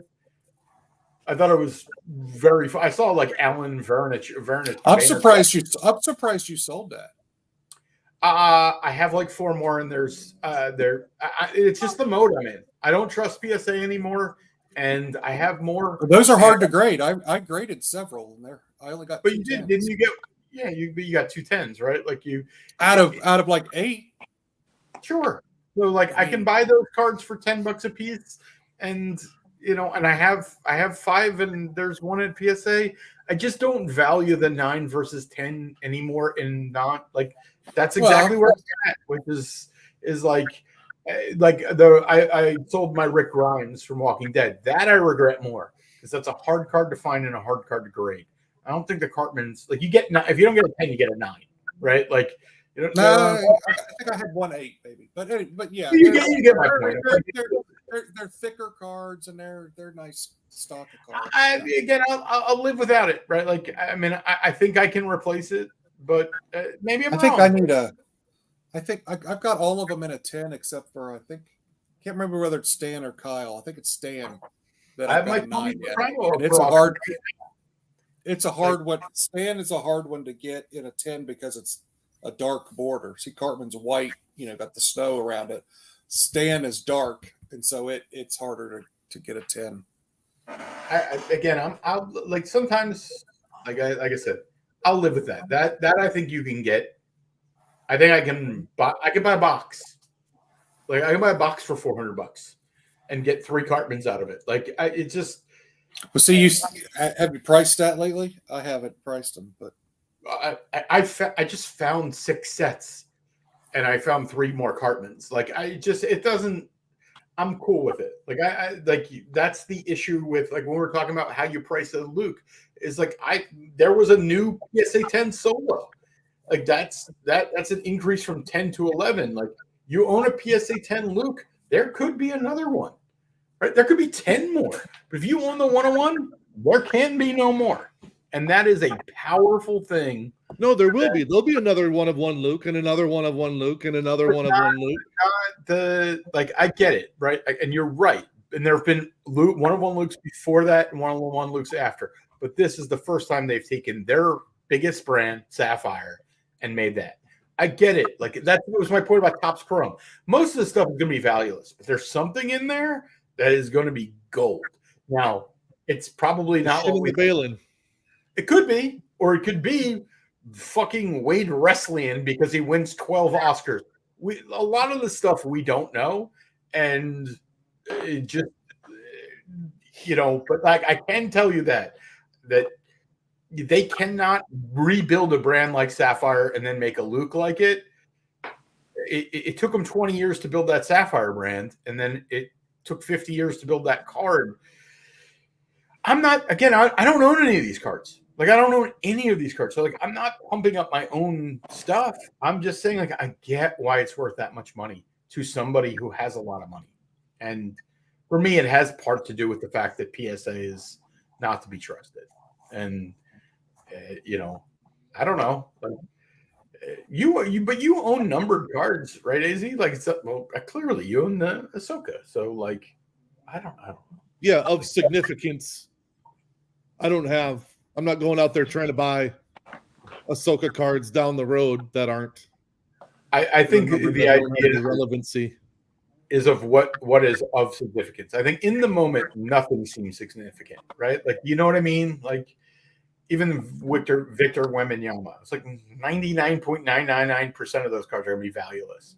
But that 0.001% probably going to be worth a lot of money. I don't know. Sean, what am I saying that makes no sense? I mean, more whiskey. I mean, for me personally, I mean, I like the Sapphire cards. Always have. I just thought they were just way overpriced. So I never touched them on the single market. That one, a 1 of 1 for under 1,000, is of a character seems ridiculous because you can't buy any of the characters PSA 10 for under, like that was the whole thing. Like it was the right price because like all the characters sell for 3,000 and more, in a PSA 10. So I'll buy a 1 of 1 for under $1,000. I don't have no problems doing that. And I like all the character cards. I own them all in 9s at least, except for the Luke, stuff like that. And the Vader I only have an 8.5 on, but but it is what it is, but like for price point, yeah, it seemed right. And I liked it. And it'd be cool. I just wanted to own one of the character cards in a 101. Thought that'd be neat. And I never thought I'd get a shot at one because I thought like prices would just not be there because anybody who has one a Sapphire thing probably they think it's worth a fucking fortune. And it could be, it could not be. I mean, who knows? I don't really care. I just kind of want it, Just sold the card 3 or 135. Nice. I keep selling cards. Like I sold 2 Goonies cards. I sold my Chunk PSA 8 and my Mikey PSA 8 yesterday. That was the person who overpaid by $2 on shipping. And I realize now I can't really get them again. And I'm disappointed. But I don't know. Like, I mean, AZ, you've been a dealer for a long time too. Like, there is an element of like, hey, if you're gonna buy and sell shit, you kind of just have to have a little like there are certain things where, yeah, I love that, but I'll sell it, right? Like, or is that not? I just recently experienced a regretful situation for selling something I wish I didn't sell. It was at a toy show just like 2 weeks ago. We set up and I had brought these cards. You remember GoBots? Yeah. So I had 23 carded original GoBots, the very first issue of them, and I had Leader One. I don't know if you remember Leader One or Sidekill or some of these characters. Anyways, they're the two most valuable ones are the Leader One and the Sidekill. And I grew up somebody in a came and they bought the Leader One from me, and I'm like, after they gave me $500, but after the whole thing, I'm like, man, I wish I would, because you just can't find them, or it's going to be tough, and kind of regretted it, kind of like what you sold your Goonie stuff, and it's like, oh man. But is it, you regret it because you don't have it, or because you think you undersold yourself? I kind of wish I would have kept it, but because it's just it's just a tough kind of card to get, and it's hard to find one in that condition that I had it in. But there's few times where you just come across stuff that you just don't come across very often, and that's one of those items. It just doesn't happen very often. And I grew up in a trailer park, and we had too much money for GoBots. That's I remember getting them because they were so much cheaper. They were the Transformers. And you could buy them at like the Walgreens or Ace Hardware or wherever for super Dollar cheap. General. So, they were. I had to. Yeah, I'm sorry, I was a bad joke. It was good. I liked it. My thing is, but he isn't was that so poor he couldn't even get a GoBot. That's bad. Yeah. That's poor. I mean, my whole thing is like I haven't even been grading non-sports again. I'm back in that thing where I haven't been grading those because I still have sports. I have 2-3 submissions out in sports still, which I totally missed time because I thought they'd be back by now. Because I missed the beginning of football, and I'm gonna miss the playoffs of baseball. It looks like, so and stuff like that. Because I was trying to get them back for those, and because I submitted them in fucking May and June and July, and you're just like, what the hell? So you need to start grading stuff direct, because what's the difference though? I mean, the guy. Well, you give them to your guy to send. Does he send them the next day, or does he wait until he's got a stack to send in? That's what I'm just saying. Is the delay might be. No, Sam, I think PSA's backed up. Like, I mean, I think it's like you did. It's not as quick as it has been, but I mean, I think it's 45 days and PSA's 30. No, PSA's fucking just. Well, I mean, they're just sitting there, man. My last order flew through there, and this order is, I have 2 there, and it's we'll see. Like they're just under promising, over delivering, but I think that's what they're doing. I mean, my last order. Oh shoot! I have an order there that there's things not coming back till December, and it's been there for 3 weeks. So I had my last order that I just got earlier this month. It was completed on September 6th. They received it on August 6th, and it was completed. So it was 30 days. And I have something there, and I sent August 26th, and there. So 20 days after what you're saying, and you have your cards back. They're saying I'm getting it November 22nd. Well, that's what the order I have there now is saying. Let's see. I mean, both of my orders that are sitting there now, they don't even have scans. They're in research and ID, but I don't even have pictures yet. I think no. But what you find, what I have found, anyways, is they sit in that research and ID for a long time, and then they go boom, boom, grading real quick, and then about 2 weeks later, it's assembled, and then about 1 week later, it's ready to run. I've been in grading for 3 weeks. I've been in grading for 3 weeks now. Yeah, grading is usually where I sit the longest, is grading. Right. Or actually, no, again, it's changed. I think before I was in assembly for a month, back in the day. And I was like, assembly? I'm like, it's graded. It takes a month to put it in the slab. And what's crazy is my non-sport one that I did the last time went quick. It was back within 35 days or something.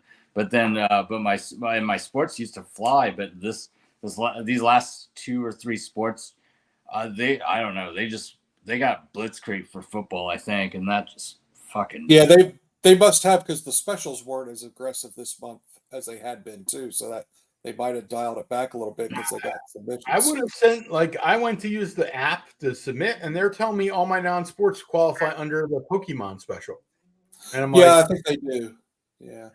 but it doesn't say, like, I would, but it has to be 50 cards. I'm like, at $12, I would send in 50 cards, but I don't want to send them in and then hear that they're 18. I know that's not huge, but like an extra $250 is kind of, again, if you're betting, Well, yeah, because at 50, you're sending 10 cards in that you might not otherwise send in. You might send in 10 just to the 50. Yeah. Because we're heading into college football day. It's like somebody telling me that, like, I'm betting a game and I get 3 points, and suddenly they're saying, no, it's even money, right? Like, well, I wouldn't have betted it even money. Like, Right. it's because that's the way I treat PSA. Is like, it's a fucking gamble, and I don't know. I all I need out of both my orders is 110. I should be able to pay for That's it. both of those. Like, it's all a crapshoot. Like the 43 card order, I think 40 of those cards, if any of those 40 get a 10, it pays for the whole order. But I'm starting to run out of graded sports stuff to sell right now, so that's kind of been my thing. Because this whole year, I've used this whole year to move out of sports and into non-sports more, and is pretty much what I've done. So I've been lucky and sold a bunch of sports, and so and now, so that's why I've been adding different things in non-sports. So yeah, it's been good. It's been a fun transition. Do you guys watch the Chasing Cardboard? I mean, I know we talked about it earlier with the non-sports stuff. Did you see the last one where he found all those unopened Pokemon the guy had? Yeah, I did. I thought that was set up, like, it's starting to feel like Pawn Stars a little bit, where it's such a setup. Like, they were never buying that stuff. Right. Yeah. You know what I mean? Like, again, not to be like too inside. Like, again, I enjoy it. I still try it. Like, it's very high quality. Like, I mean, I appreciate it, but it is a little produced, if that makes sense. Yes. I mean, that's when we talk about, hey, Luke Skywalker, PSA 10, those, it's the power of one-on-one. Like with Pokemon, same thing. The original Pokemon doesn't have serial numbered cards. So, like, hey, could you get another Charizard? Like, could there be 50 more Charizard PSA 10s? Yes, there are. There are. But they have so many more collectors. Yeah. Right. I just, my point there is that, like, there isn't, the power of serial numbered cards is in that idea of that no matter what they find in a warehouse, there's never going to be another like of this card. And I know AZ's going to say next year they're going to make another one, and they are. And that one may be valueless. But this one, if it's the right one, they can never. And I've been completely seduced by that. I really have. I've been, and go try to buy like, again, we saw it with Ahsoka. Like, there were like, hey, we bought that one a year ago, and then the next week, Sam's and JB were able to buy a set. You know who are the biggest fucking morons? The two people who sold their set, right? That's who were they were like, these fucking idiots want to overpay for the Ahsoka. I'll sell my set. Those are the idiots. Can't buy a Cassian, can't buy a Jin, can't buy a Grogu, can't buy a Rey. Every one of these low serial numbered cards, man, you can't buy them. I've tried. I'm telling you. I found out there was a Mando out of 25 that sold in an SGC label. I wanted to throw up in my mouth. I missed it. But there are cards that don't sell, and those are the cards you want to own. And that's what I'm trying to buy. Doesn't mean I'm going to hit 100% of the time, but, like, I want to grade as many Cartman cards as I can and sell those fuckers, and then buy and take shots on the numbered cards. Yeah, but you're talking about good numbered cards. You're saying Mando, Grogu. You're not talking about people. No. Again, you're talking about cards that those are the ones that are significant because of the first time that they're coming out, those first years. But that's what we do. That's what we do. if there weren't for idiots, AZ, we couldn't make money off the other cards, right? If there weren't like, and again, we're idiots all at one point, but if there weren't people like, I want the fucking Steel Pecker 101, then we couldn't make money off the Balin and the Shin, right? Like that's how this works. It's kind of a zero-sum game. So like I know the guy that I know we're just making fun of the Steel Pecker, but I know the guy that did the Steel Pecker Rainbow. Good. He's actually, and he did it as a goof, but again, I don't. It's not about collection shit. I was using that as a random thing, but like, it's kind of how it works. Like we're talking about the Sapphire, and it's like you don't see it. It's like I see it, not because I agree with it, but I see how other people will see it. Now I may be wrong, but like that's what we're trying to guess a little bit, and that's the competition in us. Of I wonder what people are going to want next year, and the year after that, and like we're in it for a long time. That's why we have this perspective, and these people aren't. But they will. And if they stay in it, they'll have perspective. And what will they want then? And I don't know. Like, what I want to ask you guys, because I will tell you mine, but what cards do you want? AZ, what like I actually think I still know because I probably remember from the last time you told me. I'll tell you what you told me last time, which is you want 2015 Ghost Crew, High Tech, 101, or like your rainbows of those of the Ghost Crew. Is that still what? If I could find any of fives, it doesn't have to be of one of ones, but any of fives. It's just those are super hard to get, but they're significant because those are the first year of those crews, and those are hard to get. But I don't want the 2016 of fives or of tens or any of that garbage that's out now of 5 or 10 or this number one. Oh, I got a 1 of 1 Sabine. Great, it's cool. I can't wait to sell it to somebody else who would overpay for it. But I mean, I'd like I see this is where we just raised like I would like a current Sabine. Like I like the live like that's I'm cool with the live action animation difference. But like what even if it's animated or I don't really care. The point was I want to go for those ones. But I get other people want it. But I also know that there are ones from 2015 where a lot of people who are collecting, especially the people I've seen in these card groups on Facebook. How many numerous times do we see somebody, one of us or people we know, that'll post something that's older and they'll be like, oh, I didn't even know that existed. So many people don't even realize, oh, there were Star Wars cards back then and there was this and that. They only know. I go from whatnot stream to whatnot stream looking just to see what they have. And I was asking, again, going back and forth, guy was showing me his Ahsoka collection. And I'm like, hey, I'm a bit of an asshole. Because I can always be like, I have the 2008. He's like, oh, everybody's always like, I got to get one of those. What'd you pay for it? I'm like, $2,500. He's like, wow. And I'm like, but what I really collect is Rogue One. He's like, I'm like, do you have any? And he's like, they made Rogue One cards? And I'm like, but that is like an education all in one because he's on eBay going, oh, wait, I can't buy any. So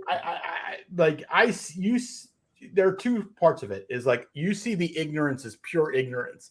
I see it as the beginning of a journey, right? When I started, I was ignorant. I'm still ignorant. I still am ignorant. Like I'm buying fucking Chrome Legacy cards. I'm like, these are shit. I'm like, those are cool. Like I change my tastes and so I expect them to do the same thing. And at least some of them won't. Some of them will chase whatever comes out next month, and some of them will get curious, and that's what I hope for. Yeah, I'm just not that kind of collector anymore. I just changed, and like I said, I'll buy the numbered cards that are new, that are relevant. The Shin, the Balin, the Ahsoka, something like that. Then I'll move on. I don't need to open packs to look for a numbered card or an auto or this. I don't need to do that. There's nothing of significance. So much out there. It's like, oh my God. There's 600 of these. But you bought a box. Know who they are.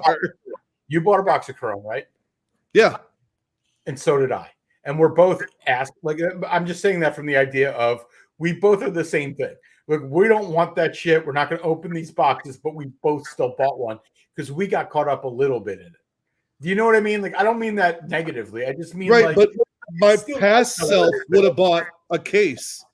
And I had Sure. a conversation with Sean before that product came out, and I ended up telling Sean, I said, "Hey man, you're exactly right." And he had said, "Hey, if there's something you're looking for, maybe just buy that." I'm like, you know what? I'm not going to waste the money. I'm not doing that anymore. I'm thinking I'm just going to go.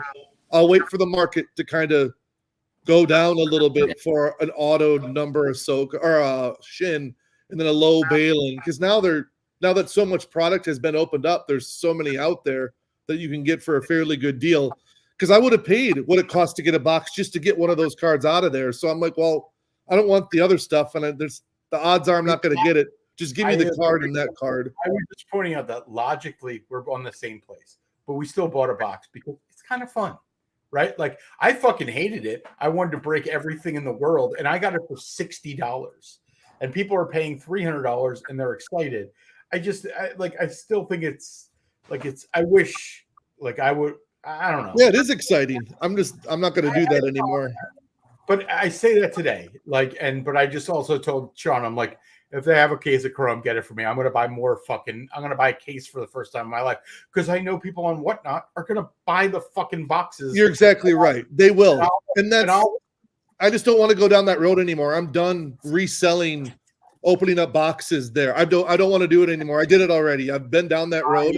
I'm okay. If I'm going to keep collecting, this is how I'm going to collect moving forward because there's nothing that I need to open up cases and boxes for besides just waiting. If I don't get the 101, I don't get the 101. Only one person, like you said, can have it. I don't really care if I get it, but I might be able to get enough 5 or enough 10 if I just wait for enough people to open it for a decent cost. So I'm okay with that. Hey, AZ, did you ever get your Jordan and your Jordan Love card? I did get the Jordan Love, but I didn't get a 86, 87 Fleer Jordan yet.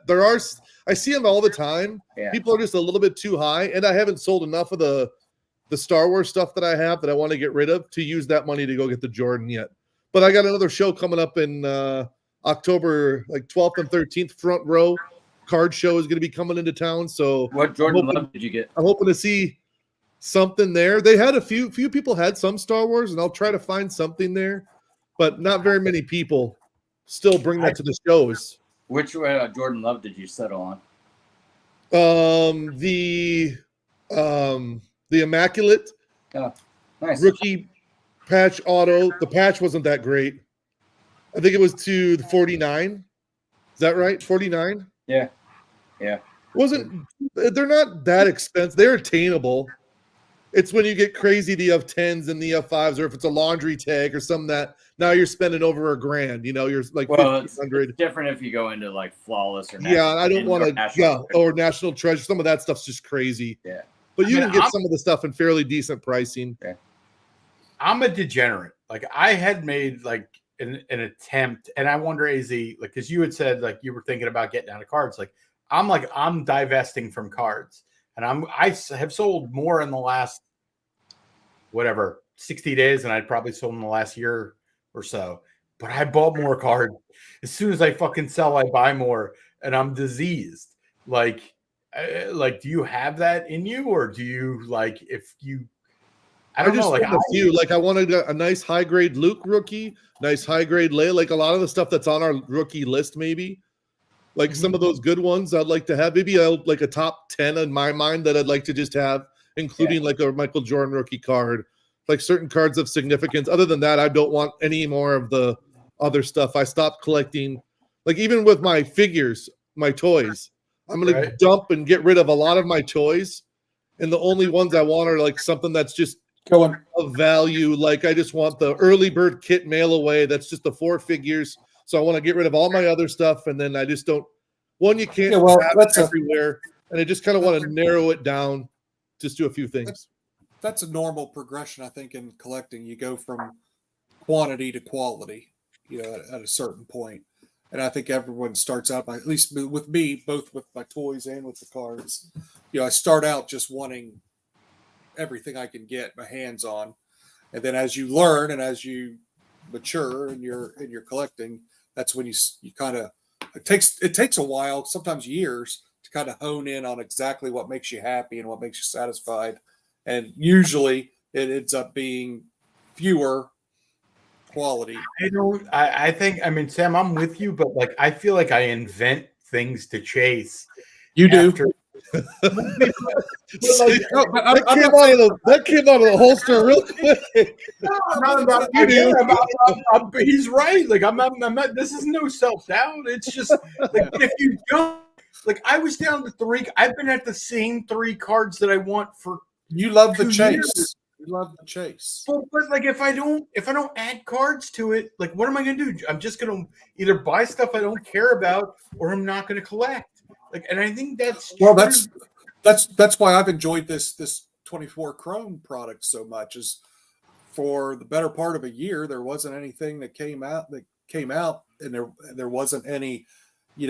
I'm an Ahsoka collector. I pretty much had, what I wanted or what was attainable or what was out there. So it was kind of like, well, what am I going to collect? So then when this hit, and I think I'm like a lot of people, we were starving for it, absolutely starving for it. So. Similarly, I think you're the same way. You just gotta have something to collect. So I'm sorry. I'm cross with AZ that I can't collect the new stuff. I'm sorry. Hey, Sam's, like last when we started this a year ago, and we were really talking like this and stuff. We all this live stream. Well, feels like that. Well, we're like, hey, what are we planning on doing in this coming year? Type of thing. You were going to focus on what, like higher quality? Is that what? No. I think what I said, which I have done a lot. I think what I said was I was wanting autograph cards, and that's what I've gotten a lot of this year. You wanted it at the beginning of this year. You wanted a Rosario auto. You didn't have a Rosario auto. I think at the beginning of this year. I didn't have a card. I had toy. I've got some action figures. No, I meant yeah. Which I got one, and I've got another one. I got a second one coming. It actually shipped from Official Picks. I'm gonna let's go shopping. While we're talking here, I'm gonna buy something ridiculous on eBay. Let me see if I turn down that offer for the Cara Dune, because if not, I'm gonna buy it. Go ahead, keep going, Sam. I'm just like I'm. No, that's what. So to answer your question, Sean, and I'm glad you asked me that, because we probably ought to remind each other of that every 2 months so that it keeps us focused. What we say in January, but yeah, I mean, I've probably got 40 or 50 autographed Topps Living cards this year. Well, not 40, 30-ish Topps Living cards autographed this year. In fact, when I go to Nashville next week, I'm probably getting about 10 more done in person. Where I'll do it. But where I'm in Nashville, I'm going to be getting like Wedge is going to be there, Dak, General Maydeen. General Maydeen's going to be there. Billy D and Wicket, but there's also a lot of side characters. A lot of But do you have no interest in pack pulled autos or what? I like pack pulled autos of the newer ones, but I also really value like these Topps Living cards. Just they pop with autographs on them. They just look great, and there are a lot of there's a lot of people that collect those. That's what got me on it. I saw a guy on Instagram who has a bunch of them. I think he lives in England, so a lot of the actors are over there, and he gets them over there and stuff. And I know I've barely I've got the low hanging fruit. I've got all the ones that you can go on Official Picks or Star Wars Autograph Universe. And pay $50 or $100, and they'll go to a show for you and get them signed and send them back to you. But there's 500 cards in the set, and there's probably people that have 200, 300 of the cards signed, by various actors and stuff. I've just got the low hanging. There's a lot more out there that you could get. A lot of people mail them to them in letters, like the old fashioned way. Hey, big fan, can you sign this card and send it back to me? I did send off. I don't know if I told you guys this or not. I sent a card to Dave Filoni, and I sent one to Kathleen Kennedy. No, Favreau, John Favreau. I sent a Chopper card to Filoni, and I sent a Paz Vizsla out of the 2009 Clone Wars set to Favreau. Sent them to Lucasfilm, and put a little letter in there. Who knows? We'll see. Good luck. It's worth a couple stamps. I mean, that's all it was, so. I have got a, like I said, there's a big Mando collector, and I sent him an email, and I was like, hey, I'm looking for this stuff. And he's like, I think I have all of that. And I'm like, oh, this could be good. I don't know what, and all it took was an email. I'm like, by the way, I'm over. I wish I should share my screen because I'm drunk and I might want to buy something expensive. So what should we buy? Let's see it. I just have up the screen here. Let me see if I can share the screen. Go buy a box of those South Park cards. Wait, hold on. Let me see if I can add this. No, I'm not going to buy South Park cards. Oh, there it is. All right, there we go. All right, I'm just going to randomly bid on shit. So I'm going to bid on this Goonies. Oh, you don't want that. You don't want that. Fuck that. We're bidding on everything. I'm drunk. Can I have uncut sheets are awful. Yeah, but it's fucking Goonies, man. Goonies is going to be Goonies is great. I just sold 10 cards for $230 that I bought for like 45 cents. So let's just have a good time. No, I would. A cartoon, I'd rejected the offer, or I would have bought it. Here is the zero. They want $100. I can't even make a best offer right now, or I would. Like it says make best offer, and then there's no offer here, or I would have made an offer. Boba Fett 101. That's a Mando, isn't it? Yeah, no, right here. This is the one below. Yeah, I can't buy this because I choked on the 101. The 101 sold for $300, and it's hard to pay. All right, fuck that. Whatever. Who gives a shit, right? 130. What is that? 2022? Yeah. The Book of Boba Fett. Yeah, I really. Again, I'm in a dangerous spot right now. I'm hammered drunk, so like we're gonna buy something. I thought you were gonna buy that set, then take that off the market. More whiskey. I've got whiskey right here. Like no, so like Sean, if you were talking about the Captain America, yeah, like I'm still Jewish enough that I know that he offered it to me for $400, and that I can't waste the $100. Like I could, if I could somehow. By the way, this is the card I bought for $200, and the PSA 9's listed for $3,500. And we know that what you list the card for has to be what it's worth, or the police will come to get you, right? Like that's what popcorn is. That's what we've learned, yeah. Fuck this. All right, here we go. We'll buy this. All right, buy that now. All right. What else will we buy? I need that one for my set. So we'll buy that. What else should I buy? I would rather see you buy that $3,500 one. Show us who you really are. I'm collecting the Andor set gold, and I only need 2 cards, and that's one of them. So I bought the out of 25. All right, how about? Whoa, scroll up. Buy that Mando. Oh God, no! Season 1? Yeah, it's season 1, but like here, I'll make an offer. That's just. Hey, I bought the whole set and the preview set, and I've got season 2 coming tomorrow. It's somebody's here. I don't even know what I'm making an offer for, but we'll make an offer for like $48. Like who knows? The current bid's $80. It's not. It's a buy it now. That's a starting bid. I got you. Yeah, no. It's a buy it now. So like, it was trying to tell me that Is that just for one card? I don't understand.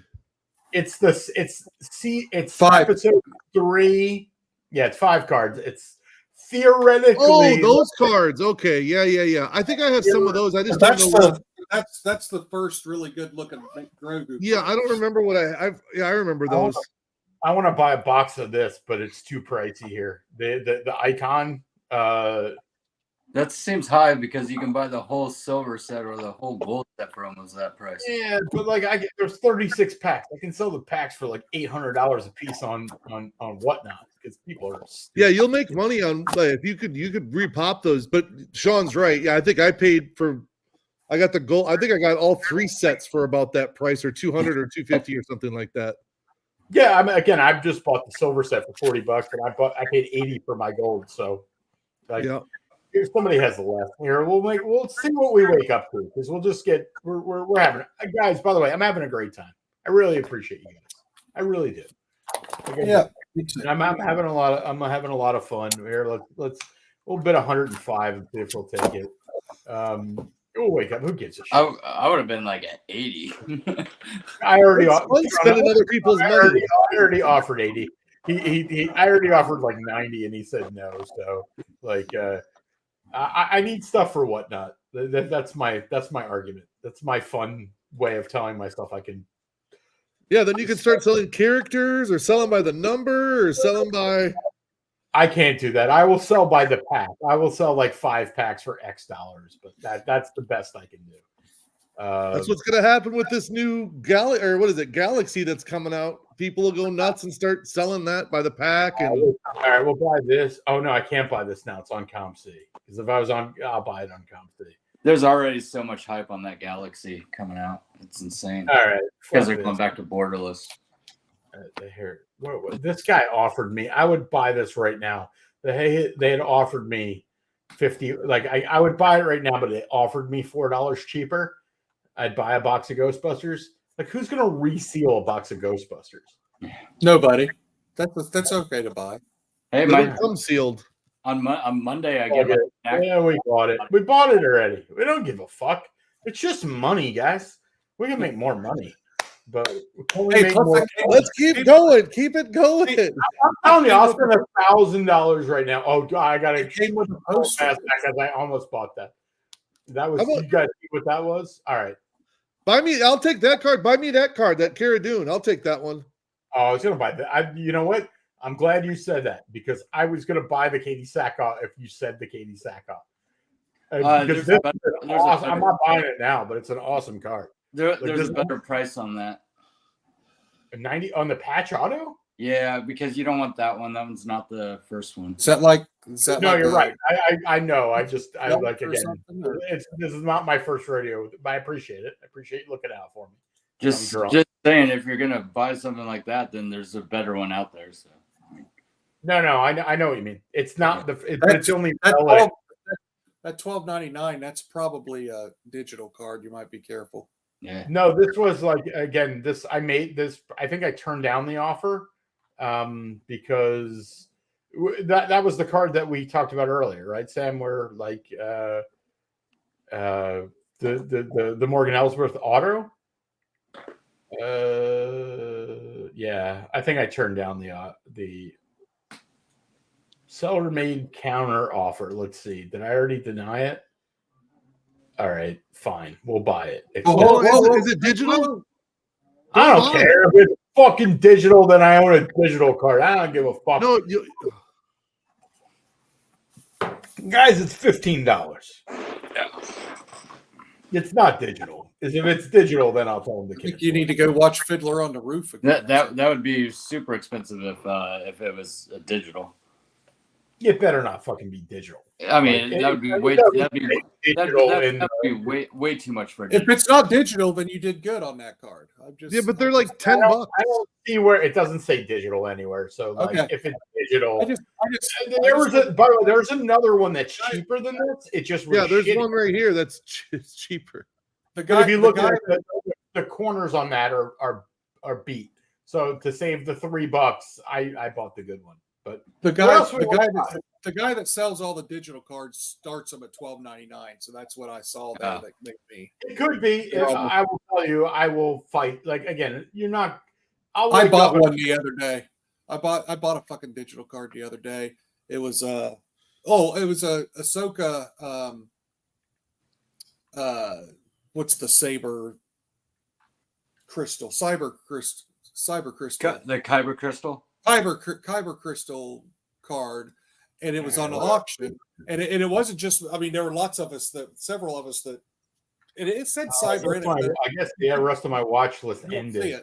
You don't have the Kyber crystal one, Sam? No, they're cool. They're kind of cool. They're cool. I pulled a couple, but not an Ahsoka. So they're cool cards. Should I make another offer on the Mando? I have the Kanan and the Ezra. Is that Wait. Morgan Helsmith? Is that Why a wouldn't you just auto buy that? on card or sticker? There we go. That a boy. That a There we boy. go. I didn't realize that the offer was still there. It's gone.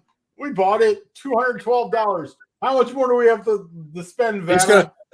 He's gonna be pissed in the morning when he sees my offer. Ah, gives a fuck. That guy's got to deal with it, not this guy, not drunk fun Mike. That's sober. I love it. Again, if you guys are going to stay up with me till 5:30 in the morning, the very least I can do is entertain you, right? Like, Sean, you go buy something now. I've already been buying. I have another offer that out there that for a big card. No, just buy something. Just buy something random. Like, I'm just spending money. Like, I let's see what else. I'll buy. What else can I buy that'll show up here that'll be funny? I got $2 coming in anyway. Now, anyway, next week. Here, I know how I'll spend the rest. I just got an email saying, "Sorry, that Cara Dune card sold." I was trying to buy a case on fucking Blowout, and like, man, won't let me do that now. I don't give a shit. It's just money. Mike, I ended up with 2 boxes of Nightmare Before Christmas coming in. I sent you that one box. Did you? Yeah, no, I got them for way cheaper. Oh, okay, good. I never looked at one, so I wouldn't know. Am I like not? Why does this not look like the real Blowout card thing? Because I'm like, I hit the. Oh, okay, all right. It's my attempt. It's my attempt for the Tim Burton auto that I'm after. So, you know, I was gonna buy a case of. No, talk me out of this one. I don't need special edition hobby. I that's one of the things that I've come off of is like collecting the sequel trilogy, like chasing Rey and Kylo. I'm like, fuck that. Go buy Grogu. Like that stuff's. Ooh, there's Sapphire. No, I know what. And now I know what I'm gonna buy. I'm gonna buy a Mando Season 1 hobby box. You were just on it. Yeah, but I want to search for like the cheapest one. Like that's.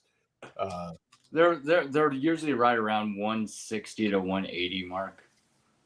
Oh, you know what? I might buy it too. Because I'm cheap and I don't really care. I'm gonna pull nothing, so I might as well get the cheapest nothing that you can buy. Look there, look, $90.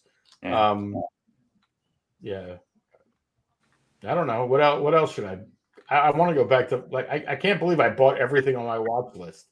I can't believe you guys talked me into paying Mealy Pops. Like it was very hard to have you talk you into it. Sure. A thing. I'm just drunk. I'm here. Speaking, we can live update, folks. Election 20. Like the bottle is almost half gone now. All right, let's go. What else should we buy? All right, I'm having Go buy a case of solo cards. Those aren't that bad. What's available? I don't think we can buy a case of solo. I'll buy a box. Yeah, you can. See if you can get some of those Star Wars Resistance cards. Ooh. Sean can tell you all about those. Yeah, I got a shit ton of those. Dude, you want one? I want the 101s if you have any. I have a 101 from there. I have one from that, and then I don't know, a few numbers, whatever. Send me the 101 because I'll auction it on. I'm gonna do whatnot. I'm gonna do a pure 101 night where that's what I'm gonna do. Just pure 101s. This is all. Why are you guys trying to talk me into resistance? Who's solo? I didn't. I said solo. All right, Star Wars.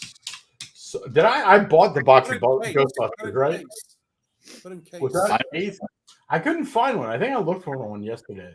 It's Why are you looking for a case of them? I don't know. Sam said buy a case, so I buy a case.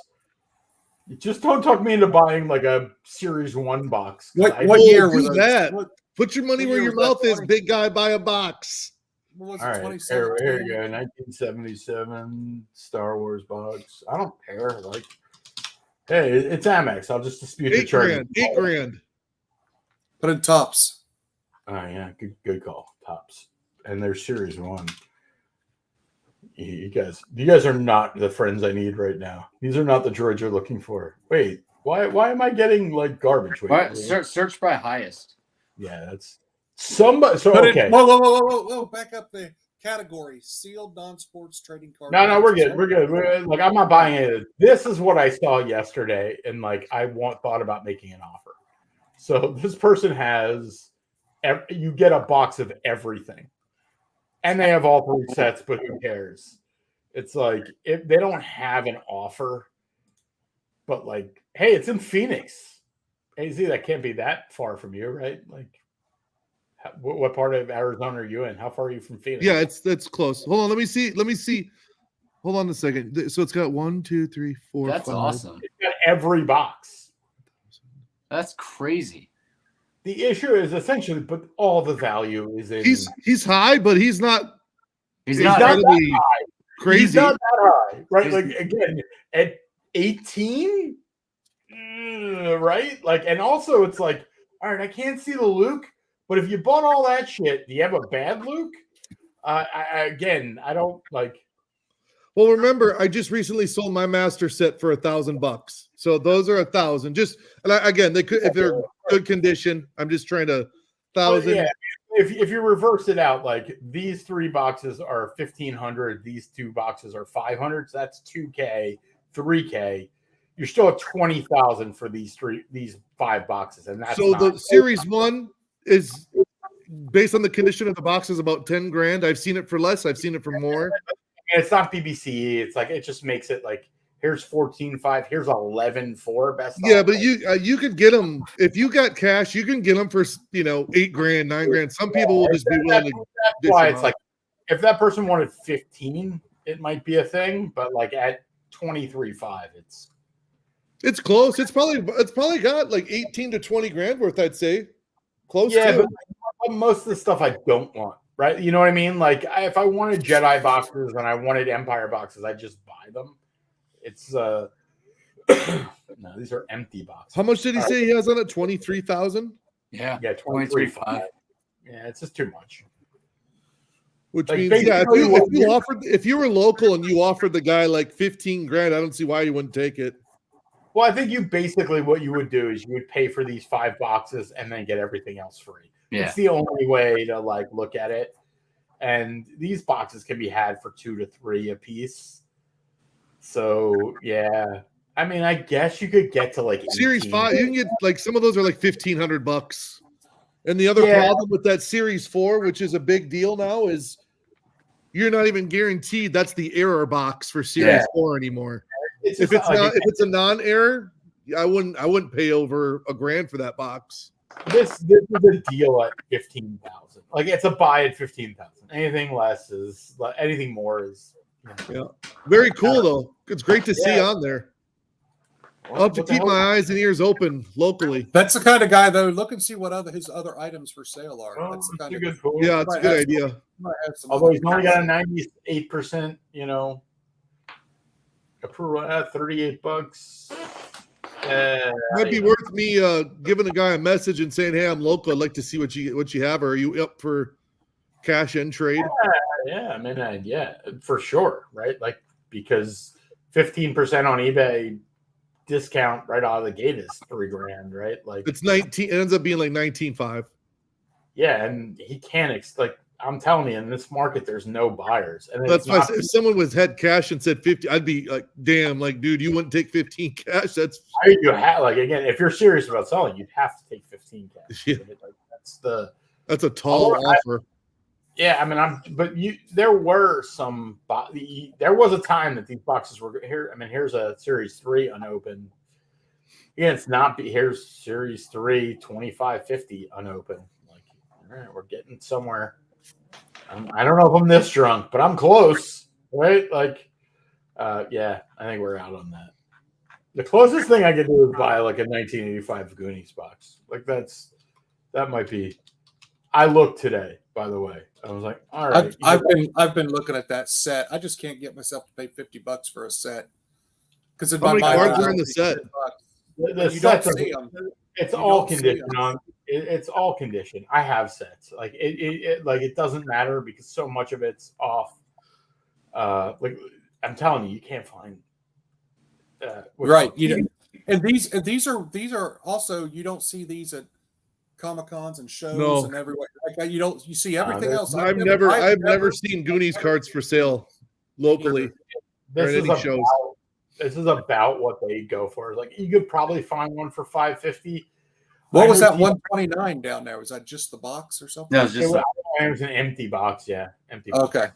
And with like that, With the black, yeah, they're out of line. Like if you want, like even at $50, it's got to be like all of them are blacked out. Like you can't find a. Yeah. But like TV and movie cards is like who I bought all my Sopranos sets has a box. I think he wants 600 on his site. It's probably on here at some point, but I don't know. I don't know. Again, what else we got? I mean, if I could buy the Superfractor that's up for auction right now, I would buy it. But like, it's an auction, so what are we gonna do? Oh, so this is TV movie cards. So this is a reputable seller, and he wants $629. I don't know, and a free shipping. You got free shipping, buddy? That's like that. That might be the difference here. Nope, $16.30. Fuck you. Give me free shipping. If I'm going to spend $600, you can pay the shipping, asshole. All right, what else we got? Why don't you just try an Art to Bart box then? Because you can't. Some of the reasoning that there is shipping cost that's listed is so that if an out of state or out of the U.S., out of the continental United States, the CONUS, it'll adjust to where they are for shipping, so you don't get stuck buying it. Fair enough. I do that with mine. Even if I have listings or $1,000, $5,000, $10,000, whatever, you're going to pay for shipping every time. I have to have it on there. This is fucking dangerous. We're in the danger zone, folks. Because now we're on TV. Like he's got everything. Yeah. I mean, this is like where it's like, oh, he's got a Raiders box. I'm already bidding like fucking. Let me tell you something. On Whatnot, you could make money on a Raiders box. Like buy it, buy two. Now there's how many's got available? Buy 3. There's Probstein. I mean, first of all, like he's selling this Superman 2 box for $180. I bought mine for $20. So like he's high. The Probstein has 2 BBCE Raiders boxes up for auction right now that I'm bidding on. I like that Tron box. 180 though. I love that Tron box. I'm looking for something that I can like. ET. I think like Sam. Didn't you pay like $80 for your ET? I didn't get an ET. I can't believe how much shit has gone up. So here's this one. This is that box, but I mean, he wanted $629 on eBay. Like, come on. You should be at whatever 500 on your own site, right? Like that's what I was hoping for. It would be at. That's 500. Such a cool box, man. If the box wasn't shit, I might buy it. You know what I mean? Like the actual, like I just got a Ghostbuster box for $60 and or $70 shipped. He wants 200. Is that something you're gonna you have to? Would you open that just to get the cards and get them graded? No, I mean I really like. I'm committed to doing Whatnot for like I'm gonna try it for whatever 5-6 more weeks. So I want to give it a solid try. I'm not saying that's all I'm gonna do, but like. It's kind of people want to rip this shit. Like, you know, they have this nostalgia. So like I've already ripped almost everything that I'm looking at here. It's more of like having it to throw in as packs with mystery packs and stuff like that. You know what I mean? Like how about a box of early Yo MTV wraps? There were a couple up for all right. That stuff's got to be expensive. I wanted one of those for a long time. It's what is it? Because didn't they have like the Tupac and the Biggie in there and everything? No, it's really the Beastie Boys. Hey, AZ, I just showed Mike tonight the Slim Shady boxes going around. Have you seen those? No, are they expensive? It's like $80 a pack or $70 a pack or something like that. And then to get a shot at an auto, but the autos are selling for good amount. They're all the Slim Shady. He doesn't sign a lot, so yeah. Yeah, all the Slim Shady autos are selling for. I need to know what box the fucking Beastie Boys are in. No, I but can there figure is a Tupac and there is a Biggie, I think. Tupac and Biggie are not in this. I've bought this shit before. Is Tupac there and a Biggie, different? Is there a different series? it's rap something, and Tupac. No, I mean I'll just look up their Tupac rookie. Wait, there's a hologram card. Look at that. Yeah, Tupac's not in it. Like Biggie, there's NWA in one thing, but there's a Dr. Dre in one. Yeah, like Gas made Biggie cards. Who's the same people who were making the Eminem cards. So yeah, like God, it's like rap something. Actually, I'm just gonna look up Rap Pack trading cards. Yeah, that they have NWA, Eazy, Dr. Dre. You can find that. I mean, I'm a Beastie Boys fan, so I bought boxes. They're in the OMTV wrap, and then the music boxes.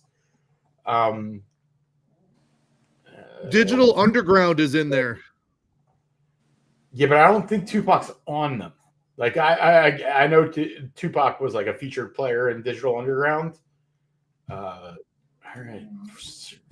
right. First of all, if we're going to talk, Beastie Boys Beastie Boys card number 103, Yo MTV Raps Pro Set. What 102, 103. There's 2 cards. You said what year was it? It's the 1991 Pro Set Yo MTV Raps, card number 102, card number 103. All right, here we go. I mean, I have Beastie Boys. Oh, 15 boxes? I mean, that's still a lot of days left, but like, what? How much can we bid on this? All right, guys. I don't know what 15 boxes, right? Like $200. I started with 150, so all right. It's not enough. What's it going to take to get in the lead here? Oh! All right, what's it going to take to get in the lead here? All right, 300 is where I'm at. Hold on. Wait a second here. How many boxes are there? 15 of the Yo MTV Raps. Yeah, 91. I'm like, I don't need 15 boxes though, right? Like, I just bid $20 a box, and I can buy one at 25 or best offer, right? Or is it opened, or is this have actual packs in it? No, it's open. I hate when people do that. Can you guys hear the Humpty dance that I'm playing? Yeah. Humpty dance, he's on chance. All right. These are terrible. I've opened these before. They're terrible. They really are. They're terrible. They're terrible. More whiskey, more nonsense buys. I'm gonna pull this out of my You are such a sucker, Mike. I love it. What else can we get him into? Oh, there are any golf cards? Like, I own these. You don't understand. Like, I own these Boys trading cards. I own all of them. Hey, you want to talk about Yo MTV Raps? Yeah, what you got? Do you have the set? In my album right here, I got the MC Hammer. That's it. I have opened the boxes, and you get like. Please, Hammer, don't hurt him. Hammer, now, which number is that? Which number is that? Hold on, I got 2 of them. Number 51 is the first one. 51. The first Hammer card? Yeah, there's 1, 2, 3, 4, 5, 6, 7. There's 8 MC Hammer cards. The other room. 1951. That's the number 51. Yep, that's the first one. That's 54. Yep, there's 8 MC Hammer cards. That's the first one, number 51. I could have swore there was a super cheap like this card. I could just buy the PSA 9 of the card I want. That would make more sense, right? See, that's why I'm moving into that. There's no fun in that. Now you're thinking like I am. No, but like you guys have to understand. It's like I've already bought these boxes.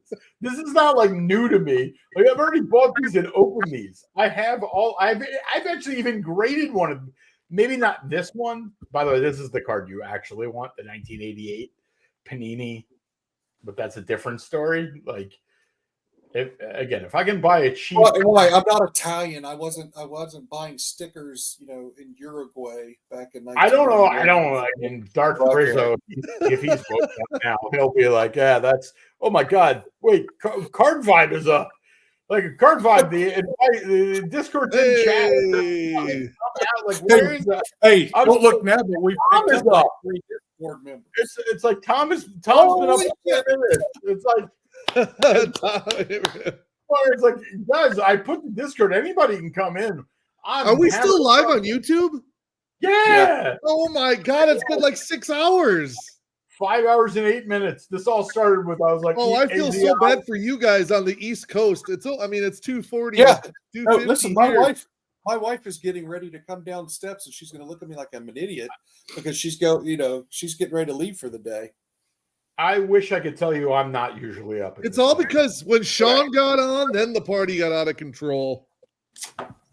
Sean, I demand you buy something ridiculous. Come on, man. I know you just spent $1,500 on an Ahsoka, but come on, back me up here. Buy something ridiculous. I have bids out for stuff right now. I can't. No. I demand. Well, I don't demand. I request that you buy Who something. bid? Did they make Sesame Street cards? If they did, I will buy Muppets cards right fucking now. Galactica. I have offers out for the Kevin Costner Crash Davis patch auto. The what is it? It's Kevin Costner when he was in Bull Durham. You remember? Oh yeah. Where'd that come from? They made a Topps triple threads. It's a big set, and they did a patch auto of Crash Davis. What's up, Card Vibe? Again, I get it. You guys can't even mind me. I'm looking at Home Alone boxes right now, guys.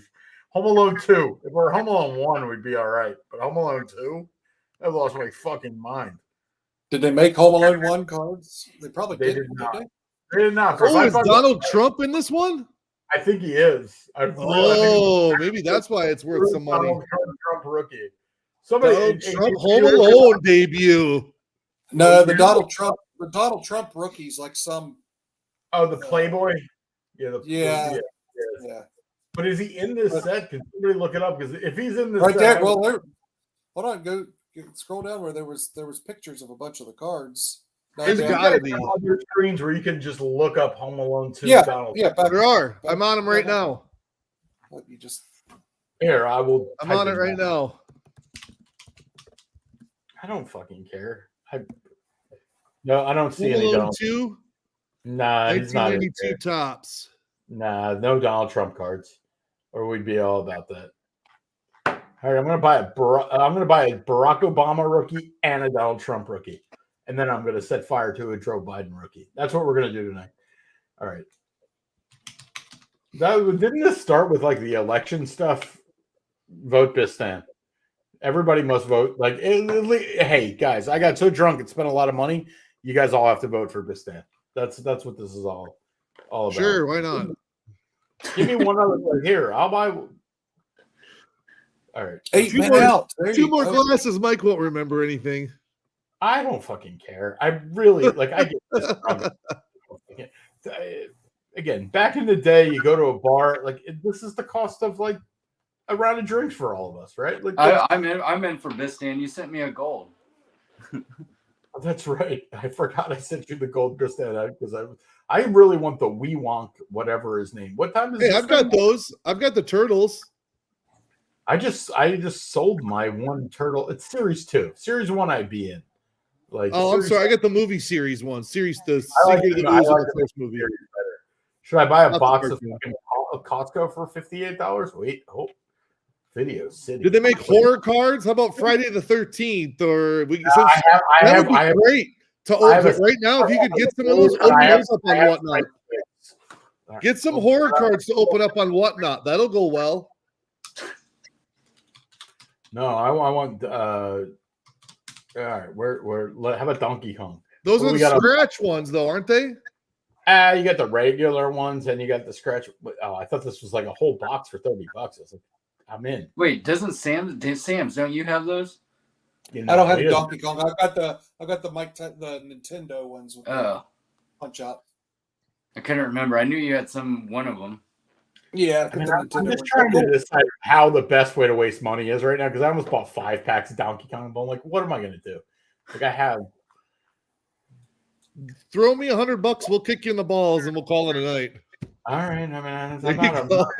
that's what I want. Pac-Man. I've opened Pac-Man Clear packs. Let's see. We have a box. I've got some of those Pac-Man ones. Oh, there's a box. See, it's days away, but I would bid. Can't somebody be desperate for money and selling one of these right now where I can buy it at a reasonable price? Doesn't anybody out there just need money and overinvested in absolutely the worst cards ever? Wait, how many boxes is this? Oh, they pulled the packs out to try to torture me. Empty boxes. Fuck you. Super Pac-Man. Fuck you. No. All right. All right. How about Street Fighter boxes? You guys think there's a Street Fighter box? I don't know. That's beyond my. There we go. $500. That's too much, right? Like that's clearly too much. Wait, that's complete set. Guys, come on. All right, I'll make the offer. What do you guys think? Wait, before we make the offer, let's at least look at the other boxes. So I don't make. I just want you to do it. I just it's fun. I can't wait for the next. The next video is why the hell did I do this? I don't care. I honestly, I haven't had this much fun in a while. Seriously, this is more fun than I can ask. Ironically, this is before I met Mike. I kind of bought just like this. I was just like, hey. That's what yeah. Cool. That looks cool. That looks cool. Yeah, exactly. Haven't we all done that? Trying to make sure I'm buying the right fucking thing. Oh wait, he's got $250 a pack. How many packs are in the thing? Right, like Sam's. I never do research. Did you? Very rarely. I'd always have to screw up before I learned the lesson. Like well, this is the lesson I've actually learned. Like, when you're about to buy, is like just actually do a little more research to make sure you didn't overpay for the thing that you absolutely were just going to pay way too much money for. Like, I know I messaged Mike and I'm probably messaged AZ and Popcorn at some point, going, "Hey, I just bought this. What the hell did I just buy?" All right, we're going to offer $50 for this box. Hey, because. PayPal, I just got money. Nice. Yeah, well, somebody's got to come on. Somebody's got to join me here. I want to say I'm pretty sure I sent that to AZ before, going, dude, I don't even know what I just bought, but I bought this. Do you know what it is? I think I did that to everybody. My offer. How dare you? All right, $60, $58, $57. You scumbag. Are you going to instant decline that? No, whoa, that's a lot of shipping. All right, whatever. Fuck you. Fuck you, pay me. Why would you make me tell you I'm going to pay you? You fucking instant decline me. Yeah, eBay. All right, we're out on that. See, this is what here we go. This is not be fun. All right, Hey, what else can I buy? This card's going to Arizona, AZ. Uh-huh. It's AZ who bought it. He just wanted to make you feel good about yourself. He knew you were around, Sam, and he was like, I just like. You know what? I'm gonna demonstrate how I ship while we're doing there. You know? I swear to God, I thought he said, I'm going to demonstrate how I shit. I had a bunch of these back in the day. These came up in an auction. They'd made different boxes, and some were in triangles, some were in squares like that. This was a decent set to sell. These I have the master set of this shit for that. Yeah. Right. I think that moment See, is that's gone. what's great. It's back. See, you buy the tops. When I buy my Tops Now cards, they come in these little things. You keep them. Just slide your graded card in there. You got your bubble mailer. Bada bing, bing, boom. Again, I have such a like. By the way, Albert has been in charge of shipping here for a long time, so Got to go over here to Pirate Ship. pirate ship. Oh, like That's what I used to. I just use the fucking email. Oh, you're sold it on Facebook anyway, right? Yeah, I saw it on Facebook. Yeah. All right, Man, guys. I'm Well, this out guy- of here. I gotta go to work in 3 hours. He's got to work in 5 minutes. Man, what are you doing? I'm still drinking. I don't even have an empty glass. I gotta go too. It's 3:00 in the morning. If we don't end this, I don't know what's gonna happen here. Mike will end up spending another $400 on something. I'm going to spend more money anyway. All right, fine. You guys are. Good just night, worried. guys. Have a good night. Good ya. hearing you guys' voice again. Sam's have a Yeah. good time next weekend at the con. Wish I was able to see you. Oh, you're not going to be able to make it? Yeah, I couldn't get anybody to drive with me, so I'm gonna call it. Won't be able to go. All right. Take care, guys. Have a good night. Thank you. Yeah, it was a lot of fun, buddy. All right, Sam, it's just me and you. All right, what are we All doing? right, I'm finishing this. All right, wait, we need reinforcements. Who's watching this? We need reinforcements. Card Vibe, Tom, get in here. I still have a half a bottle of whiskey and a lot of money to spend. I really am. All right, let me see here. I get Upper Deck Thor packs. I'm just going like into the Rolodex, Sam, of things that I've turned down. That I'm I probably should have bought. We missed the boat because this guy that bought this card off of me is in Europe, but he's got it. There's these people that collect. You could send cards to their house and then they'll send it out for you. As you get enough of them. And I just think that's genius. Well, I'm shipping this to Arizona, but that's when I sold my first night on Whatnot. I did like a very late night thing. All my buyers were in the UK, so I shipped everything to New Hampshire. And yeah, it's almost like a freight forwarder or something. There you go, $4. I thought it was a scam at first. I was like, "Am I getting scammed?" And it was like, "No, it was just like." I wish Time to Sell Surplus would use one of those things, so I didn't have to pay $9,000 shipping. Right. All right. If anybody's still watching, tell me what to buy. What's that? Shipping label. Boom. Oh, there you go. That's my Rolo printer, baby. I can't believe there were Upper Deck Thor boxes or packs that were like up here, and it was like 26 packs for X dollars, and I'm like, I can't do it. Now I'm dying for it. Where are you, Thor packs? I got to see if they sold. What year is it? It's 2011 Upper Deck. Yeah, I don't see. There were these fucking packs, and I would buy them all right now. I'm not gonna buy a box of this garbage, but factory see. I'm just looking for anything to buy at this point. All right, listen, I gotta roll. I'm sorry. All right. I mean, when I run out of this whiskey, I'll end it. But it was good seeing you, Sam. Yep. Hey, good seeing you. I'm sure I'm drunk enough that I can hang out for a while. All right, buddy. Good night. Good morning. All right, it's just me now. It's just me and you now. Hang in there.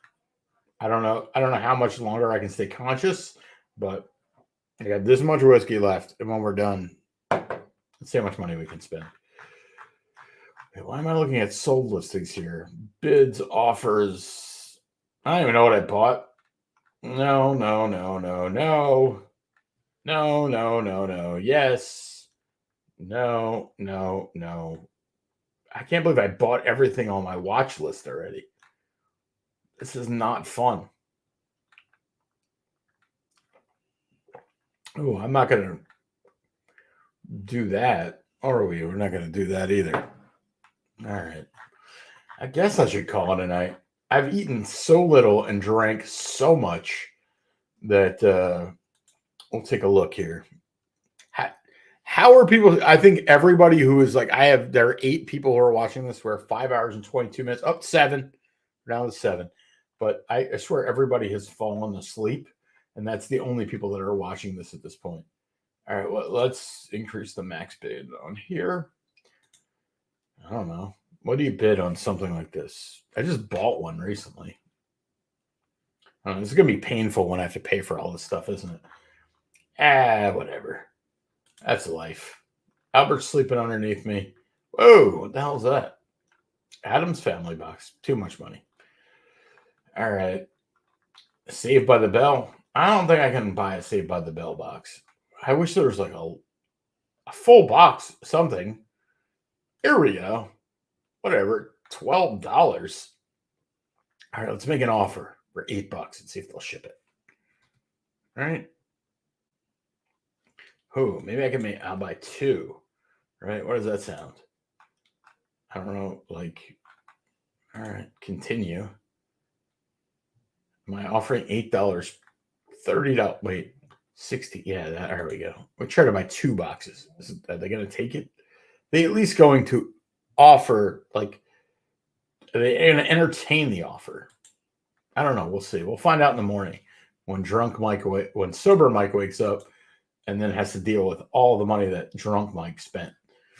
All right. But for now, drunk Mike gets to continue his, all right, Desert Storm. No. Okay. G.I. Joe. Maybe. Superman 3. Richard Pryor. Goldberg. No. Jumanji. All right. Let's bid on the Jumanji box here. All right. Jumanji.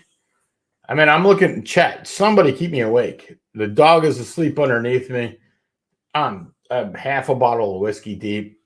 That's just what we do here. $14. All right. All right. $17 is as much as I'll go on Jumanji. All right. It's in 5 days. I'm never winning that. What the hell? All right. What else? I've been outbid. Fuck those people. Video City. No. I'm not buying that. Not buying that. There's another Superman 3 box. I can't imagine Superman 3. Card vibes here. All right. At least somebody's here. Right? Card vibe. Give me something that I should buy. I'm not buying Decision. I kind of want to buy Decision 92 right now. And I kind of want to buy it. Like, it's $12.95. Like, how wrong can I go for $12.95? I mean, I've got All My Children for $16. And, I mean, obviously, I'm deranged. But, like, at some point, you're like, all right, well, what else do you have? If you have All My Children, I wish that, the Tomb Raider were something better. All right. Let's see. I'm trying to get... Now I'm lost. Nope. Lost. I've lost my place of, like, where are my boxes? Yeah. All right. Even the dog is like, seriously, buddy? The Georgia-Alabama game's today, and you're fucking drunk? No, I said non-sports trading cards box. Why am I getting football? Oh, vintage, sure. No, let's try this again. Sports cards box, but in the actual non-sports category. All right, let's see here. ET, ending soonest. 5 minutes. More of these fucking Pro Set boxes. I've opened them. They're pretty good. Anything else worth bidding on? I'm not paying that much for a Book of Boba Fett. Box of. All right. I've never seen First Contact before. Let's see here. How about lowest price? Older DC boxes. I can't buy. Upper Deck getting licensed. So I can't buy comic images. I just don't know. I don't know what I'm buying. I'd like a 1989 Batman box.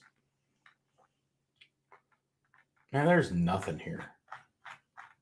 Let me see what is the Topps Batman box run?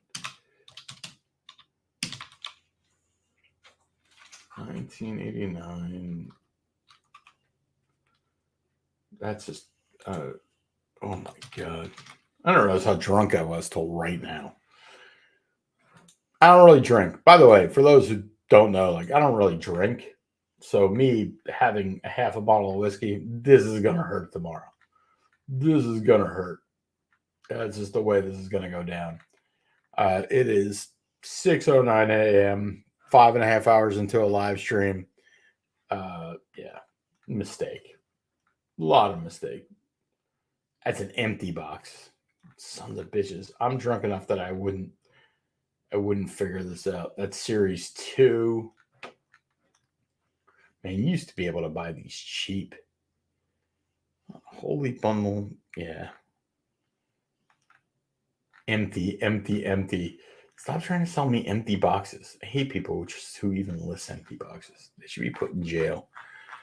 All right. What else could I buy? Oh, I know what I want to buy. I'm actually going to buy this if I can find it.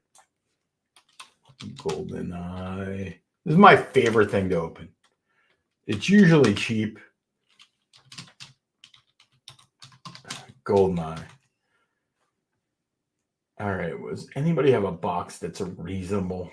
It's not like 16 sealed packs. All right, here we go. I don't even need the there we go. I don't even need to make the offer. I love this. This is one of my favorite sets. There we go. Cheap like $30 for Batman boxes. All right, well, we're paying for this now. What year did you say? Let's see. 1991 DC Cosmic card box. 45, 30, 18. No, it's empty packs. Do I have lowest on here?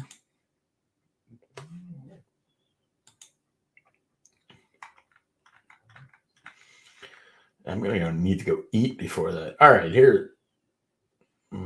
Let's say see photos. What's wrong with the box? Oh, they're opened. See photos. See photos as in I opened the box. You should see that I opened the box.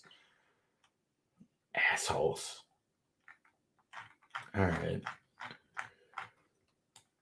Let's see. What else could I buy?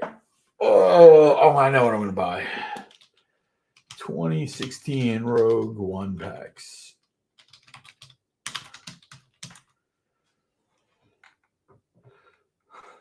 What the hell?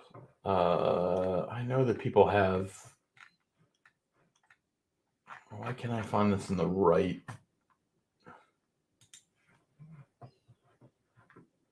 $240. How many you have though? Like so the question here is like if I go 6, what kind of shipping you trying to charge me there? All right, there we go. Check out. I don't even know what I'm buying.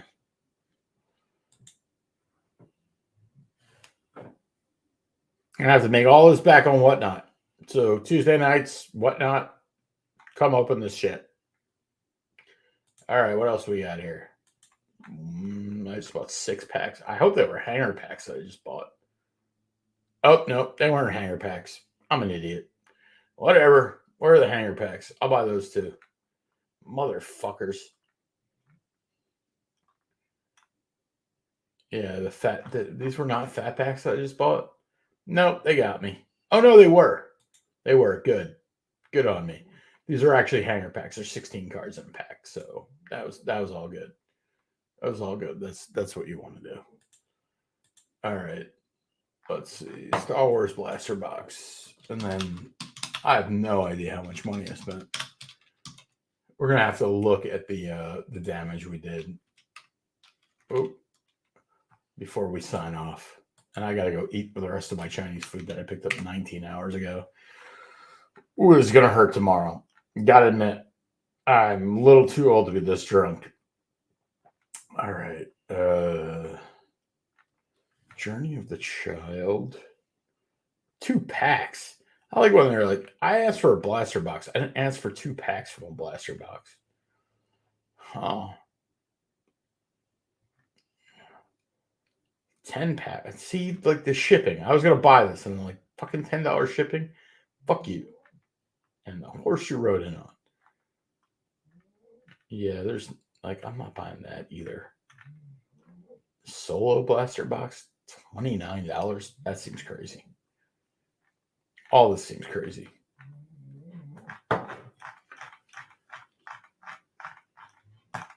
All right, let's recant the damage of what we just spent. I'm supposed to be my purchases, not the. No, I asked for purchases, you scumbags. Even eBay knows I'm drunk.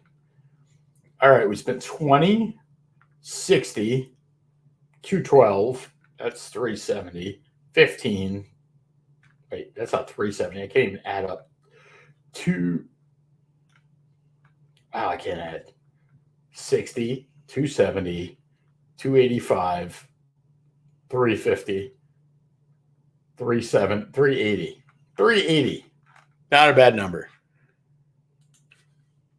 Better money spent compared to sports betting. I know from experience. Oh, yeah, don't worry. I'll be there tomorrow. I didn't buy, I have to admit, like, I mean, I bought these packs. I'm drunk, and I'm not going to, apologize for my behavior. Well, I'll apologize for my behavior, but I'm not going to, whatever the word is. Like, I didn't do that bad. I actually wanted these packs. This box, I'll open all this shit on Whatnot. This Cara I offered $165, so I paid 30 more than I actually offered. So it's really $30. This Morgan Elsbeth, $15. It's a rookie auto. It'll go in a pack.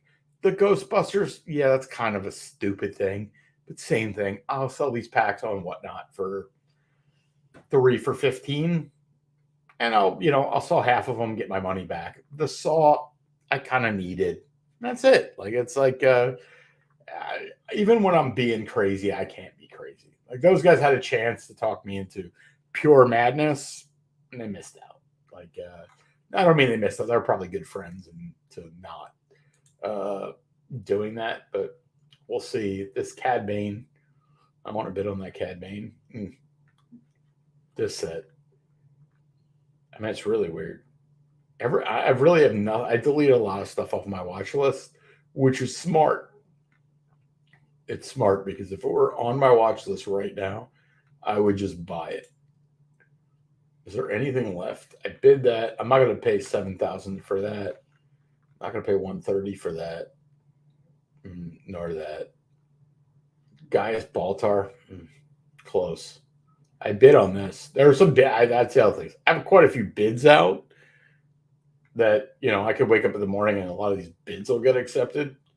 And just, I forgot I put a bid on the icon box, and I don't know what else.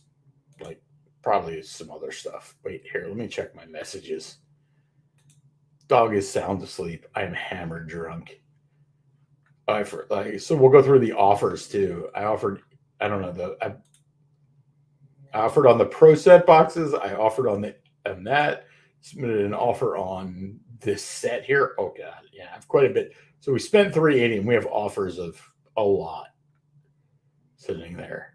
Oh, counter offer pending. Whatever. What are you gonna do? All right. Well, it's 5 hours and 36 minutes into this. It's 6:17 in the a.m. I'm Not Sports Cards, and I am